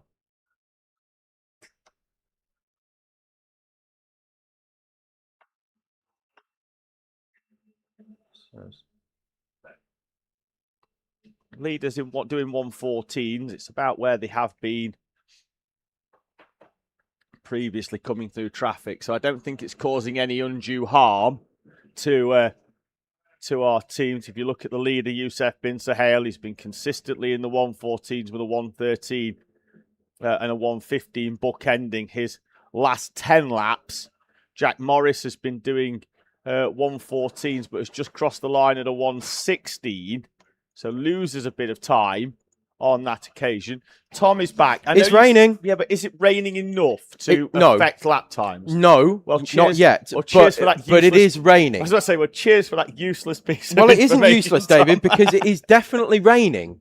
Well, look, yes, factually, you are correct. It's spitting very, very slowly, but there is rain in the air for the first time in this race. My weather app says we're going to be getting between 0.1 and 0.4 millimeters between now and the end of the race. Oh, drizzy rascal. Gonna get some Well, drizzle. 0.4 mils is enough to wet the track. Well, Very much so. That's what rain does. I mean, not like it's not going to flood the track like we've seen, but 0.4 mils will be a wet track. Yes. Yes, it will. Greg Barnard's asking how Sam Spinell's doing. I don't know. I'm not in his living room with him. Yeah, 'Cause he ain't here. I don't know. Text him and ask him. He ain't here. I'll send him a message on WhatsApp. Ask him how he's doing. He will be doing okay. Steve Hale just said big shout out to his boys, Danny and Alfie Hale, and all the Barry R Wacky Race team. Keep going. He's watching from Greece.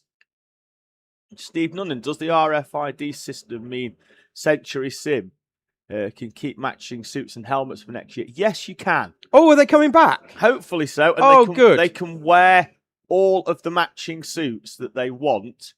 And helmets and everything. And helmets. AD Fishing saying, well done to Taylor Private Lockwell Hill for a new fastest lap in higher elite. Is that a recent effort, Tom? For 2 seconds, David. Lap 8:37. No, that was before. I think, you think that they've... Well, it said Taylor Pryor on the RFID, yeah. but it also now says it's Kieran Lambert out. Yeah, well, it isn't. Kieran Lambert was out earlier. So Kieran They've Lambert's swapped RFID bands. So they've picked each other's RFID bands up, but definitely Kieran Lambert was out there when the fastest laps were going. So that Correct. 1:24.73 was actually Kieran Lambert's fastest lap, not Taylor. And that's Pryor's. only David's local knowledge that has managed to unpick that. Well, because that's it'll be the same for everybody. We may well have been calling wrong names all race because they've mixed up their RFID bands. That's the joys of spending many weekends, Tom, testing at Lockwell Hill near Mansfield. Yes, but also knowing the Lamberts as well. To be fair, not Taylor Price's first 24-hour here either. No, I've raced a few times for Lockwell Hill. Slippery surface flag is out. Do you know why that is? Because it's raining. Because it's raining.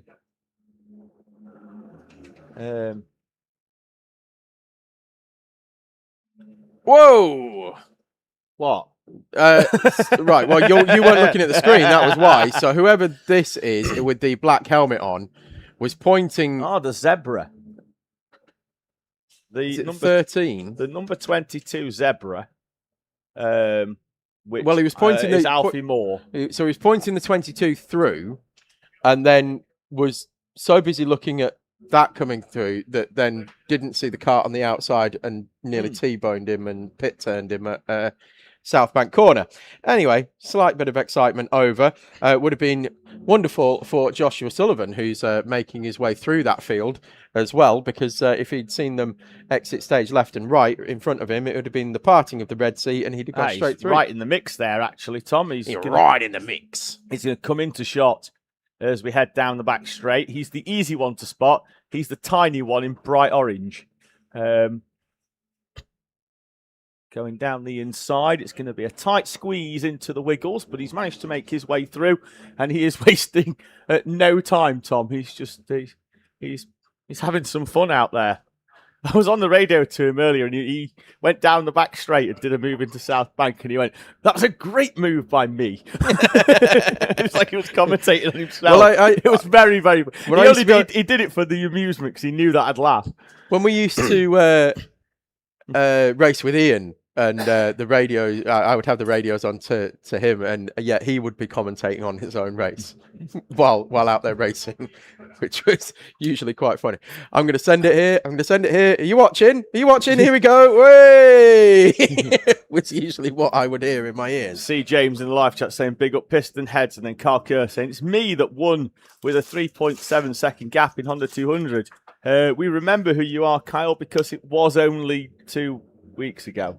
But congratulations on that win. You were very, very good on the Sunday of the double header for the Teesside Sprint Series. That event will be back here in September. We have August off with enough going on with 24 hours, etc., and holidays. So we'll be back for round number 7 of the NRG Sprint Series in September, and then a final double header in October where we'll crown our champions on either Saturday or Sunday of that event. Claire Shields saying in the live chat, well done for the commentary, keeping it fun and interesting. Is that Kieran Lambert's mum, Claire, or is that Claire Shaw now? I don't know. I don't believe that that individual is any relation to Kieran Lambert. But at the same Kieran time, Lambert's mum's called Claire, though, isn't she? Yes. Right. So, But- okay. So I'm not completely. You're not out of completely that. out, but at the same time, we're not sat here with the family tree. No, So- true. Sullivan just moving over and just pointing Jack Morris through, which is a wise shout for the leader. For a kart battling for the lead. So I'm assuming he's had the radio call that the 115 was coming up on him. A lot of traffic here, Tom, as we head up towards the entry into the mountain section. 39 is getting a warning Hornets. for curbs. That's Hornets Racing Team. So Hassan Zafar Ooh, continues to lead the Dusty. way. Oh, somebody's taking the Joker lap. anybody? In the, Dust. Dust. That's now called the Danny Bean line. Bean line. What? Oh, Because he goes rallycrossing, yes, doesn't he? does now? go rally crossing with Yeah, his mate it's Tyrone. not because he goes out there on the rumble strip, although I'm sure he's been there at some point in his racing Yeah. career. But he goes rallycrossing Yeah, with his mate Tyrone. with his mate Tyrone. He's been on a rally driving course, Incher. Ain't you, Tyrone? Of course I am. So Barriers Wacky Races continue to lead the way overall in Higher Club. Teesside Tigers lead it in Higher Elite. Bargain Racing lead it in Higher Pro. Higher Rookie is still being led by YAWT, which we're calling Yort Motorsport. Yes. But I'm not sure whether it's supposed to be Y.A.WT, with dots in the middle, or whether it's just Yort, Yes. Not sure. or even if it's been spelt correctly. Yeah, not sure. But they've got 8 drivers, Tom, and we don't normally, if I'm being honest, see 8 driver teams fare overly successfully, just because when you've got so many people signed on, you generally have quite a disparity between sort of the best and worst driver. That is not good to see. Black flag for the 15. Oh, MS Urban Blue have received a black flag. I don't know what for, I don't know what for. but they have been given a black flag. Right. That's going to be massive. 27.4 seconds was the gap. They're going to lose a minute and 55 seconds And minimum. won't be able to change driver. Won't be able to refuel. So that's going to cost them a pit stop. And probably puts paid to them winning overall. Still got a slippery surface flag out there as saw well. a few drivers wiping their visors, Tom, as they went down the back straight. Claire Shields just like saying, how are the young teens drivers doing? Any specific team? Because we do have a lot of teenage drivers in this race. So if there's anybody specific that you would like to discuss, or whether there are... Likewise, Steve Januszowskis has been on asking, do we know how Greg Barnard is getting on? I Who's he don't know. driving for? He's not. I'll ring Sam Spinale and see if he knows how Greg Barnard's doing. Is Greg Barnard even racing? No, he's not. In the Right, same way okay. that Sam Spinale isn't. That's the joke. Ah, Because Greg Barnard asked how Sam Spinale was doing. there we go. Yusuf bin Sahel is coming in to the pits now to serve that black flag. JM But what was it for? I don't know, Jeff. A black flag? But for who? Interest for Yusuf bin Sahel and All MS Urban Blue. JM Karting, just confirming Yort is Yort. Oh, okay. Yort is Yort. Yort is Yort. Good to know. What does it stand for, though? Why is it Yort? It doesn't make any sense. Give us the background info on it, please. Louise, big shout out to Henry Trainer as well in Henry Trainer in Core Blimey 113. They are currently 5th in class. They were leading at one point. They had issues earlier on. They didn't qualify particularly well either. I think they've been struggling for pace in the car. Fought their way back up to the very front and then encountered some mechanical issues. Dropped them to 5th in class now. And in fairness, they're quite a way off the podium. KBR, they had issues as well. They slowly clawed their way back up. You can actually see raindrops on the camera now, Tom, as we wait for Youssef bin Sahel to be sent on his way after 1 minute and 55 seconds. But the quad's off, but I don't think there's nothing attached to it, so no trailer. But we can actually see raindrops now on the camera. This one now was actually seeing the. I'm actually going to put a public service announcement out to race control. If somebody could message us. Oh, in fact, here we go. Kat, thank you very much. Oh, we're already in. Kat has messaged me directly and said it was for advantage by contact for MS Urban Blue. So they were fighting their way through traffic and came into contact, and it was out at the back of the circuit. So West Track. Also black flag for the 18 of Stu Stretton Photography. They are third in owner. Oh, he's seen it all. In comes Miles Murphy. Seen it already. We'll leave Nielsen holding that black flag, Tom, for like the next minute looking for the car. And 18 of Stu Stretton Photography, the same. Yeah, well, no, he's holding the 18 with the black flag, but he's just gone into the pit lane. I thought we could have left him for at least another 5 minutes. So thank you to Kat for updating us on that. Direct into the commentary box. So both karts, black flags for advantage by contact out the back of the circuit. Ironically, neither of them were on the advantage by contact team. No, they weren't. Because we do have a team called Advantage by Contact. This is the thing, though, now, Tom, with lap times starting to drop a little bit, particularly for some of our higher kart teams with the slippery surface. We've got the 21 of RAF Spitfires with a problem, and they're pushing the kart down the back straight. They've been out for an hour and 20. If they've not been getting the fuel mileage, Tom, they are going to be, that could be empty. But he's going to have to push it from the entry to South Bank, which is a long way. And there he is, Tom, on the outside of the circuit. And of course, if he was on the inside of the circuit, he'd be pushing it about 100 metres less. If anybody ever watched like the 400 metres, the lad in the outside lane or the lady in the outside lane, they get to start considerably further forwards in order to compensate. I'm keeping an eye out for the pusher carts that may well come to meet him. So Marshall up there. I mean, to be fair, if he gets halfway round the corner, he should be able to coast it for the second half of the. No. Ooh. To be fair, he's had a really good effort at getting that round. I think that's Jack Williamson in that kart, Tom. It is Jack Williamson, as confirmed by the RFID tag. He's got it halfway just before that. Do you think his nickname's Jackpot? Jackpot Jack Williamson? I think it could be. I like that, though. Sounds like a darts player, doesn't it? It does sound like a darts player, yeah. So no Jackpot Joy, unfortunately. Not on this occasion. Pusher cart is on its way round, Tom.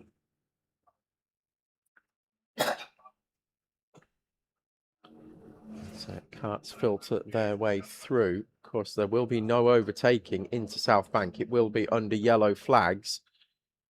So no overtaking until you are clear of the incident. Pusher cart now making contact with the rear bumper and will push all the way back to the pits.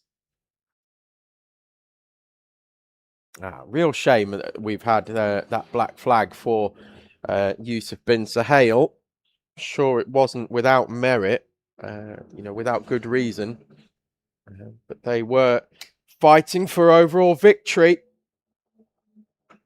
And unfortunately, they are now just consolidating second place, it would seem. I'm sure they're pushing on and trying to reclaim the lead. Sure, it's not over yet, Tom. They've just got to keep pushing in case MS SoCo Select, anything happens to them. But now, at the same time, MS SoCo Select are also able to maybe not take the risks that they were having to do to try and catch up the 15 of MS Urban Blue. They can maybe wait that extra half a second or so before finding a way past some traffic. MS Urban Blue, they are flat out to the flag now. It's the only thing that they can do.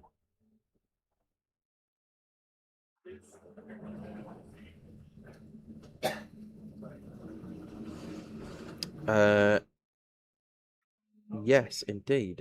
So George Boothby, kart number 1's race. So George Boothby is getting a huge amount of traction in the live chat comments. Of course, a YouTuber.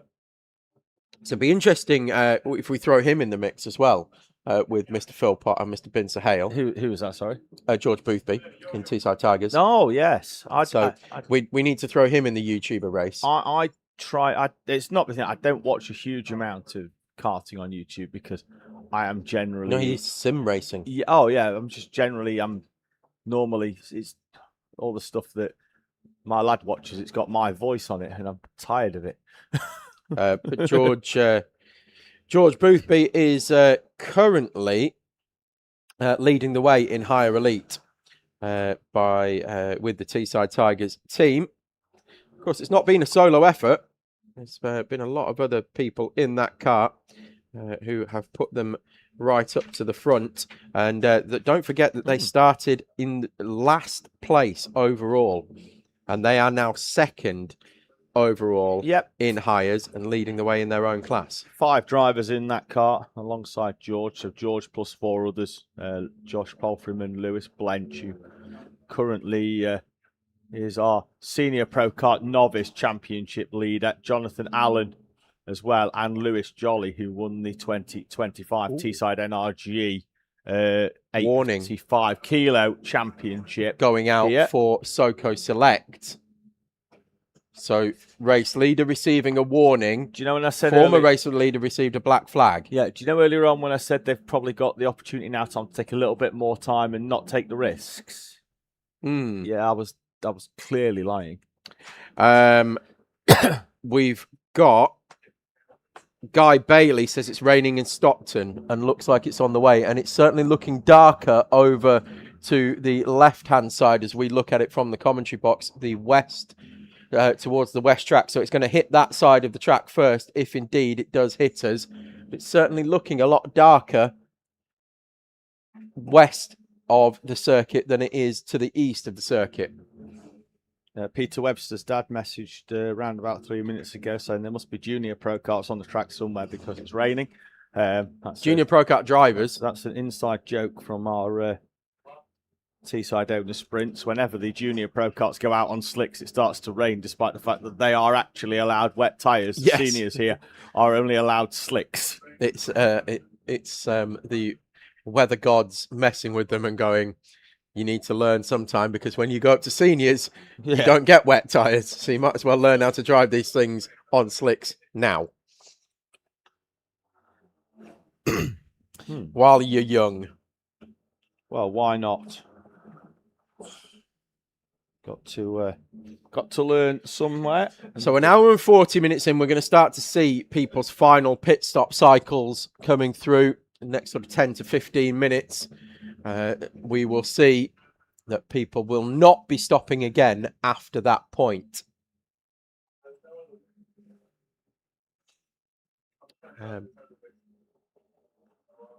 Marshall just making his way across the track because somebody skittled the tyres here. Obviously gone off at hairpin 1 and managed to recover themselves and get back going. The tyres just being replaced over start-finish line. We've got yellow flags all the way now from hairpin 3, right the way across start-finish, and then they are clear and good to go racing. But they're slowing them down as such from hairpin 3 onwards. Yeah, just got to wait for the marshals to move to safety before them yellow flags come in.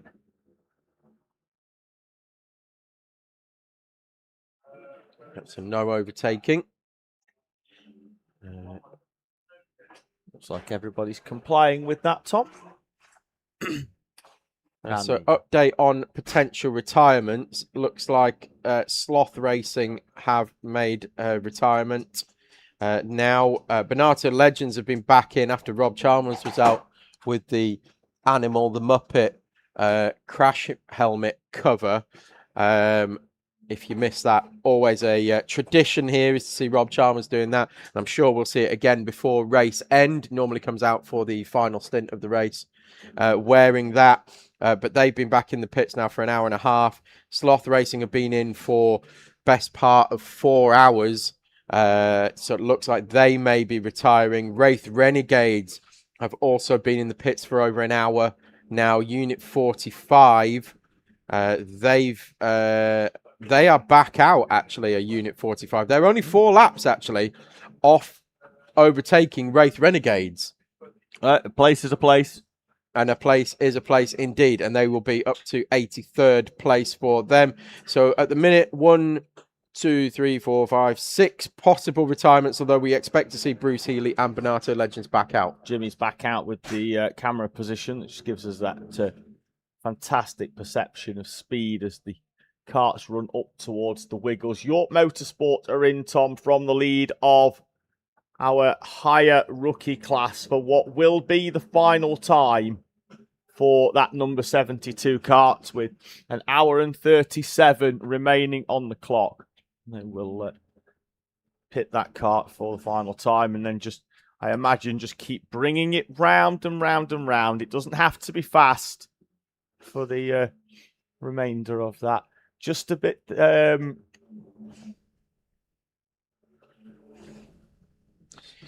Patsy has been in touch in the live chat saying, wish we could have a few drops of rain here in Swindon. It's bone dry. Blow the clouds down to us. I guess you are up north. Well, if you want rain, Patsy, just take some advice from me and move to the west coast of Scotland. See rain every single day there. Take it from someone who knows. Are you west coast? Technically, yeah. We're like half an hour from the sea. Oh. From the seaside. From the seaside. But what we do have is a massive range of hills between us and the sea. So what happens is it comes in off the sea and then it bubbles up on the hills and then dumps it on my garden. Yeah. So yeah, if you want to see rain, Patsy, yeah, we're in Middlesbrough in the northeast of England, of course, still in Yorkshire, but in the northeast of England, and then you have, of course, Scotland further north, where it rains every day, depending on which part of Scotland you live in. Oh, waved yellow. We've got, is that 420? It's the 420, yeah. Yeah, around in the chicane. Live chat has just asked, I think it is Laura Small asking, how is the Crail Young team doing? CYT Motorsport. They are currently inside the top 20 and still with the pack of owner karts before we get into those karts, Tom, that have had some troubles and are down in the midst of the higher kart classes. So they currently run P18, which puts them in 11th place by my reckoning in our owner club class, which is a really good effort for a first time here at Teesside in that owner club class. We've got Brody Hogan out in the kart at the moment. Callum Hogan, Ian Menzies, Craig Menzies, William Moore and Fraser Cowan in that kart, which at the moment is heading towards a top 20 finish overall, currently in P18. Looks like Sullivan Jr. might be making his way into the pits soon. I can see Richie making his way down to the pits area now with the gloves on. And the reason I know that is because young Mr. Sullivan just came over the line and held up a big 5. Yeah. Which, who is that going into the barriers at? Is that no, it's 11. Not. It's the 11. Racing for Riley. Had a big panic there that it might be Bargain Racing because they've got similar looking Bigfoot panels. They do. But yeah, young Mr. Sullivan came over the line with a big 5 off his hand. So I'm not sure whether that means 5 laps or 5 minutes or he's just going, have 5 as he comes over the line. My pace, I like. But that will be their final stop, I would imagine. Particularly if they can make it another 5 minutes to the hour and a half left to go mark, that should be their final stop. And we are starting to see takers. KBR are in. at the moment. TRX 276 are in. Owners need to push on though, Tom. They've got to get to around about 1 hour and 20 to be comfortable. They get far less fuel mileage. We have seen some of them going to 1 hour and a half, but you don't want to risk it at the end. You've got to get to around about that 1 hour and 20 mark.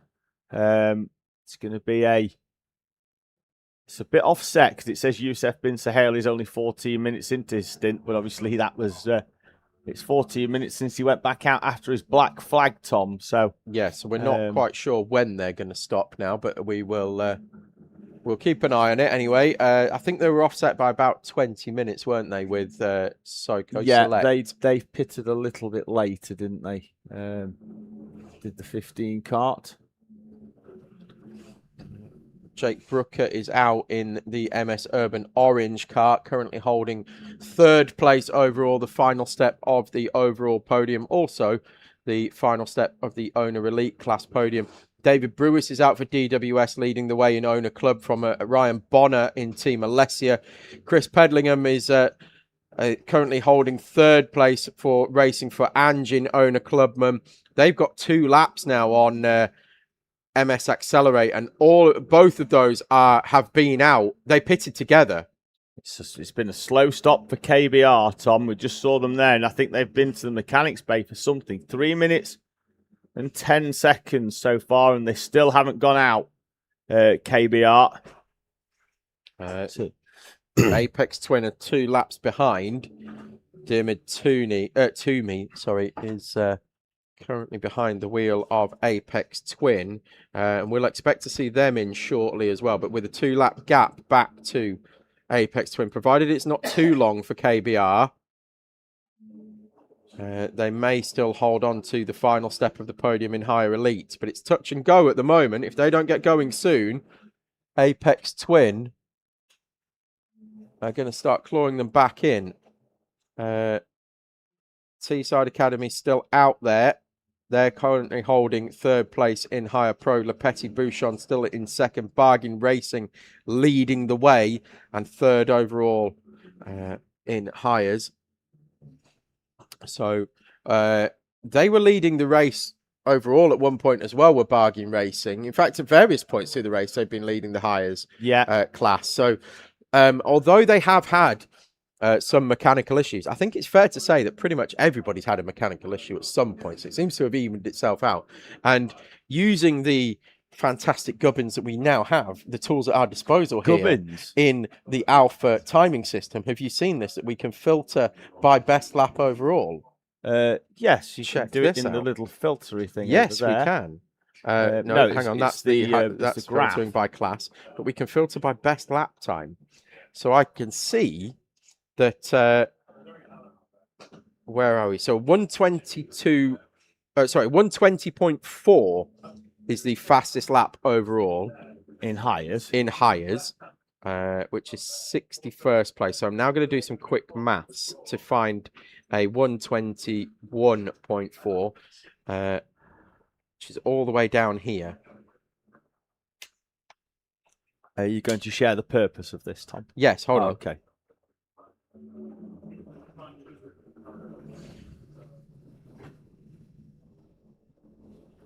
I'm just going to go into the live chat while Tom... 29 karts within a second of each other's fastest lap. Oh, okay. That's what you were looking for. It's just that I didn't want people to think that the audio had broken. No, half the field, their best lap is within a second of each other.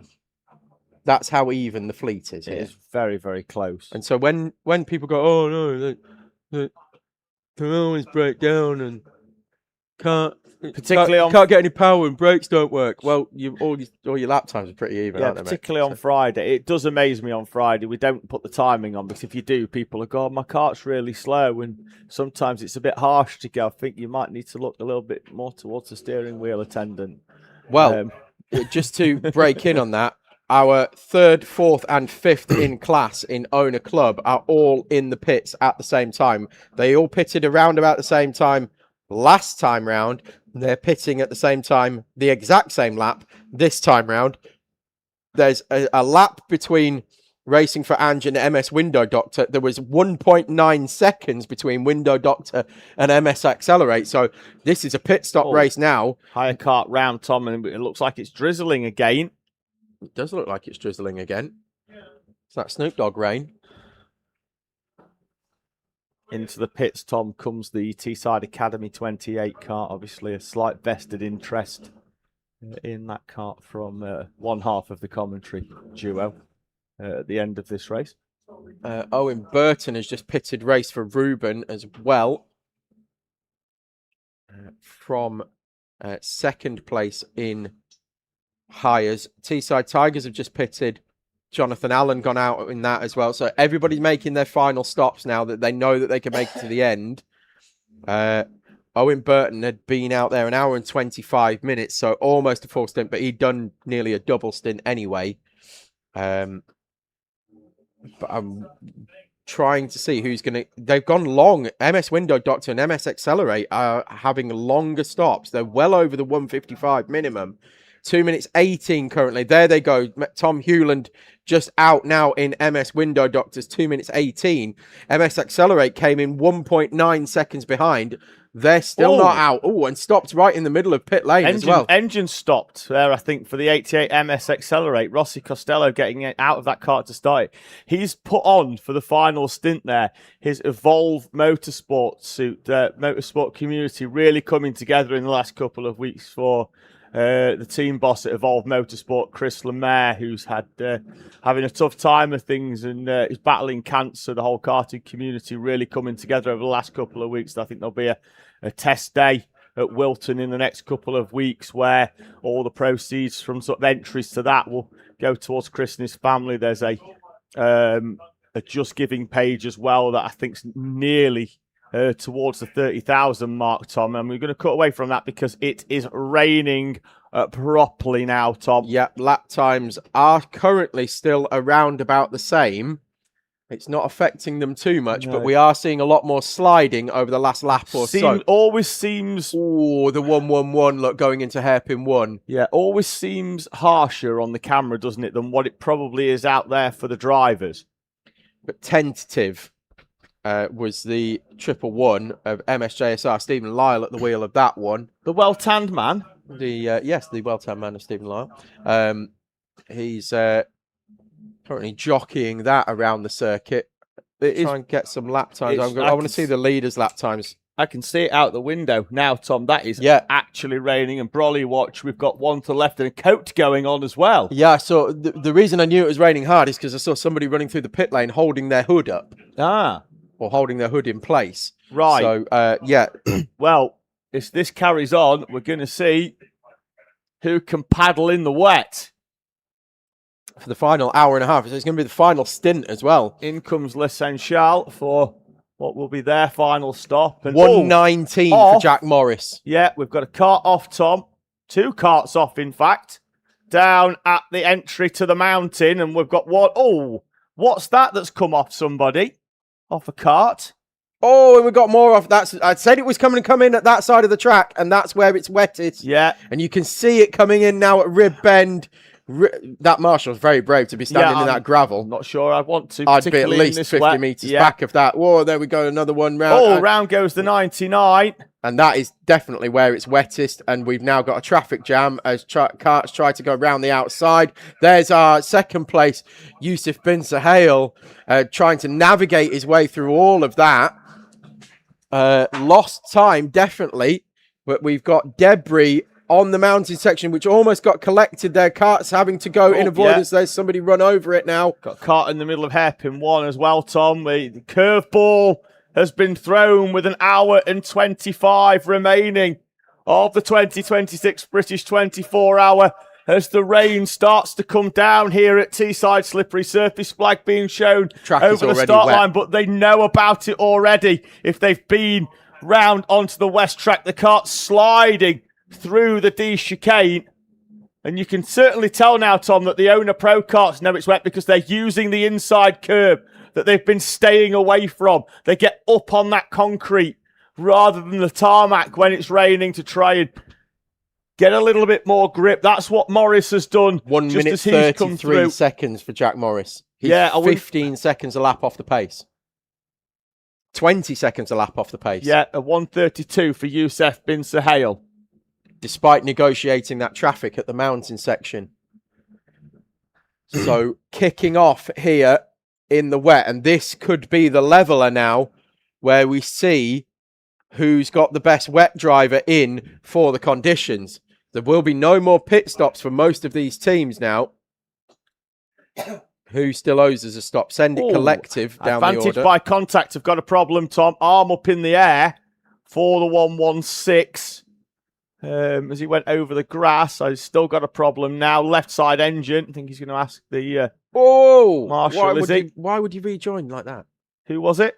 Whoever went round at the I mountain. was looking out the window, I couldn't sorry, see at number the because they don't have 116. numbers on the back, so I've Definitely no a idea. higher then. Yes, but no idea who it was. Okay. But just rejoined directly in front of a train of carts coming towards him in the wet. Is that Ireland's favourite Dan in the Bugard in 111? Yes, I believe it is. Although Crosley will have an argument to.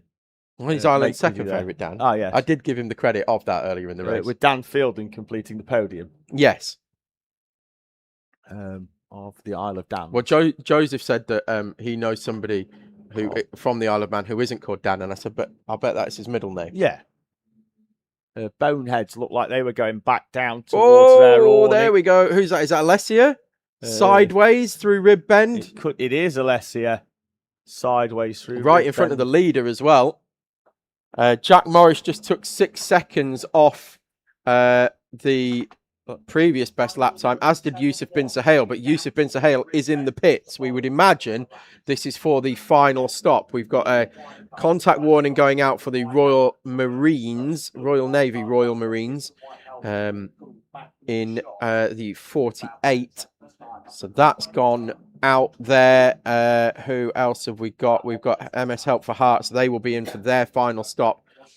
But MS Urban Blue coming in now. I would imagine this is going to be for their final stop. Who are they going to put in the car? Who's their best wet driver? Just quickly, as we've just caught it going through the camera shot there, up towards Hairpin. We're going to catch it as they come out, Tom. There's quite a lot of traffic, and I want to pick up the 171 of MS Window Doctors. This time last year, we had a terrible incident down at Rib Bend where we nearly lost Dominic Needham due to a heart attack. There they are. And for the final stint of the 2026 British 24-hour, his good friend and teammate Tom Hewland is wearing his helmet. Oh, he is, yes. Oh, excellent. It's a really nice touch, that. Yeah. He had a heart attack, didn't he? Did have a heart attack. Mid-stint, heading towards Rib Bend. I don't think we understate it, Tom. He died in the seat, and the paramedics brought him back to life. On site, alongside the marshals, Paul Franklin, Nigel Moore, Bella Franklin. Quite literally saved Dom's life. He hasn't raced since for obvious reasons, but his helmet races again. Indeed, and he's been here all weekend as well. Has Dom, and it's been wonderful to just be in his company once again. MS Urban Orange, meanwhile, are back in the pits for their final stop. Jake Richardson has gone out in the Urban Blue. I think it's because I've been awake for about 32 hours, Tom, but that's really choked me up, that. Really nice touch. Yes, indeed. Let's have a look at what's happening down the order. People who owe us a pit stop still. So, Bargain Racing in Higher Pro, they owe us a stop. Apex Twin Racing, they owe us a stop. Everybody else looks like it might be. They might have made their final stops now. Send It Collective also owe us a pit stop in the higher veteran class. But we shall keep our eye on that. Jonathan Allen in for Teesside Tigers now. Paul White in for Race for Ruben. There's a lap between them.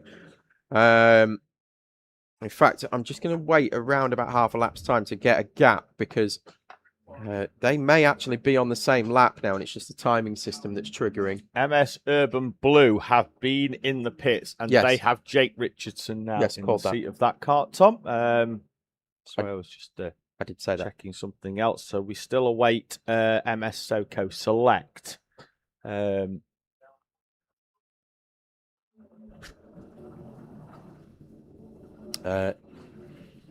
Yes, let's. So there's Paul White, who's come over. Right, so it is a lap. So it's around about a lap and a half, the gap from Race for Ruben to Teesside Tigers, 25th to 24th place overall. Barry R's Wacky Races continue to lead the way overall. And Bargain Racing continue to lead the way in Higher Pro. Higher Rookie still led by Yacht Motorsport. Did we get an update on what Yacht means? It's a business name, apparently, as in it's the letters of a business. Now, I don't know what that business was, but that was what the comment said in the live chat. Okay.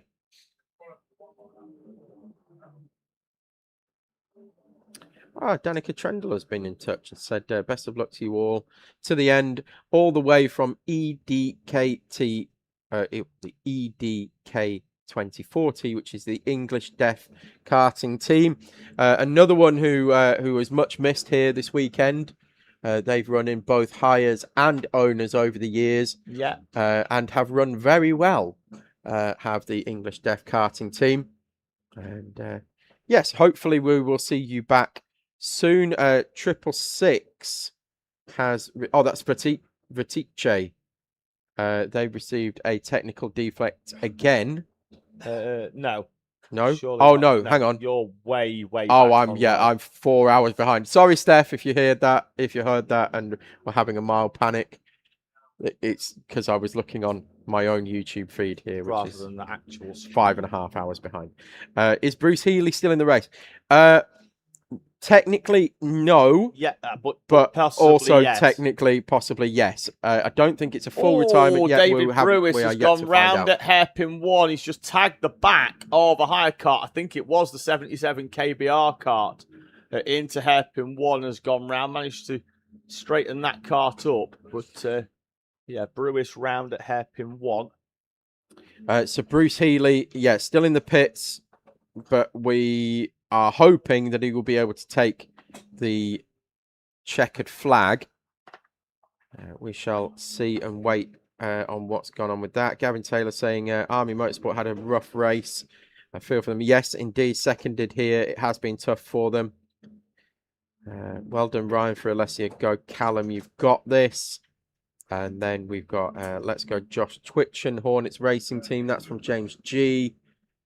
Andrew Johnson's watching from the Isle of Man, but you're not from the Isle of Man, Andrew, are you? Because you're not called Dan. Correct. Is your middle name Dan? Do you know? Although if you take the first 3 letters of his name and flip them around, you get Dan. Zoe Healy saying Stephen Allen, yeah, he's still in, having to take extra breaks as he's done something to his shoulder last night. Managed to get the guy in the medical to help. He's going to keep going on as well as he can. That's Zoe Healy giving the update on Bruce.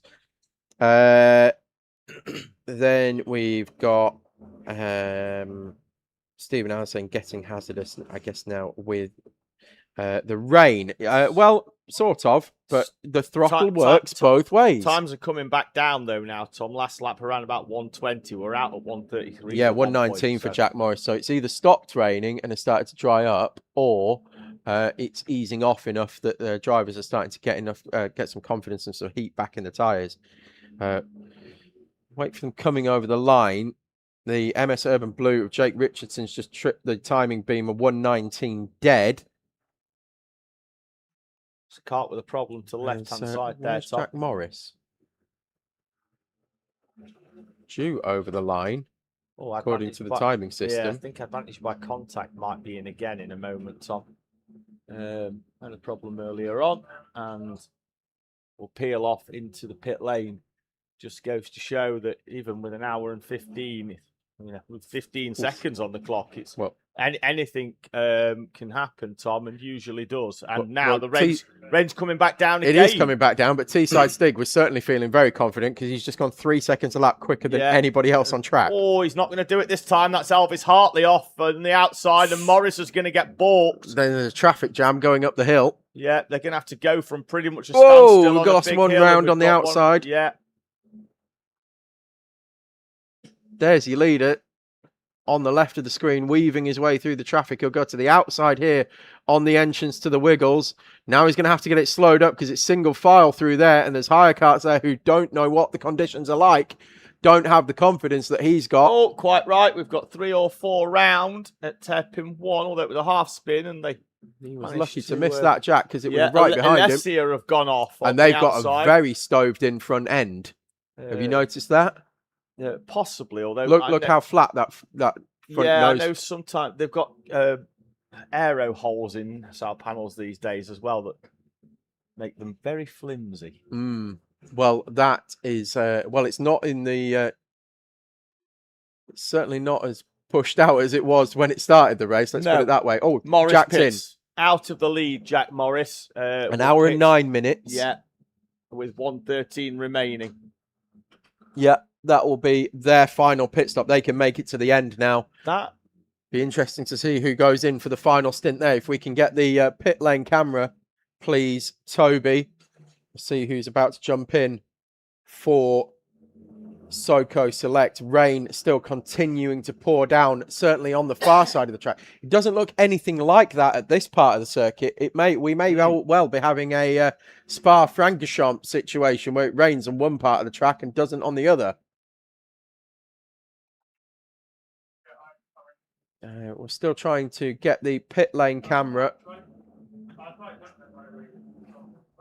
to see who's going out in the race leading SoCo Select. Someone's clipped them tyres on the right-hand side in the last couple of minutes, Tom, I think. It nearly put them back for us. Nearly again, yeah.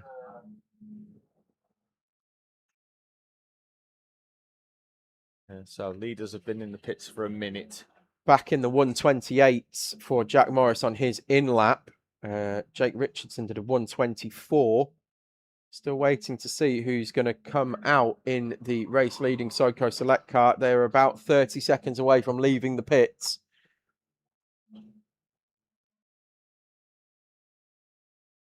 Much wetter down that far end of the circuit. I think it's starting to make its way up. In fact, Tom, if you look just to your right, about 1 o'clock out of the combox window, that is teeming down now. Spin down at the far end. Oh, drivers really fighting it. Yeah. That was the 88 of Rossi Costello with MS Urban Blue. And Costello, MS Urban Blue, Jake Richardson was lucky to avoid Costello because he just came steaming through. Who's that having to wait for a gap in the traffic? They've got rain suit on though, so at least they've done some planning. The 125 MS Urban Orange has got a Nassau panel. I don't think it's Urban Orange. I think it's Help for Hearts. We'll see. That looks very. That's Connor Lucas. That's who's in the SoCo Select. Ocean. I think that's the 125 Ocean batch car. The MS Urban. But normally Zach. No, you could be right because it says we've got Zach Dawson in that. Oh, 99's off. Ocean Batch is in Urban Blue this time, isn't he? Yes, he is. Sorry, yeah. And it is hurling it down there on camera. You can see how karts are now having to tiptoe their way through. This might be the fewest laps we've done in an hour here at Teesside for a long time. It is the 125. It's Zach Dawson in that car. Yeah. You had me doubting myself there, Tommy. I don't know why. You said Ocean Batch. Yeah, I know, because I thought I saw the the teethy helmet, but it wasn't. It was Zach Dawson's black and green one, but it was definitely the 125 with Zach Dawson in. It's Alessia just making their way in front of the commentary box. Full Grinsell line. And get the back end out over the start-finish line. We'll try and bring you some shots of this as well, because this is immense when the track gets really slippy here. The owner karts are full power down. We've lost somebody on the outside of the D chicane. But they are back underway fairly quickly, and that Phoenix. yellow flag is going to be rescinded now. But yes, it's because they're lightweight, so much lighter than the higher karts and so much more power as well. When they're coming across the start-finish line, it's basically a double. What they do is they extend it into one long double right-hander. And turn left throughout most of it. Turn left throughout most of it because there's zero rear traction. So it's they just four-wheel drift it through the entire corner. Shoot to racing. I think they're off at the outside of hairpin 1.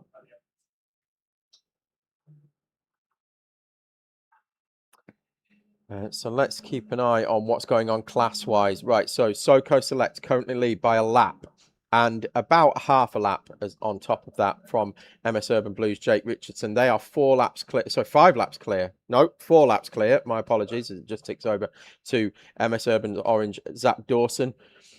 Liam Edmonds leads the way in MSJSR2 in Owner Pro from MSJSR's Dan Bugard. 8th place overall for them. Stu Stratton Photography, 14th place. They are 3rd in Owner Pro. Fight is on still for the final steps of the podium in Owner Clubman. DWS still leading the way. 3 laps clear of Team Alessia, who are likewise 4 laps clear of Racing for Ange. Chris Pedlingham behind the wheel of that one.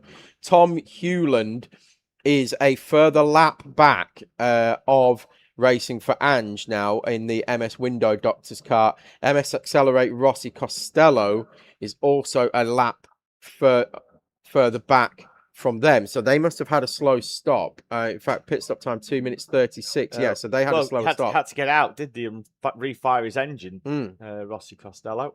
Correct.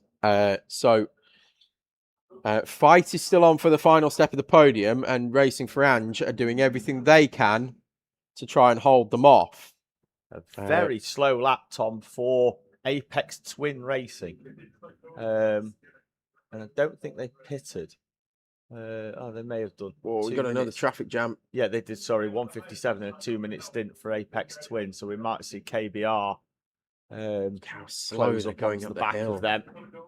Whoa, there goes Racing for Riley. Lively. Underneath them, heading into the mountain section. Because there's no traction, of course, and it's the slowest part of the track as well, the bottom of the mountain section. So you end up really struggling for grip, and it's massively uphill as well. It's really steep there as well. So karts are really just genuinely struggling to get up the hill. I wouldn't be surprised if we start seeing people jumping out and pushing it up instead. Yeah, leader Connor Lucas doing 1:36 on the previous lap. Jake Richardson at 1:37.9. Gap is still at a lap. There's MS SoCo Select. I hated karting in the wet. It's just when you're in all your dry gear as well and it starts chucking it down. I was a bit 50-50. In a pro kart, I was woeful, but in a higher, I was quite good. I just drove round with a face of like, ugh. Like, ugh. Yeah, speaking of which, that's, just nicely recovered, actually. The 888 Elvis Hartley trying to start the 888 machine. He's looking down at the tail end of that kart. Going to get back in it, is he? Yes, he is. And he's going to drive it back just as the marshal gets to him. Is he coming into the pits? He is not. Carrying on, 171 contact warning for MS Window Doctors. So Tom Hewland picking up contact warning. I mean, I think there may be a fair few of those incoming as well, due to the nature of the weather conditions and the complete lack of grip.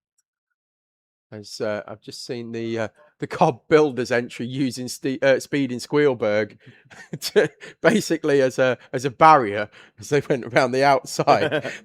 They went side by side into hairpin 1 and they just leaned on Speed in Squealberg and were like, I'm just going to use you as a little bit of extra turn and stopping distance. So Dan Bugard gets a little bit of air over the kink into the start finish line.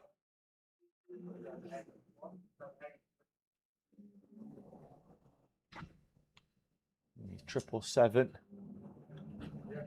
heading back out for what will be their final stint for Axis Sim Sport.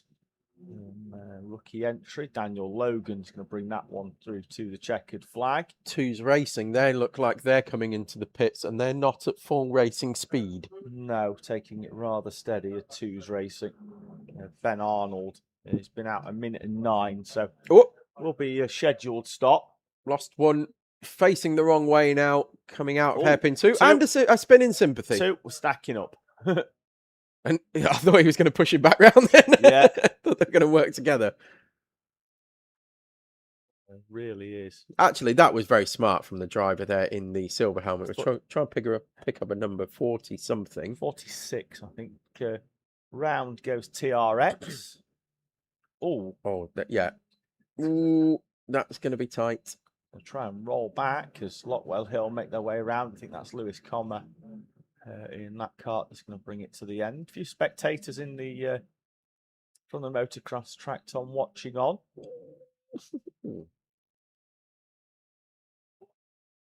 There goes the racing for Anne Gentry just up the hill and taking 2 carts in one as well for Chris Pedlingham, so not hanging about. Lap times 1:36 for Connor Lucas in SoCo Select. Jake Richardson 4 seconds slower, 1:40.9, although Lucas has just come over the line and done a 1:42 now. So it's ebbing and flowing through the traffic as they try and pick their way through things like this, where you've got 4 hire carts that are all taking different lines going up the hill. Black flag for 20. That's Paragon Motorsport. They are 4th in owner elites. Khaled Saab picking up the black flag. Again, we'll try and get an update as to what that's for. I'd imagine advantage by contact. I would imagine so as well, but we'll just wait for confirmation. The 88 taking a chunk of curb and then straying all the way to the outside of the circuit near the start line marshal. And we've got, I think, the 11 of Racing for Riley just being restarted on the... overtaking under yellows no. for Paragon Motorsport. And... yeah, almost taking out a marshal as well. So, yeah, not the wisest of moves. The army have gone off and then have just rejoined right in front of a hire cart at the time. I imagine the piston heads didn't find that. He was just off for a recce on at hairpin 1. Just scouted the area. Yeah, all okay, chaps. A few you can get your owners. ghillie suits on and you can get down here, no problem. Got a few owners around, Tom. I think one could well have been the 818 maybe, is it, or the 917? Sorry, they've got 917 and 919 off, along with the 61. It's 919 and the 61 that were off. 61 being a Alessia, and a spin for the 29 of Newmarket Hornets. They're tippy-toeing round at the moment, Tom. They really are.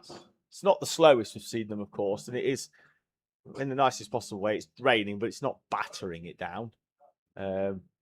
It's enough to cause the drivers to have to think about it and tailor their speed accordingly. I said 0.4 mils would be enough to get the track certainly wet. I didn't think it would be enough for puddles, and so far it isn't, but it will be if it continues to fall. Although, with the amount of carts that we've got on track, it may not be puddles for long. Not seeing any kind of rooster tails or spray coming up from the back. We've cartwheelers have gone off at the D chicane. It looks like they're going to be they will recover themselves fairly quickly, and indeed do. So they're back underway. 1:40 for Connor Lucas last time around. 1:49 for Jake Richardson. Zach Dawson, 1:39. We've got another spinner at hairpin 3 now. But again, they're back underway. So it's like the start of the race again. Everybody started to go off. Yeah. Tiredness creeping in as well, which isn't going to be helping things. The fatigue factor and the mental agility needed to adjust through these conditions as Rossi Costello got airborne through the wiggles, but did manage to gather it all up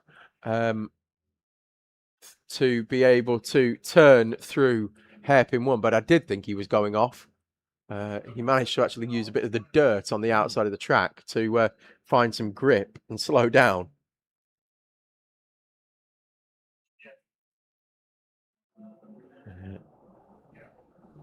Connor Lucas then has just done a 1:38. So times are up and down all over the field. Let's see what Jake Richardson does this time around, because he did a 1:49 last time. Way off the pace. Don't know whether he had a spin, maybe. It's 10 seconds a lap off the pace. That seems like sort of spin territory, doesn't possibly. Either that or he's had to go round the outside of somebody else that's spun and it's added. Oh, Lucas trying to edge it down the inside of a hire cart into hairpin number 1. And do you know what? He did a really good job there, Tom, at turning the hire cart back in the right direction. So he doesn't get an ABC. So that he didn't, I think he's done really smart there. There's Connor Lucas. He slowed himself down, but not enough to get himself a 1 minute 55-second penalty. Yeah. Oh, we need to get some shots of that. We certainly do. Up towards hairpin 3 and South Bank. The camera. In fact, I think if we can just try and pick up the leader who's coming through hairpin 4 now, and just watch the kart control of our race leader, and in behind Zach Dawson as well. Here he comes over start finish, and you'll see him kick the back end out there. Look. And again into the D chicane. Not as much as usual, but that's that you can see the unpredictability of the hire cart traffic around him is not what he'd have wanted. So if we had a look there, you can see he came into rib bend every which way but straight, using the kart to effectively steer itself. He uses the concrete rumble strip on the inside. He does the same and it drags itself round. You put your kart down the inside of it. The curb does the work for you. As Lucas then heads out onto the Bob Pope straight. Some traffic in front of him, so he's going to have to be careful regarding the confidence levels of the drivers round him. And he has managed to brake early, and he's going to go down the inside. Full lock applied early. And you just wait for it to grip. You just chuck it in, 100% lock as much as it'll take. And eventually, somehow, the car grips and turns. And it's still, it's the laws of physics, but it still baffles me how it doesn't apply for the first 25 meters. And then all of a sudden it does. I do wonder if those both owners and hires that have been overtaken by him will now seek to apply whatever they've learnt from the corner in which he's overtaken them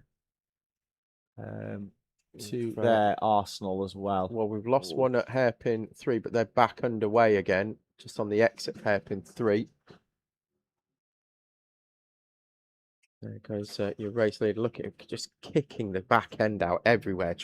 The thing is as well, the more he spins up those rear tyres, the more heat he's going to generate into that compound, and the more grip he's going to have, believe it or not, or even though it's not driving the tyres forward. So it's a bit of a 6 and 2 3s. It's driving the kart forward, yes, not as quickly as if he had full grip, but because he's generating that temperature, when he needs the grip, he's finding it. Absolutely. You look like you're flagging, Sunshine. Are you all right? It's been a long race, mate. But do you need a hug? No, what I do need is a nap. I want it to dry again so it can pick up and I can go with the same level of excitement that we had earlier on. Hour Kart Racing, just want to say thank you to the marshals out there standing out in the rain. And we'll echo that. They work incredibly hard, not just in the rain, but throughout the whole of this event. And because we know that they're now listening, I want to say thank you very much for our face cake. Yes, thank you very much, Hour Kart Racing. Greatly appreciate it. Yeah, we still don't really know what to do with that. I'm take it home, Tom. Well, I don't know. I'm tempted not to cut it, to be honest, because I like it so much. Preserve it. Yeah, forever and ever. Yeah, I'll seal it in wax or something. Gavin Taylor said, any idea where Army Motorsport would have been position-wise if it wasn't for the transponder failure? Wasn't aware they'd had one. That's TRX currently have just taken out one of the higher carts. Didn't see which one, and I don't think there'll be any penalty incoming because the marshal was already dealing with one incident. So probably wasn't seen, and we don't know who it was who was in the cart behind. Just need to try and pick a number up on that once we can get clear. Ooh. You need to be careful about overtaking while there's marshals on track, you know. Because if it's under yellow flags, there will be a penalty incoming. Yes. Barriers Wacky Races are in the pits, David. Normally, The leader overall in hires and the leader in hire club are in the pits.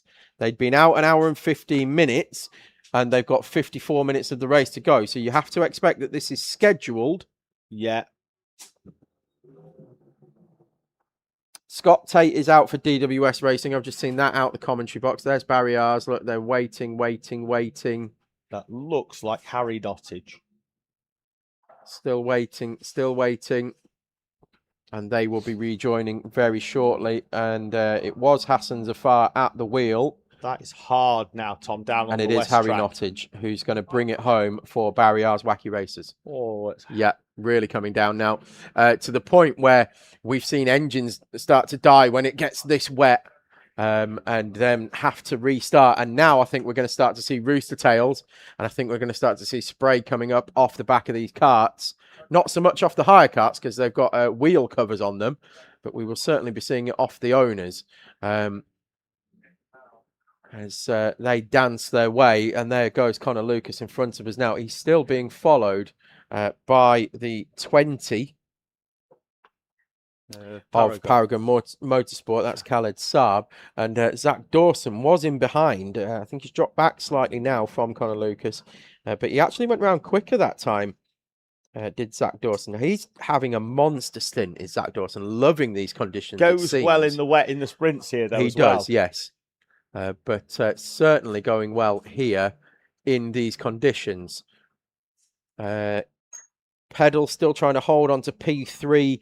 In owner club, I've just seen him fighting the kart going into hairpin 1. Gap is still 2 laps to MS Window Doctor. So just got to keep it pointing in the right direction for them and they will be fine. And that streak will continue. Will not jinx them any more than I already just have. Yes. I may need to follow you as well afterwards. Race for Ruben coming over the line. Paul White currently at the wheel of that one. They are still second in higher elite. Barriers, Wacky Races. Harry Nottage at the wheel of that one now, as we said, still leading the way. Even though they've just made the pit stop, they've got a lap still in front of Bargain Racing's Ben Lockyer. And then it's Jonathan Allen in Teesside Tigers. So we've got higher club, higher pro, higher elite still. Meanwhile, at the front overall, Connor Lucas putting in the quickest lap of anybody out there. And the only one in the 139s, Jake Richardson doing a 140.2. So he was a second slower. And Zach Dawson in the 141s. Scott Tate going well as well in the DWS kart. They're still leading owner club, and he's putting in some good lap times in the conditions. See what kind of times we're doing in hires. In fact, I can filter it now, can't I? By last lap time. So, quickest one out there in these wet conditions, ABC Racing's Charlie Smith. 145.8. Lepetti Bouchon, rapid recovery. Oh, no, they're in the pits. My apologies. Lepetti Bouchon did a 146.8. They've just come into the pits. That will be their final stop. KBR with Ashley Mason King at the wheel of that one. They're also right up there. Racing for Riley in the 11. Chris Thompson flying along. Lots of teams in the 147s, but Charlie Smith, best part of 2 seconds a lap quicker than anybody else out there. Kieran Philpott in TRX 276. He's also in the 147s now. To Paul White in race for Ruben. He's up there in terms of pace. Core Blimey's Oliver Davis. He's just gone quickest out there. The quickest lap in the hires that time around. So they start to get a grip on the conditions. And we start to see familiar names towards the top. So it's Thierry Holmes in Le Petit Bouchon, Ollie Davis in Core Blimey Racing 113, Kieran Philpott 276, Ashley Mason King KBR, and then Paul White race for Ruben, all right up there in terms of overall pace. Jonathan Allen seemingly struggling on that lap. A couple of seconds off the pace in Teesside Tigers. We've got a mechanical flag for the 88 of MS Accelerate. So they were fighting it out for the podium in Owner Club. And Rossi Costello brings that one in. Now, with the technical defect, we've got a warning for overtaking under yellows for the 99 of Formula None. I think that might have been I think the reason you get a warning for overtaking under yellows rather than a straight black flag is it might have been one where the kart was already sideways or was struggling or whatever, and they've made the overtake. Front bumper on the 88 is heavily down and scraping onto it. It's been down, pointing at the ground for a long time. But why? It's at a point now where if it goes into a dog-tooth curb and goes under the kart, it's going to launch the kart over the top. So is that what they've been brought in for? Yeah, and it's scraping. You could hear it as I came back from my comfort break, scraping along the floor like a noise. So that's why that kart has been called in. Waved yellow down at rib. What did it sound like? Oh, good. So glad we clarified that. It's all right. It's getting a bit tight at the bottom of the mountain. And this is what I was saying. So we had a warning come up for overtaking under yellows. And I think if you're in that situation where it's yellow flags and you're going up the hill side by side like that, you kind of almost can't not overtake, because if you ease off, the kart behind you is going to overtake, and so on and so forth down the order. Ease off, yeah, going to end up just spinning it like that was Larry coming out of hairpin 2. Dropped a wheel. Did Sam Flanagan onto the grass on the outside and lit up the rear wheels. If you want to drift, rock up next weekend, I think it is, or the weekend after. There'll be a drift event here, I'm sure. 47 minutes to go. Here, AMC taking to the grass in front of the taking a lot of grass actually back onto the circuit. Came for a high five. Yeah, so give him a clip round the ear as he comes past the commentary box. Steve Janikowski sent big shout out from the boys in X Racing. Few of the X Racing team racing here. Yeah, of course. This weekend, Harry Nottage. Currently out on track at the moment is Nottage in the hire car leading Barry R's Wacky Races. Will Folks has been out in the 113 earlier on. We spoke to him right at the start of the event. It's about, it was filmed on Friday, but everybody got to see it at around about 10 past 11 yesterday for the start of the stream, where we spoke to Will about his... Whoa! That's the Met Police. That's Jeff Lamb, who's backwards into hairpin 1. I think the one in the barrier probably wants slightly more to deal with there. Who's that gone off? Got good grip in the wet off the track by the looks of things. Yeah, that's the Newmarket Hornets kart. It is. I spoke to Will Folks about his sim to reality win, which means that he's won the opportunity to drive a mini trophy, I believe, or a mini challenge car on the TOCA package at Donington Park on the 22nd and 23rd of August with Graves Motorsport. That one, that's Piston Heads in the 12, just facing in the wrong direction. And in the pit lane, Le Petit Bouchons from second place in Higher Pro. Well, they've been in for a while. Yeah. They have been in for a while. 5 minutes 51. They've just gone back out. Yeah, there's the We've 88. just missed it. 5:51. They're back out. So there's the 88 kart trying to get back out. They're doing some drilling. And I imagine they're going to... Two laps behind still for Teesside Academy, although that's going to be one lap when they trip the timing line this time Rossi around. Costello's putting the rain jacket on. Just over the top. Contact warning for the 113. That's Core Blimey Racing 113, who are currently 5th in owners now. Apex Twin did end up taking the 3rd place in higher elite away from KBR. Believe that was through the pit stops. Yeah, because KBR had that slightly longer stop, didn't they? They went down to the mechanics bay. So Apex Twin did eventually take 3rd place away, but they're now being hunted down. There's 42 seconds between KBR and Apex Twin with 44 minutes to go. So they're going to have to be over a second a lap quicker every lap, a KBR, of which last time around they were 2.9 seconds quicker. They've just tripped the timing beam. So all to play for still for higher elite podium. Fastest on track, weren't they there, Tom, with that 1:45.1 for Ashley Mason King in the KBR 77. Wouldn't surprise me in the slightest. Right up there. Definitely right up there.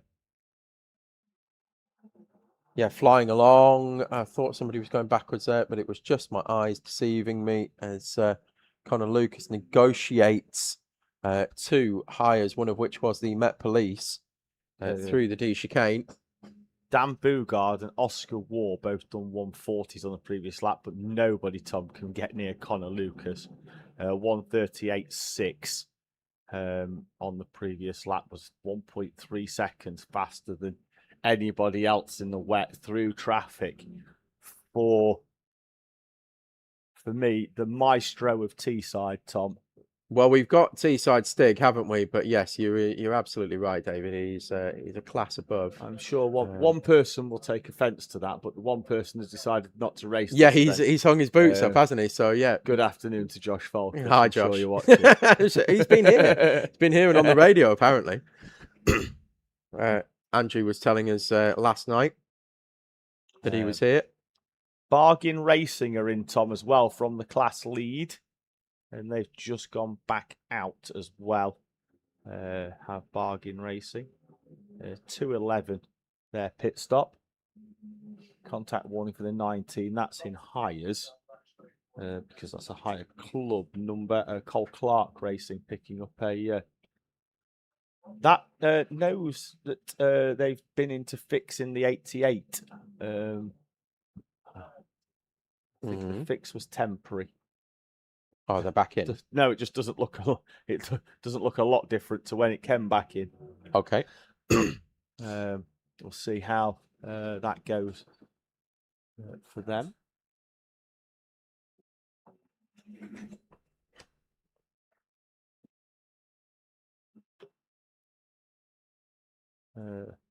Paul Handley in the live chat saying he thinks it's Brad Philpott in the KBR car, and now we've got it down as Ashley Mason King. Oh, Elvis Hartley has stopped on the outside of the chicanes, and that's not somewhere where you want to be trying to start your engines. He's getting back in that kart and will rejoin the circuit now. And that's he's done all right there, actually, for himself as Elvis Hartley. But certainly you don't want to be stuck on the outside of the circuit there. In case somebody loses control of the kart and comes into you. Going to try and pick out where that KBR kart is. It is showing Ashley Mason King on the RFID scanner, but that also makes the assumption that the driver has put on their RFID tag. So, just going to have a quick look. I'll try and have a look. We can see quite a lot. It is Brad Philpott in the 77 KBR kart, in fact. So it's not Ashley Mason King. It is Brad Philpott who was setting fastest laps earlier on. Pretty much all the karts around him doing 145 to 147s. he too is doing the same sort of time. The fastest hire out there at the moment.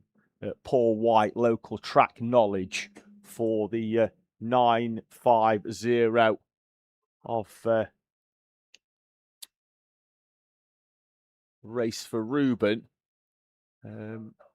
Coming into use right now. White, who does a lot of racing around this circuit.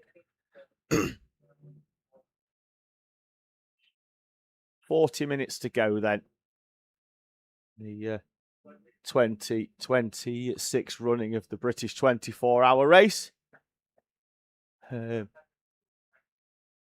Motorsport saying use wets in normal events in the UK, right? If it's a sprint meeting, yes. The majority of the field, pretty much everywhere in the UK, is allowed wet tyres in the wet. However, senior pro kart don't run wets, particularly in here at Teesside, in the UK Kart Series and in the British Pro Kart Endurance Championship. They do run wets, to the best of my knowledge, down at Rye House in their Pro Kart Championship, although they do use the 160 engine currently. I know discussions ongoing as to whether they'll transition at some point to the 200 engine, but I am in a watching brief on that one, and as I am much more Midlands and Northern based, I don't normally get to see much of the Rye House events. Got a waved yellow, and we've got a mechanical defect again for the 88 of MS Accelerate. A kart that ran towards the front in the early part of the race.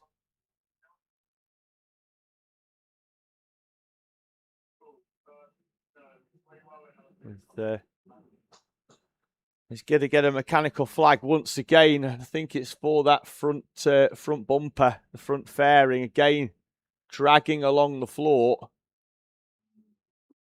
Won't be handling the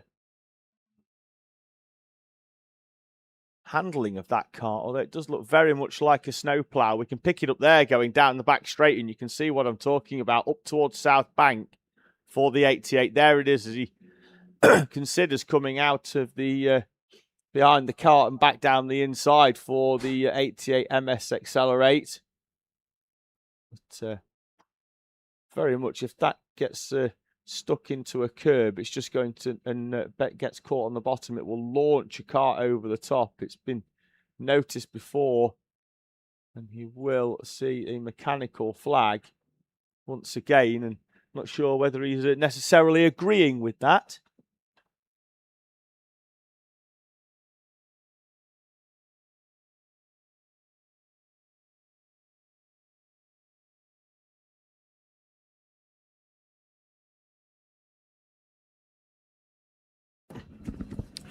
Sorry, folks, a little off-air chat for the internal commentary box.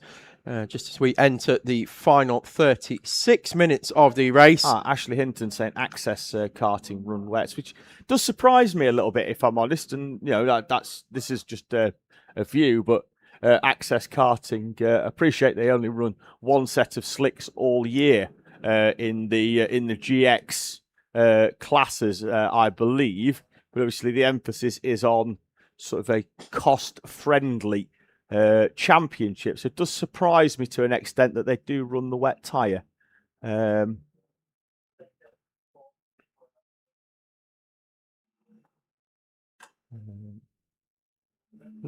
Someone there just saying Boothby. They try and say Boothby, but it autocorrects, doesn't it? Either autocorrects to something that they use quite a lot previously.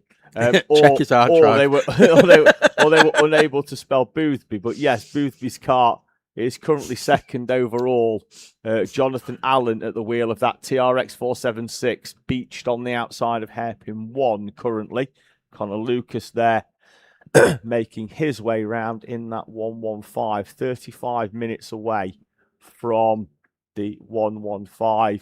The 43, as it's historically been known, Tom, for MS SoCo Select. This year, running the number and full replica sticker kit of Team Keen 115, Danny Keen's team that Rob Stanway raced for many, many years. 2 weeks ago here at Teesside on the Friday, a huge contingent from Teesside. Connor Lucas, Howard Lucas, Dave Folkus, Ange Folkus, all headed back over towards Manchester way for Rob Stanway's funeral. Unfortunately, no longer with us. He passed away a few weeks ago. And yeah, very suddenly, in a big shock. Kart of MS Soco Select, as I say, that has run 43 for as long as I can remember.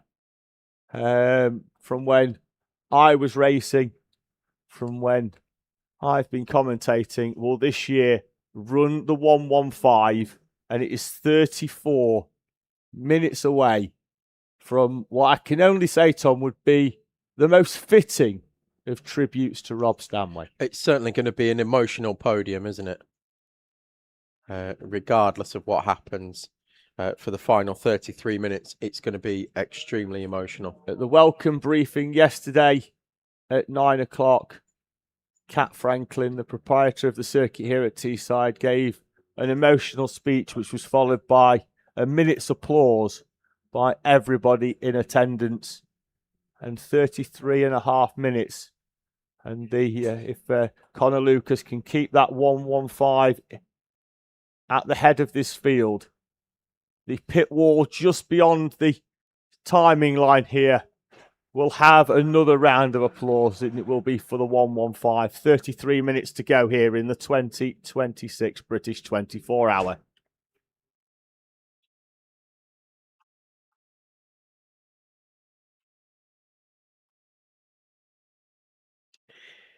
Yeah, here we go then. Final 33 minutes underway.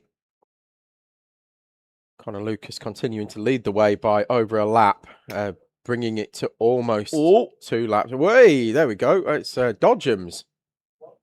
Is that a thumbs up? I don't know. I'm not sure. I don't know. That looks like an Apex Twin kart because they have an orange and green steering wheel. And that looks like... We've hit him. We've hit him. That's ABC, isn't it? It is. 116. I think he's going quite slowly. Obviously, I know it's wet, so that might not help, but that car, I would say, down to one motor. You may be right. A firm left rear would appear to be the diagnosis by the driver. Someone in a live chat, 1 minute 55 seconds. just asking who's in the Cole Clark racing kart. Jakub Sidak is in the Cole Clark Racing at number 19 at the moment. Bonato Legends, Tom, are back out. Was that somebody in the barrier at the mountain section? Don't know. Somebody went very, very wide. On the exit of Barbecue Bend? No, on the exit of the left-hander. No, the one before. Yeah, back one. Probably not. They probably made it up the hill now, but might have just used the wraparound to just skim the barrier. There is advantage by contact ABC into the mechanics bay. MS Accelerate still in the pit lane, trying to have whatever they can on that kart done to get it back. Oh, there's another one round. Definitely the trickiest part of the track into the mountain section. That was the aforementioned Cole Clark, I believe. Up the hill. Who had the spin. And another one. He just got, a little bit over exuberant, trying to get up the hill. Was shaking the rear round, and that's what happened. That had all the signs of blipping the rear blipping the throttle, and it spins up the rear wheels rather than just gently applying the throttle. Somebody else has gone round there. I think we need to stay on that camera because that's it. Oh, there we go. There's somebody else in. 778. Easy to spot. They've all got the same race suit. Easier to spot now who's in the kart because of the RFID tags. Last year, I'd be very difficult to spot who was in the kart, as they all do wear the same kit. Yep. In the same way that we saw Century Sim. We were talking about them earlier on, weren't we? Yeah. Yeah, I normally when I Suits and helmets. message their drivers, I just say like usual black and yellow kit, and they say yeah, and I go, you're all horrible to us. It's LMS as well that we see at Le Mans. Yeah, and they all rock green green suits and black helmets, don't they? Every single one of them. That's Richard Levitt of Vitesse, having to wait patiently for a gap in the traffic. Normally, I think he'd just spin it round, but he can't do it in the wet because you've got to be able to control the spin. Just going to confirm in a few moments if it is, because I think he's got his name on the back of his suit. He's going to be careful here because I think he's got he could be down a motor. Looking down now, left side. Pull into the left. Let the marshal refire it. Done a great job there, actually. Just pulling to the side. And it's not firing. Is it on, Marshall? Oh dear. Painful when this is happening. Why is it not firing?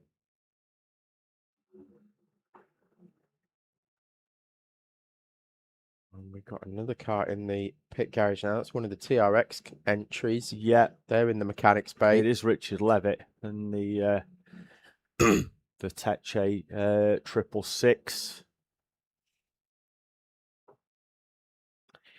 MS Accelerate have been in the pits 6 minutes 40 seconds now, so that's them definitely off the podium for owner clubs.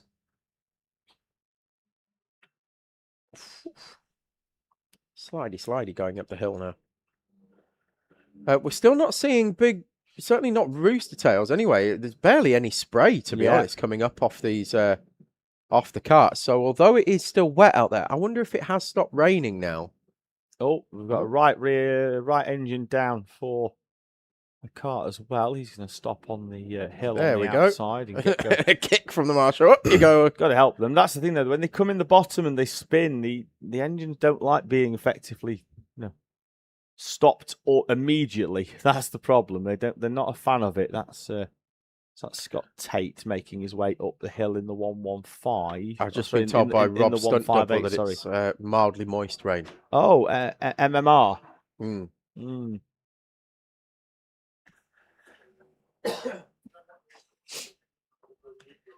I think he's a bit reluctant to go out there and get us some paddock shots and things like that now that it is still raining, and I can't blame him. AMF just saying he believes that Richard Levitt was trying to pull the cord to restart the engine into hairpin 1 and went for a spin.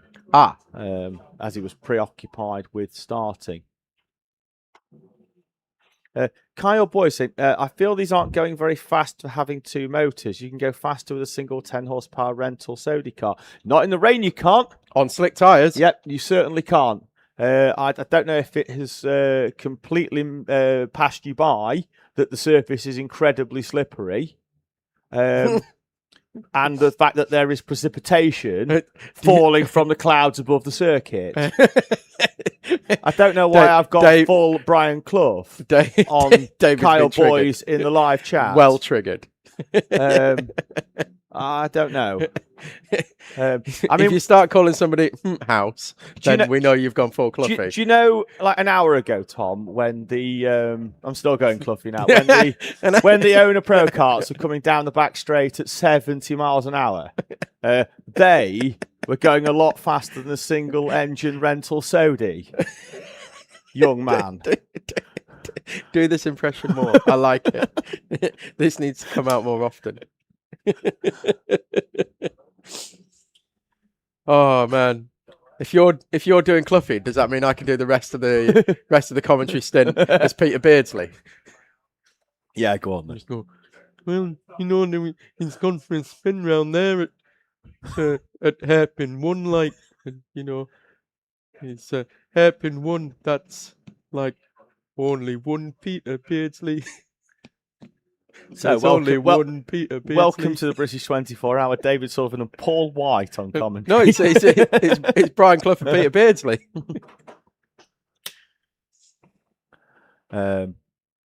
Claire saying you can't really see the rain when you're watching online. Very, very wet, I can assure you. That's why people keep spinning round. Like a record, baby. Right round, right round. MG Motorsport. But if you had 7 single engine Sodis taped together, well, then nobody would be able to overtake you, would you? Because you'd just tape them side by side. The human centipede version of karting. Yeah, I wouldn't want to be on the 2 on the outsides, though. We're going through the wiggles. No. Wouldn't want to be anywhere but the back of that train, just pushing everybody along.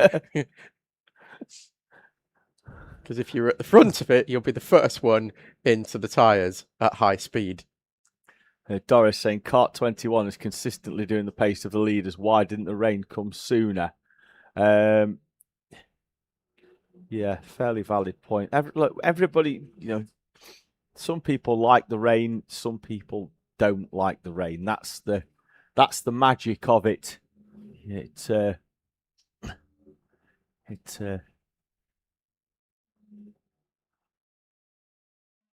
It suits some and it doesn't suit others. And sometimes, particularly if it drizzles for a little bit, you get lucky with whichever driver has been in your car, as we've established at the Teesside Sprints, Tom. As you well know, I imagine all of the teams from Crail will be incredibly quick. And any other team from Scotland. Isle of Man, apparently, they're always quite handy in the wet. Or the Isle of Dan. The Isle of Dan. Live shots from the pit wall. 23 minutes to go. As everybody that is in the paddock, whether they're packing down an awning, whether they're hitching up a caravan ready to try and get a fast exit out of the circuit, bear in mind that there is around about 1,000 people trying to exit the circuit after this event. We've got a waved yellow at hairpin 2. And that's Alessia round, Tom, out of second place. They have got a decent gap, 4 seconds back to Racing for Ange, with Chris Pedlingham at the wheel of the Racing for Ange. Callan Stern goes round for Team Alessia. But people start to head back towards the barrier that aligns the side of the circuit. Whoa! Sorry to cut across you there, David. Not a problem. Was it the 23? It was the 23 of MS Help for Hearts, Dan Cooper, who was just 4-wheel sliding across the start-finish line, managed to avoid 3 hire carts and slip himself into the D chicane in between all of them. Somehow there, but by the grace of God. Yeah, I think when he watches that back, he's not entirely going to be sure how he's... I don't think he can watch it back because I don't think we caught it on camera, but I saw it with my own eyes and that was bonkers. I mean, he was literally completely and totally out of control, yet somehow managed to gather it all up, not only make the corner, but not hit anything that was around him in between.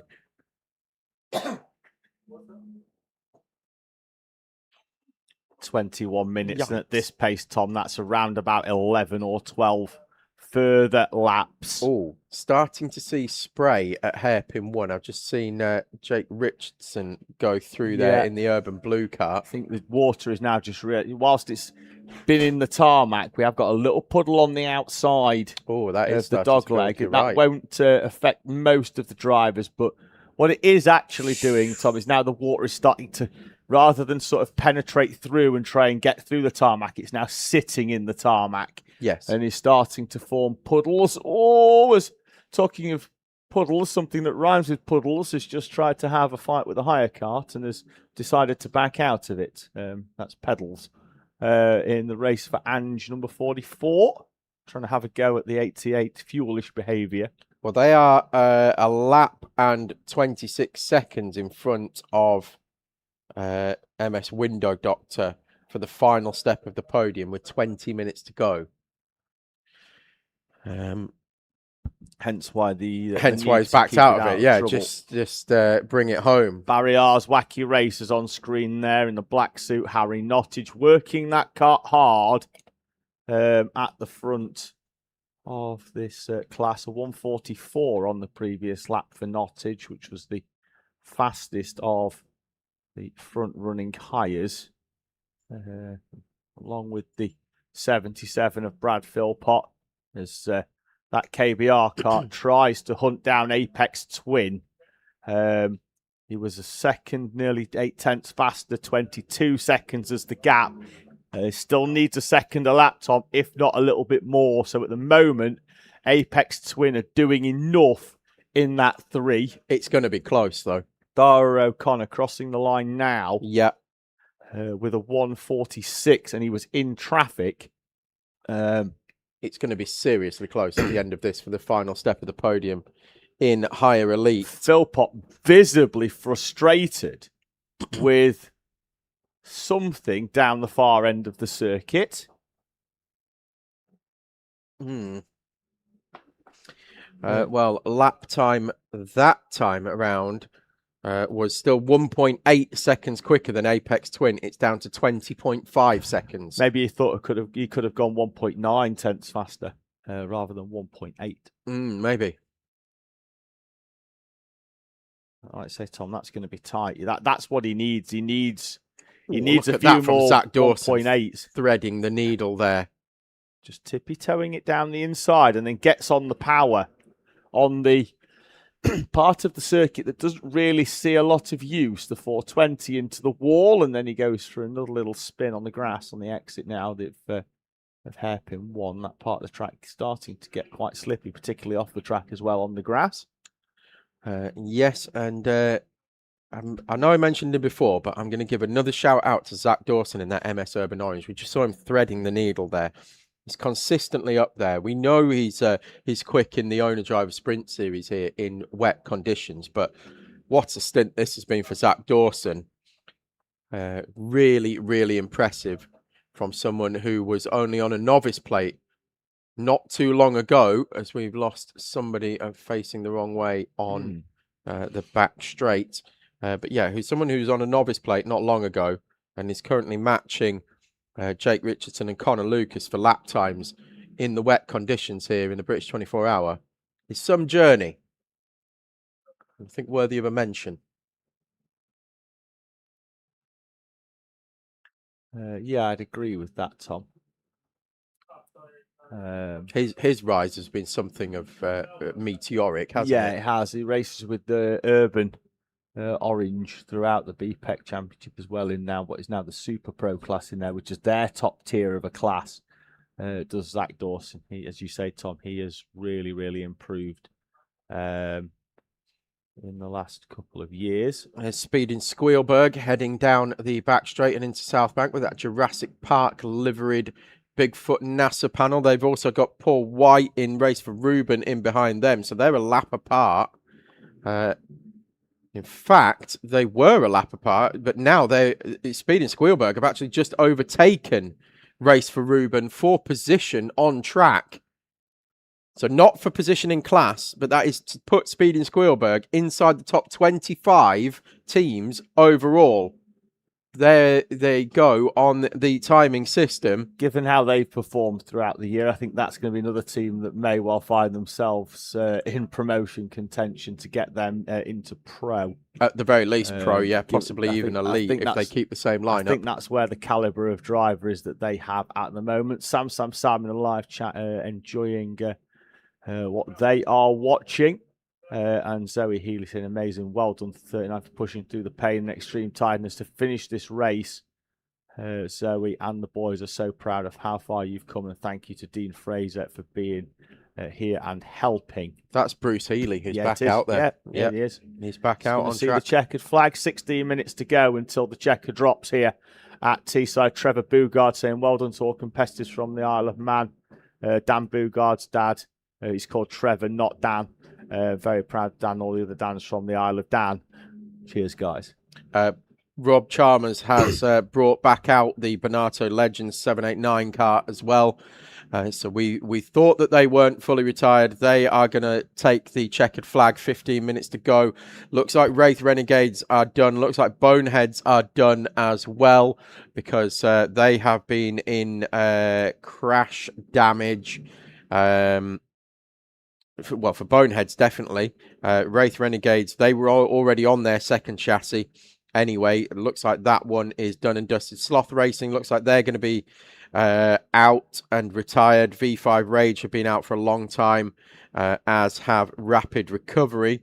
But good to see Bruce Healy back out there. I mean, he's got another 93 laps to do in the next 15 minutes, and he can get 87th place on the road. Might be a tough ask, that. Yeah. And the car off on the outside of hairpin 1. The marshals retrieved that back, and we've also got waved yellows down at Rib Bend, which means somebody may well be off at the bottom of the mountain. A few drivers putting their hands up. I know everybody seems to be at pace as they go up there. Just about, yeah. 14 minutes on the clock. Paul Turland, for additionally on Zach Dawson's first BPEC was 2024 at Warden for the 115, a big part in bringing the win home for Rob's lads on that day. He is in the 125. Echoes that he's a lovely lad, is Zach. So his first race in BPEC was in Team Keen? Yes. Wow, yeah. That's going to be emotional as well then, isn't it? Richard Phipps, we've all got green over the start, and saying, why haven't you mentioned the Royal Navy and the Marine team, apart from the fact that we did speak about Neo Phipps when we were last on together, I believe. No, that wasn't us, I have mentioned them plenty of times. I certainly did when I was on, because I mentioned they beat Ollie Beerman. Yep, that wasn't with me. That must have been with Ewan. Yeah. And then Oliver Simpson saying, shout out to Fraser Cowan, who's racing for the Crail Young Team 99.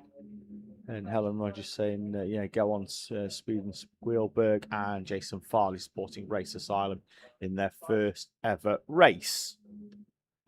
So, what a race to do it. The hardest 24-hour of them all. I've just noticed as well that Teesside Tigers have just taken second place overall in the higher class, back away from Bargain Racing. So that's flip-flop through the pit stops, but Barriers, Wacky Razors and Harry Nottage continue to lead the way overall in hires and in higher club. So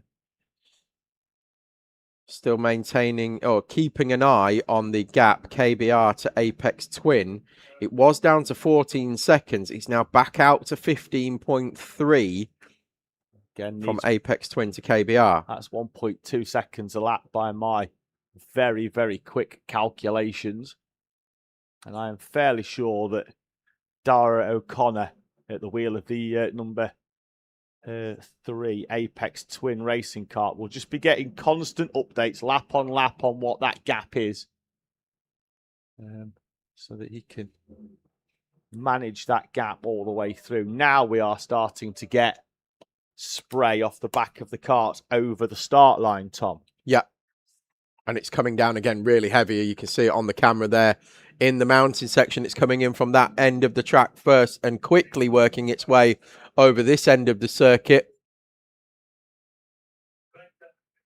It's still keeping an eye on this gap between Apex Twin and KBR for the final step of the podium in higher elites.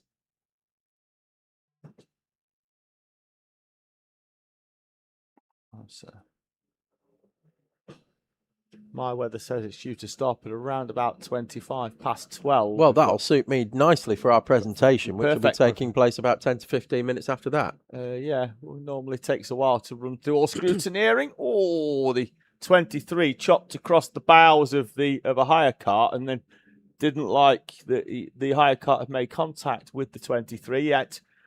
I find it difficult to really consider where else the hire cart could have gone there. Lucas still throwing that 115 around. Is he chucking it around? Well, is he chucking it around like a dog toy? Something like that. He was very sideways over the start-finish line. Tom, we need to tick that off your bingo card, ladies and gents. Left and right there for the 476 of TRX as they made their way into the right and left at the bottom of the mountain section. It goes side to side, up and down like a roller coaster. Yes, exactly that. 10 minutes to go then in the 2026 British 24-hour MS SoCo Select from lead from MS Urban Blue and MS Urban Orange in Owner Elite and overall. In Owner Pro, MS JSR 2 are in front of MS JSR and Stu Stretton Photography. And then in our club class, DWS Racing, Team Alessia and Racing for Ange. Boneheads lead in our veterans class. In our owners, an owner club team is leading outright, and to the best of my knowledge, Tom, it'll be the first time in a long time that an owner club team have won outright. We've had pro winners in the last couple of years, and elite, of course, as well. But Barriers, Wacky Racers lead overall at the moment, and they are your club leaders, Teessiders and the General Lee. Oh, no, so Speed in Squealberg and Teessiders are your top three in our club class. In our owner elite, Teesside Tigers, Race for Ruben, and Apex Twin Racing, who are holding off KBR 9.1 in the 77 with 9 minutes to go. Then in your higher pro class, Bargain Racing lead from Le Petit Bouchons and the youthful outfit of Teesside Academy, a team with an average age of 13 years old, a combined age of 53, competing as a 4-driver lineup for Teesside Academy, are in third place. In our rookie class, Yort Motorsport lead from Hull Karting and Newmarket Buzzing Hornets, now in third place in the rookie class. And in our veterans, Send It Collective lead in that class, I believe. Nope, ahead of them, they've got Eat, Sleep, Race, Repeat. They're up in 36th place, so they are flying in front of Send It Collective and Benato Legends. 8 minutes to go, Tom. Let's see where we are in that battle for the elite podium. Well, we're going to try and pick it up now. That's there you go. That's the 3 of Apex Twin. And if we drop back slightly, just flashing through the back of the shot there was the 77 of KBR. The reason we're focusing on this is because it is the final step of the elite podium. It's our closest fight for a podium place. There goes Apex Twin, teetering through, tiptoeing through hairpin 4, gets the power down now, drives down the middle of the circuit, got an owner kart to deal with as they come over the start-finish line. It's Andy's Man Club, tips over the D chicane as well, the curb on the exit of the D chicane. Lap time was a 1:46.8. Time for KBR in behind a 1:45.5, another 1.3 seconds. Right, so 7 minutes to go, 7.8 seconds the gap, and they're closing in around about a second every minute. We've seen... It's going to go down to the last lap. We've seen last lap battles, Tom, at the British 24-hour before. On that occasion, it was for the overall victory between Red Racing and MS SoCo Select. This time it's going to be for the final step on the podium. So there you go, Apex Twin flashing through the shot there to the drive to our left. There's KBR in behind. So I'm going to keep focusing on Apex Twin because in the back of every shot is going to start to appear that 77 of KBR. They are effectively hairpin 1 and hairpin 2 apart. When Apex Twin go into hairpin 2, Philpott goes into hairpin 1. Approximately about 100 metres at most is the distance between those two karts on track. Going really wide around the outside, NASCAR line style, using the banking is Apex Twin. Philpott around about the middle of the circuit, so a shorter distance, but obviously finding grip there. Here comes Apex Twin over the line. Going to get a lap time this time for them. 1:44.2, so they're finding pace. Good. Here comes Philpott over the line now. A 1:44.0, so only 0.2 faster. Time running out for KBR. 5:21 on the clock. The last lap board will be getting ready soon to the right-hand side of the commentary position for Tom and I as we straddle the start line here of the Teesside International Circuit.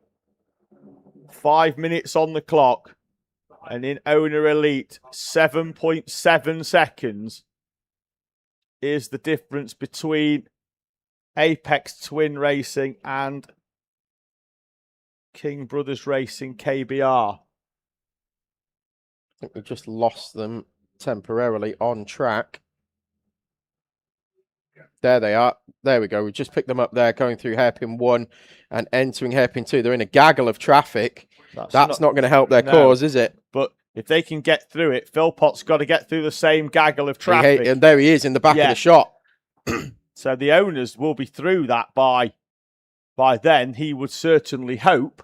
But Philpott's then going to only have a couple of karts between him and Apex Twin. He can see his target and who he's hunting down. Question is he going to run out of time? 4 minutes to go. Apex Twin are going to be on the radio. So I tell you, Dara O'Connor's not going to look backwards. We've got a few of the higher karts coming together, but all remain facing in the right direction. The gap 4 is seconds. 4 seconds with 3 minutes and 45 on the clock. So he's still managing to take out a second every minute. It's going to come down to the last lap. Unbelievable tension here for the final step of Higher Elite.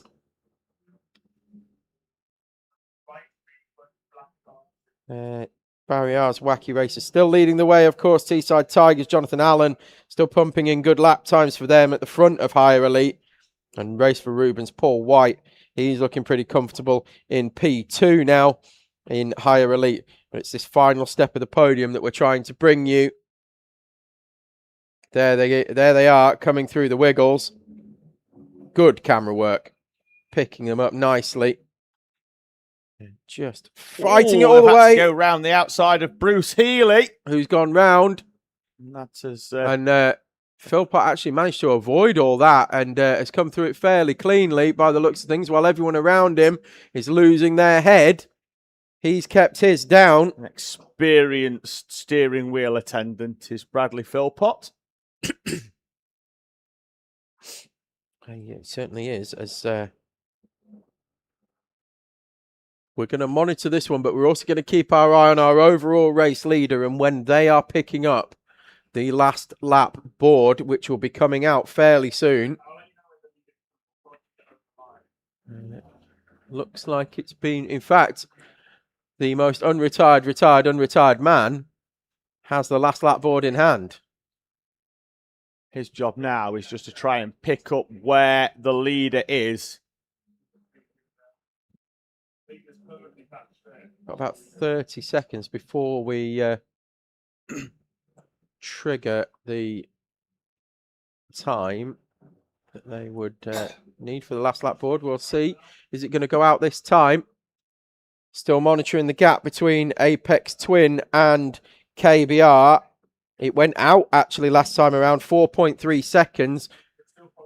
They're doing enough. Apex Twin just about to hold on. Connor Lucas heads down the back straight towards South Bank and dives down the inside of a number of karts.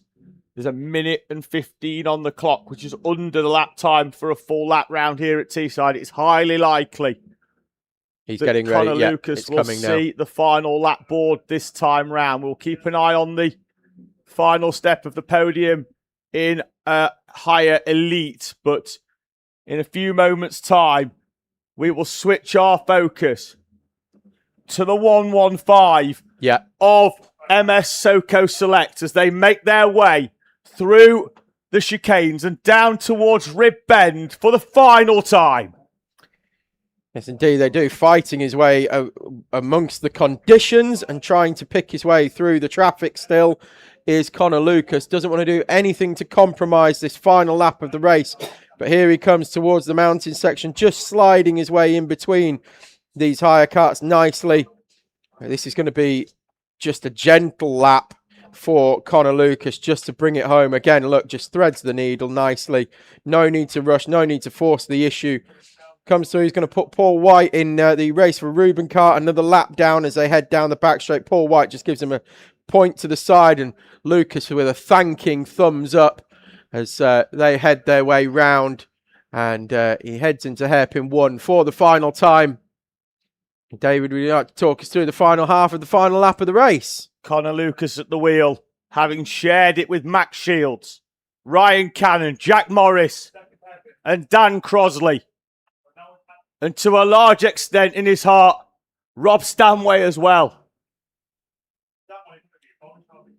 The 115, historically the 43, but in the colours of Team Keen, makes its way out of the final corner. The rain may have fallen in the final hour, but the sun shines on MS SoCo Select, winners of the 2026 British 24-hour. And crossing the line just behind them, the overall winners in hires as well. Barry R's Wacky Racers 911 take the overall victory in our higher class. The rest of the field coming through to take the checkered flag. They are indeed, and they're all fully sliding sideways now as the weather continues to worsen here at Teesside. Looks like we're going to finish just before it gets really, really bad. But yes, congratulations to all our runners. Oh, Philpott's done it on the final lap. He's taken the final step of the podium away from Apex Twin. I just saw him coming out of hairpin 4, punching the air because he was in front of Apex Twin as they crossed the line. So they have taken third place away from Apex Twin in higher elite. Heartbreak for Apex Twin. Joy for KBR as they do it on the final lap of the race. For the 99 over the timing line. The field will have to take evasive action. So we will run you through an order once we've got everybody in and have crossed the checkered flag. We'll give you a full rundown of the order and everybody's class finishing positions as well.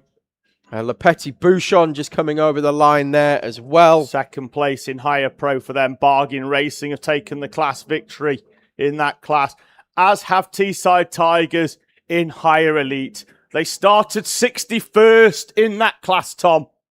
They finished second overall in hires and win higher elite. And here comes Connor Lucas. He's going to come and take the checkered flag, confirming race victory for MS SoCo Select, running in the Team Keen colours. And they will make their way, and he will go on his parade lap, victory lap here for Connor Lucas in the wet, slamming the number 115 as he goes round, giving it a massive beat, and saying, I'm pretty sure Rob was with us this weekend. I'm sure he was, Tom. A lot goes into these British 24 hours. And as the checkered flag falls, there is always an outpouring of emotion, whether you've won, whether your weekend hasn't quite gone to plan. And it's just a huge sigh of relief when the checkered flag falls and you've made it to the end of this race. It is a gruelling 24 hours, Tom. It's the hardest race, and I can assure you that the hardest race that most of these drivers will ever do. There is Connor Lucas going through our camera, holding the checkered flag aloft as MS SoCo Select, as they have done many, many times before, savour the victory at the British 24-hour race. Indeed, and congratulations to them. Everybody has taken the checkered flag now. So we will bring you a full rundown of the order in class by class order. So owner elites. MS SoCo Select taking owner elite class and overall victory as we have just discussed. MS Urban Blue P2 on the road and P2 in class. MS Urban Orange, P3 on the road, P3 in class. Paragon Motorsport, P4 in class, 15th on the road. Then we have Owner Pro, MSJSR 2. They were 4th on the road from MSJSR. They were 8th on the road. And Stu Stretton Photography, 12th on the road. Don't think we've got any more Owner Pros. No, indeed. Owner Club, DWS Racing taking victory in the 158 Cup. 5th place overall as well for them. Great effort. Team Alessia, also massive effort from them. Really, really well done. 2nd place overall in Owner Club. 6th on the road. Racing for Ange. Welcome back to the offline boys. Chris Pedlingham and Tony Pogson. Never been off the podium here. And the streak continues, ladies and gentlemen. Very proud of them for that. Well done, guys. P7 overall as well. Monster effort from them. Really, really good job. MS Window Doctor then finished 9th overall. Teesside Academy Pro Kart, Royal Navy, Royal Marines, MS Help for Hearts, TMS2, MS Accelerate, Cobb Builders, CYT Motorsport, McRae Life Sciences, AMC Racing, McRae Juniors, RAF Spitfires, Twos Racing, McRae Curb, Army Motorsport, and Wraith Renegades were your Owner Club finishing order. Then we're into Higher Club because they finished overall above anybody else. So Barriers, Wacky Racers, overall winners in Hires, winners in Higher Club. Speed in Spielberg, 2nd in Higher Club. Teessiders, 3rd in Higher Club. Then we had the General Lee, Piston Heads, TMS 1, Fuelish Behaviour, Apex Twin 2, Core Blimey Racing 313, Met Police Motor Club 999, Cartwheelers, Team Yellow Racing, Fionic IQ, We Racing, Hornets Racing Team, Steel City Racers, Formula None Karting, The Young Team Racing, Have a Go Racing, Vertice Forza, the Cambo Crew, TRX 376, L'Essential Racing, Racing for MS, Cole Clark Racing, and Chukta Racing were all in the Higher Club class. Moving up then to Higher Elites, Teesside Tigers. Victory in Higher Elite. Jonathan Allen behind the wheel there. Race for Ruben finishing P2 in Higher Elites. KBR taking 3rd place on the final lap of the race from Apex Twin Racing, who finished 4th. Core Blimey Racing 113. They finished 5th. ABC Racing complete the Higher Elite running order. Higher Pro was won by 241 Bargain Racing. Then it's Le Petit Bouchon. Teesside Academy finish also on the podium. Great effort from them. Bonato 987 finished 4th. TRX 276 5th. Core Blimey Racing 213 6th. Scenario 77. SKA Racing. MPMC 2. Newmarket Hornets. They are all of your Higher Pro runners in order. Then our Higher Rookies. Yort Motorsport take victory in the Higher Rookie class. From Hull Karting, Newmarket Buzzing Hornets complete the podium with Bomb Squad, Formula None C, TRX 476, Robert Borwick Media by WTF Racing, Race Asylum, Formula None, Racing for Riley, Flying Without Wings, Axis Sim Sports, and Unit 45. Sloth Racing, V5 Rage, and Rapid Recovery did not take the checkered flag in the end. It doesn't seem. No, they didn't. All retired from that. And then finally, our Higher Veteran class. Eat, Sleep, Race, Repeat taking victory in that one from Send It Collective. And then Bonato Legends, 85th overall. And that completes everybody's finishing orders. Thank you for sticking with us. We hope you've enjoyed the coverage. We've loved spending the time with you. Thank you very much for joining us. We will go and do a podium presentation in around about 15 minutes, 20 minutes time when scrutineering is done. And yes, another one in the books, David. another event, Tom, another memorable event here at Teesside. It all looked like it was going to be nice and simple until around about an hour and 20 minutes before the end when the rain came. But when the push came to the shove, MS SoCo Select were victorious again. Indeed they were. Well, thank you again to all our marshals for helping out this weekend. Thank you to our medical team. Of course, everybody that's brought you production here at TSK Motorsport Media. Our co-commentators as well. Ewan O'Leary and Joseph Black, who have been with us for 6-hour stints apiece over the 24-hour race. Sorry, 2 6-hour stints apiece over the 24-hour race. And wonderful to have them with us. So, yeah, that was another one in the books. So, as the rain continues to fall, the karts make their way into the paddock. And for the first time in 24 hours, the circuit here at Teesside falls silent. MS SoCo Select take the overall victory in owners. Barry R's Wacky Racers take the overall victory in our higher kart class. The 2026 British 24-hour comes to a close. Thank you for spending the last 24 hours with us, be that at the circuit or at home, with live, uninterrupted coverage on TSK-Motorsport Media of the 2026 British 24-hour. There's a reason they call this event the greatest spectacle in UK motorsport, and that's because it is. And we'll see you again for this event next year in 2027.